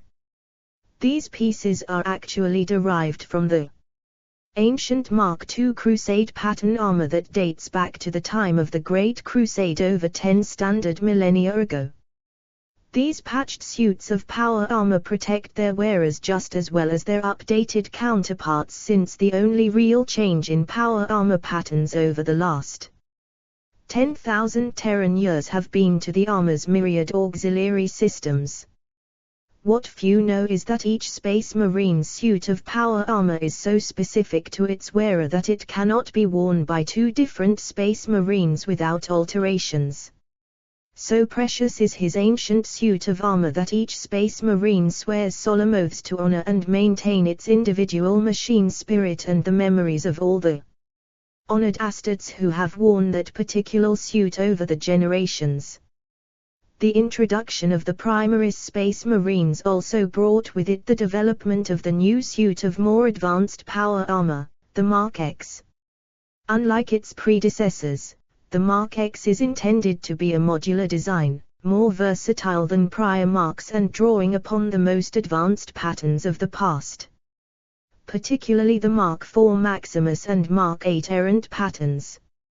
Mark X power armor does not have a single appellation like earlier variants of Astet's battle plate, such as Mark VII Aquila armor. Instead, different variants of the same mark are worn depending on the Primaris Space Marine's combat role. Regardless of its pattern, Mark X armor is designed to serve as a core exoskeleton that can attach to a special undershirt worn by each Primaris Marine, enabling it to be fitted in different configurations according to need. Intercessor squads, for example, wear Mark X Tacticus armor. Inceptors, however, wear the jump pack-capable Mark X Gravis variant. A third variant is Mark X Phobos armor. This suit's lighter weight ceramite and streamlined design allow for greater mobility, and its servo motors are engineered to be completely silent. This variant serves those Primaris assets who take on the role of Reavers and Vanguard Space Marines. These assets are ruthless killers, trained in covert operations who operate behind enemy lines as saboteurs, assassins and infiltrators. All who wear this variant depend on stealth and secrecy to accomplish their missions. Power armor is maintained by skilled artificers, the most skilled of which are highly celebrated. Examples of their work, and of more ancient armor plating, are preserved with an almost religious fervor, for they carry both the history of the chapter and the triumphs of those who have worn them. Such pieces are lovingly preserved and engraved, worn across the centuries by high-ranking champions as relic battle plate. Terminator armor. Tactical dreadnought armor, more commonly called Terminator armor, turns an Astartes into a nigh unstoppable force of destruction.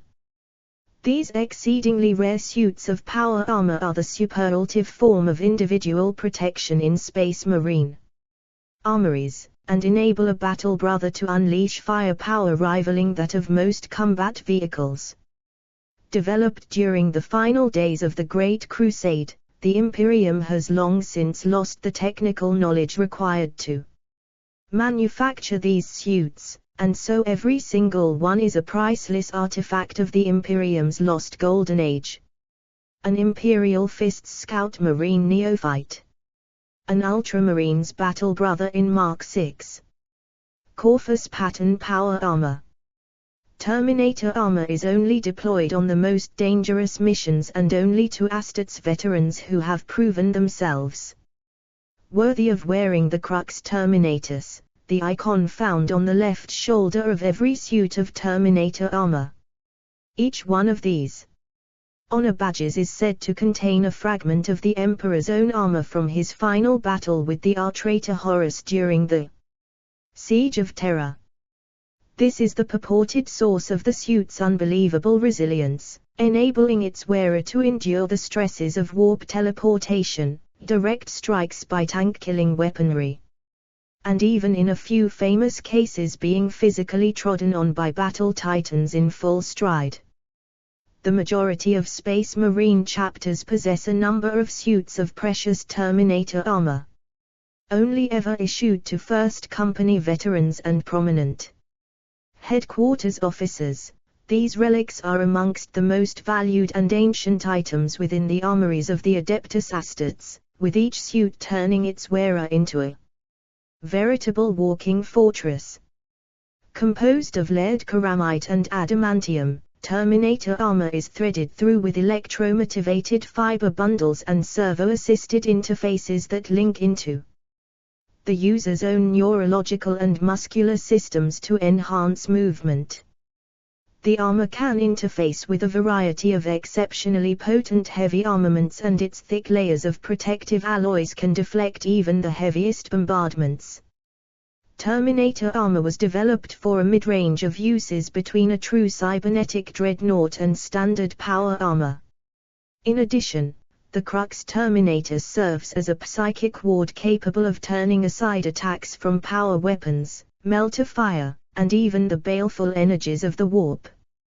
Due to its size, Terminator armor is best deployed in close quarters such as the corridors of a starship, where the armor's standard issue Storm Bolter can be most effective. Artificer armor.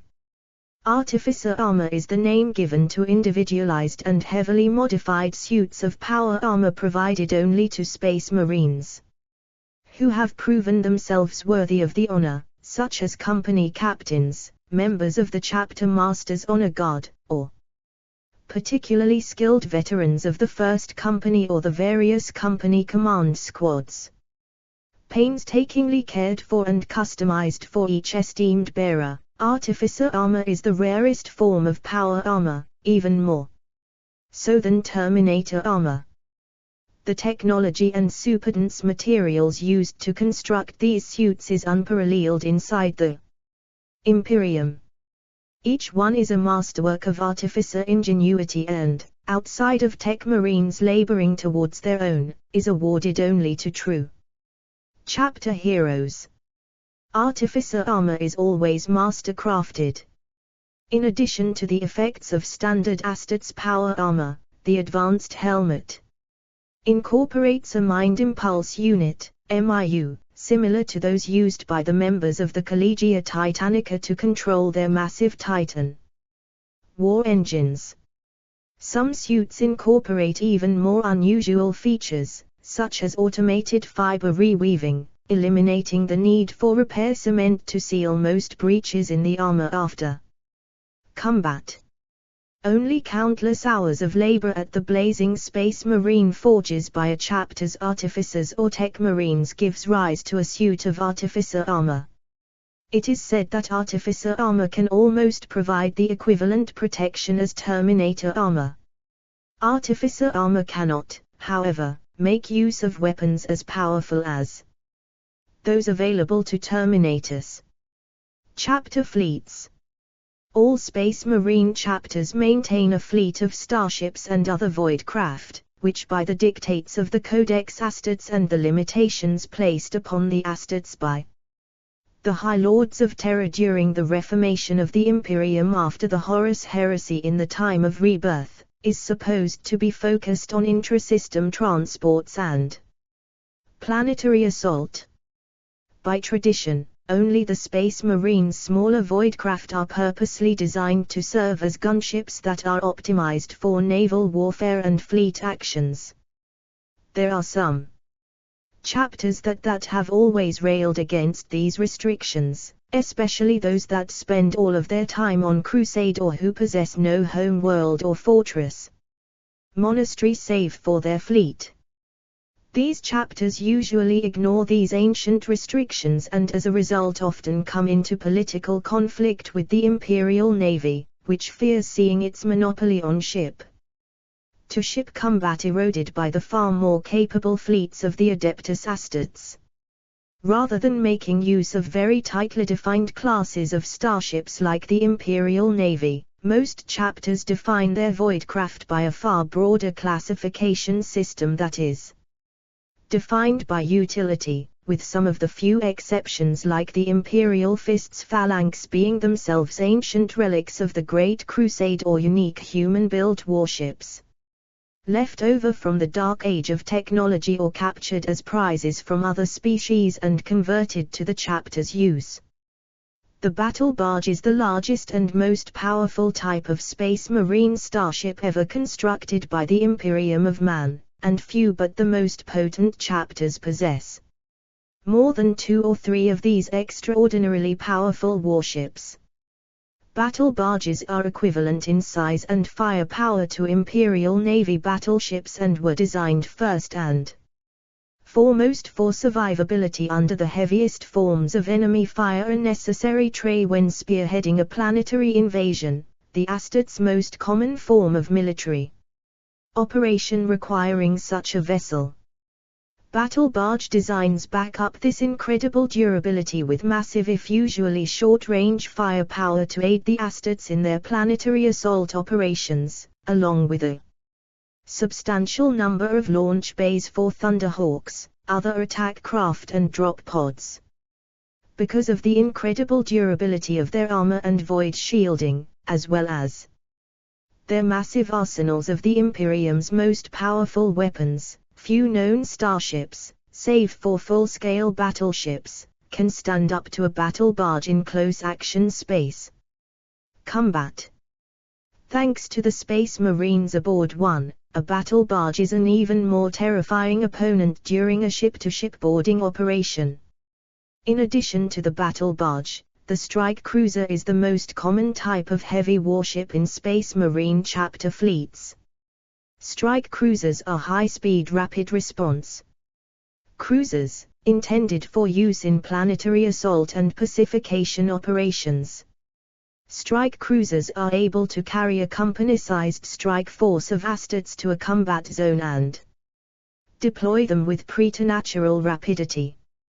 The last common type of starship found in Space Marine fleets are rapid strike vessels.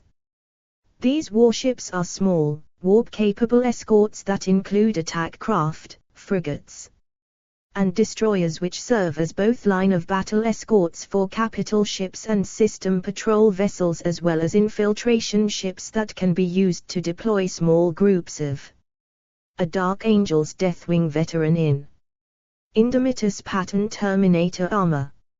A Salamander's Fire Drakes, 1st Company. Veteran in Artificer Armor. Elite Astartes behind enemy lines for reconnaissance in force or hit-and-run raiding missions.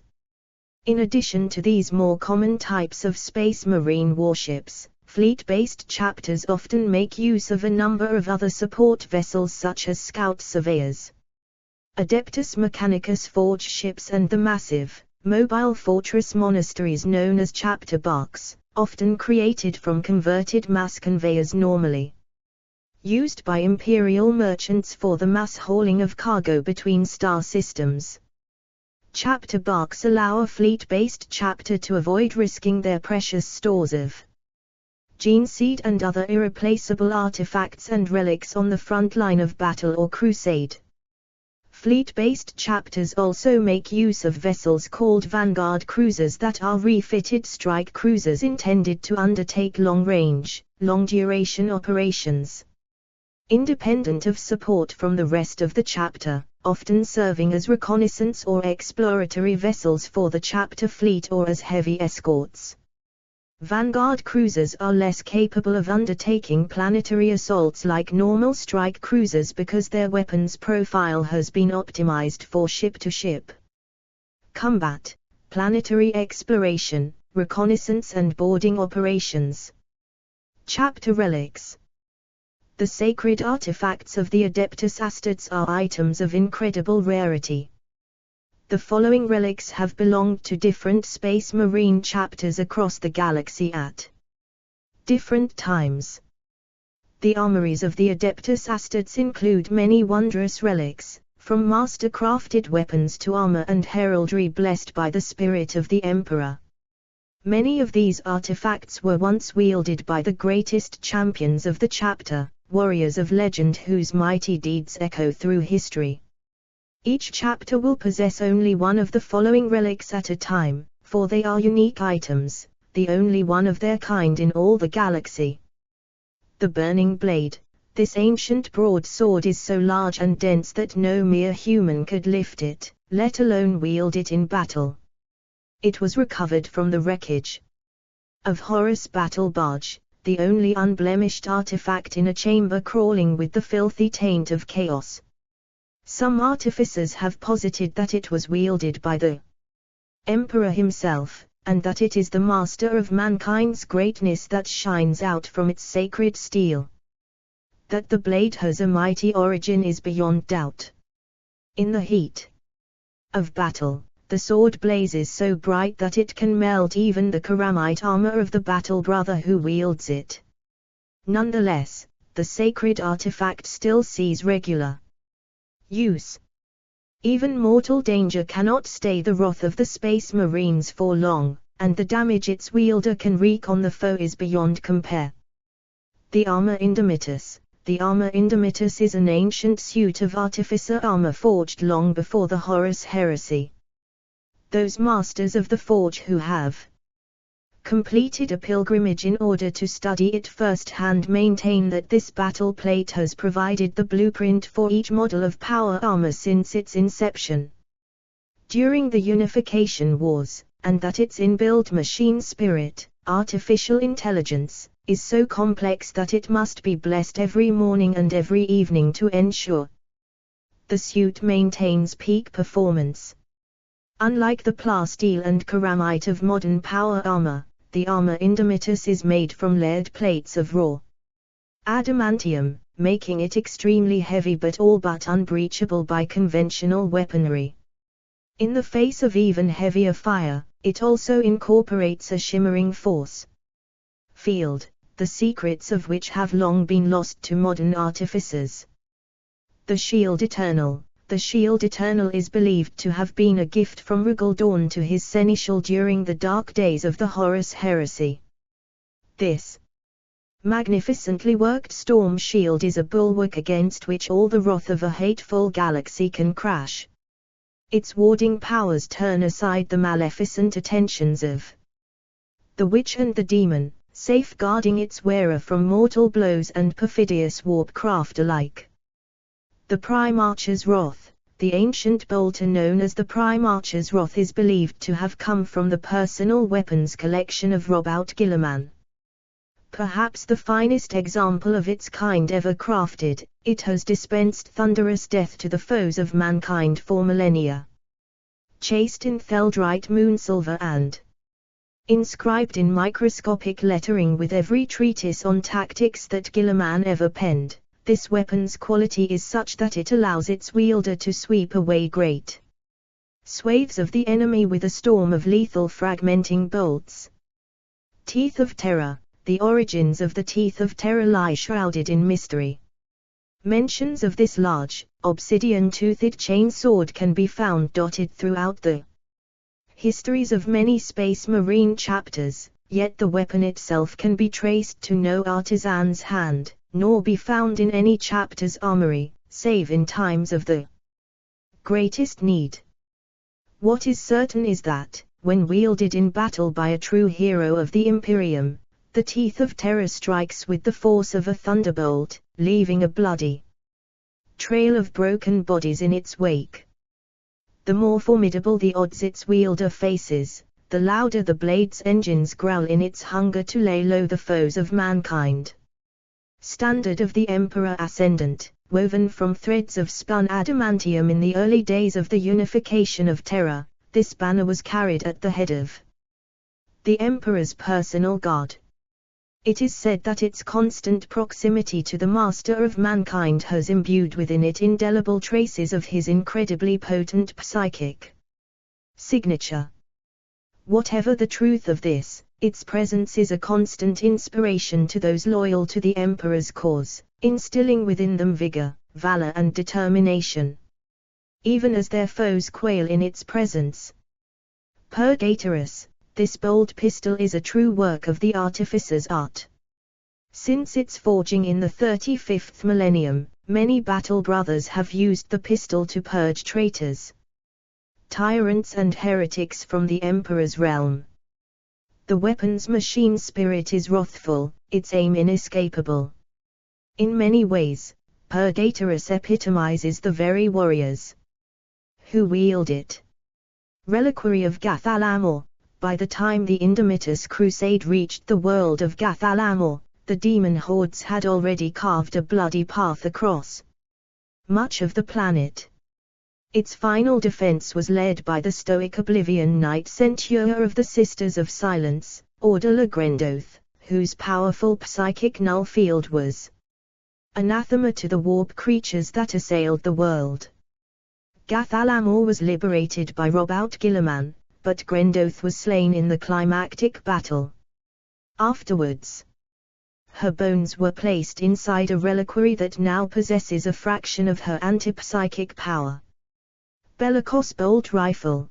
The Forge world of Bellicos was a closely guarded secret, a hidden weapons testing facility given dispensation to practice near heretical levels of technological innovation.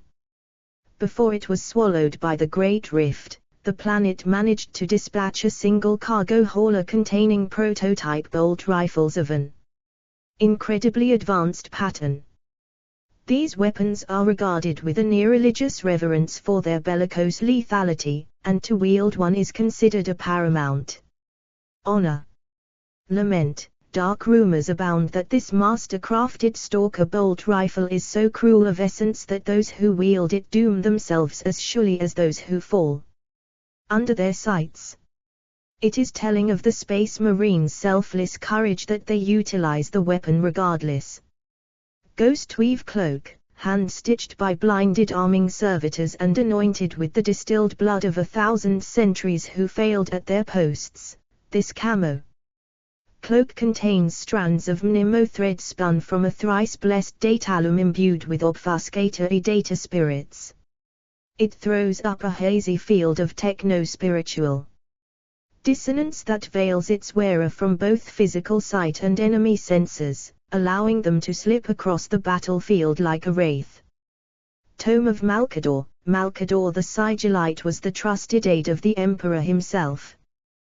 The most potent human psyker of the time, the tome he penned on the Nature of reality enhances the mind of the reader and is used by Space Marine librarians to enhance their abilities. Benediction of Fury, born on a dozen bloody and hard-fought crusades, this Crozius Arcanum's unique empathokinetic circuitry has absorbed the bellicosity and righteous wrath of every chaplain who has ever wielded it. As a result, it now strikes with the force of a thunderbolt. Expand. Expand. The honor vehement, a single stanza of script, the original of which was said to have been penned by the emperor himself. The honor vehement is typically inscribed on thrice blessed parchment and affixed with a purity seal upon its bearer's armor. So potent is the inspirational value of the emperor's own evocation of wrath that not only those who bear it, but all their battle brothers alongside them, are driven into a relentless killing fury. The Vox Espiritum, developed by Archmagus Dominus Belisarius Call in his laboratories beneath Mars, the Vox Espiritum is a powerful neural amplifier that causes its wearer's voxed utterances to resonate on a modulated and heavily warded empiric frequency. Though still highly experimental and not altogether safe, it allows its user to project their bellowed commands and sometimes even unspoken mental imperatives directly into the minds of friend and foe alike. Videos. Warhammer 40,000 Grim Dark Lore Part 5 Unity. Warhammer 40,000 Grim Dark Lore Part 31 The Age of Rebirth. Warhammer 40,000 Grim Dark Lore Part 40 Indomitus. Forces of the Space Marines.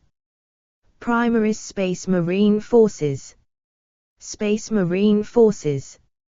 See also Adeptus Astartes Aviation. Chaos Space Marines. Codex Astartes. Emperor of Mankind. Fortress Monastery. Founding. Gene Seed. List of Space Marine chapters. Primarch. Primarch Project. Primaris Space Marines. Second Founding. Space Marine Chapter Homeworld. Space Marine Legion. Sources. Avenging Sun, novel, by Guy Haley. Codex Adeptus Astartes, Space Marines, 8th edition, pp.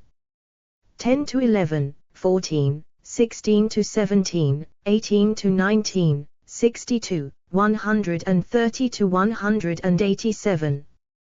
Codex Adeptus Custodes, 8th edition, pg. 9. Codex Black Templars, 4th edition, pp. 8, 30-41. Codex Blood Angels, 5th edition, pp. 12-13, 48-53. Codex Chaos Space Marines, 6th edition, pp. 5-13.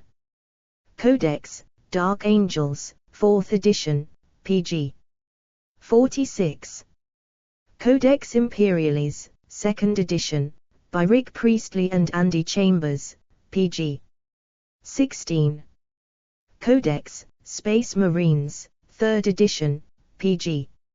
48. Codex Space Marines, 4th edition, pp. 4, 10-11. Codex Space Marines, 5th edition, pp. 23, 51-95, 84-94.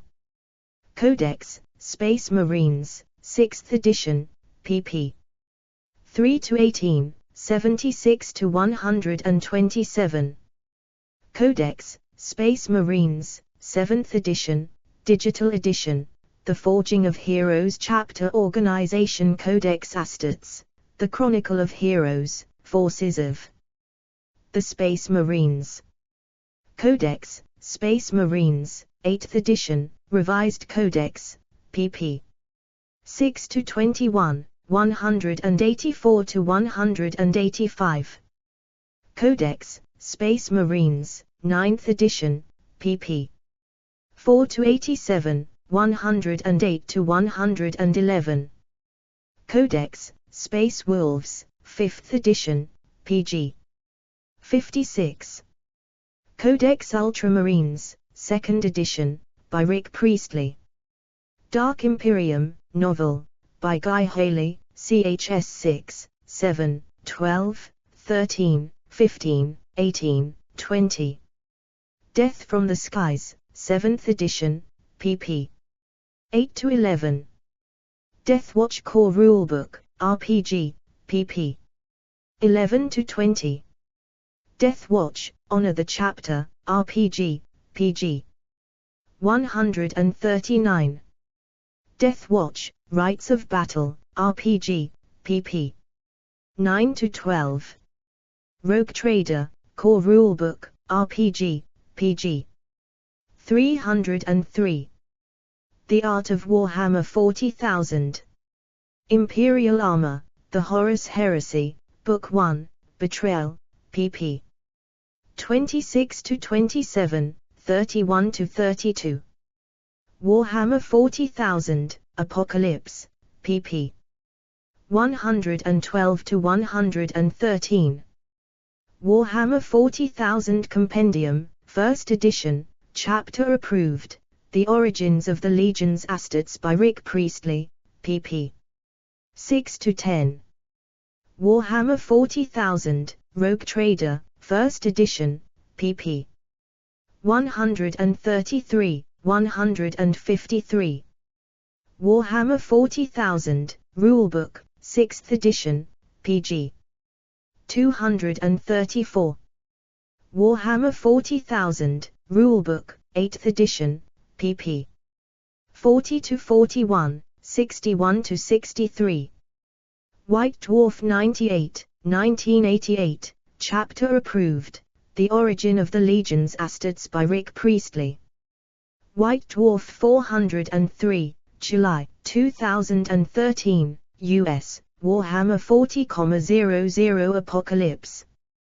White Dwarf 12, August 2017, The Birth of Angels. Warhammer Community, A New Breed of Hero. Recent images. Others like you also viewed. Expand. Warhammer Community, Primaris Space Marines, FAQ. Warhammer Community, New Warhammer 40,000, The Indomitus Crusade and the Dark Imperium. Raven Rock Videos. Categories. Languages. Community content is available under CC-BY-SA unless otherwise noted. More fandoms. Fantasy Sci-Fi. User Agent. SimrushBot.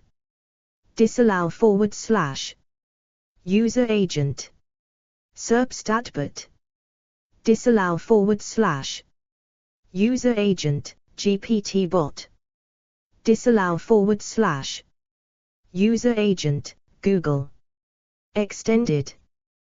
Disallow / User Agent. ImageSwiftBot. Disallow / User Agent. PerplexityBot. Disallow / User Agent, *. Allow /API.php. Allow /API.php. Action equals. Allow /API.php. Asterisk and action equals. Allow. /wiki / special create.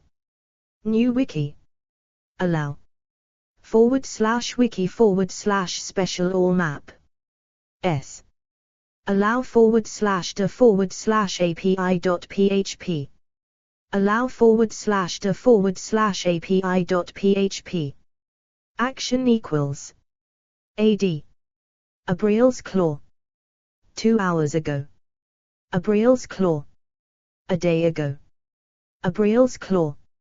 A day ago. Emperor Warhammer Primarch Space Ultramarines Imperium Primaris Chapter Chaos of Ov. Explore properties. Fandom. Mutheed. Fanatical. Follow US. Popular pages. Primarch. Emperor of Mankind. Blood Angels. Space Marines. Space Marine Legions. User Agent, SimRushBot. Disallow /. User Agent, SERPStatBot. Disallow /. User Agent, GPTBot. Disallow /. User Agent, Google Extended. Disallow /. User Agent, ImageSwiftBot. Disallow /. User Agent, PerplexityBot. Disallow /.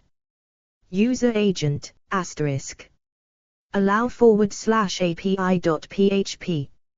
Allow /API.php, action equals. Allow /API.php, * and action equals. Allow /wiki /special create new wiki. Allow /wiki /special all maps. Allow /API.php. Allow /API.php, action equals. Allow /API.php, * and action equals. Allow /wiki special create new wiki. Allow /wiki special create new wiki. Allow /wiki special all maps. Allow /wiki special all maps. Allow /s/API.php. Allow /s/API.php, action equals. Allow /s/API.php, * and action equals. Allow /s/wiki special create new wiki. Allow /s/wiki special create new wiki. Allow /s/wiki special all maps. AD. Overview. What is fandom? About. Careers. Press. Contact. Terms of use. Privacy policy. Digital Services Act. Global Sitemap. Local Sitemap. Community. Community Central. Support. Help. Advertise. Media Kit. Contact. Fandom apps. Take your favorite fandoms with you and never miss a beat. Warhammer 40k Wiki is a fandom games community. View mobile site. Join the quest. Share your views on upcoming games. Click here. Follow on IG, TikTok, join Fan Lab.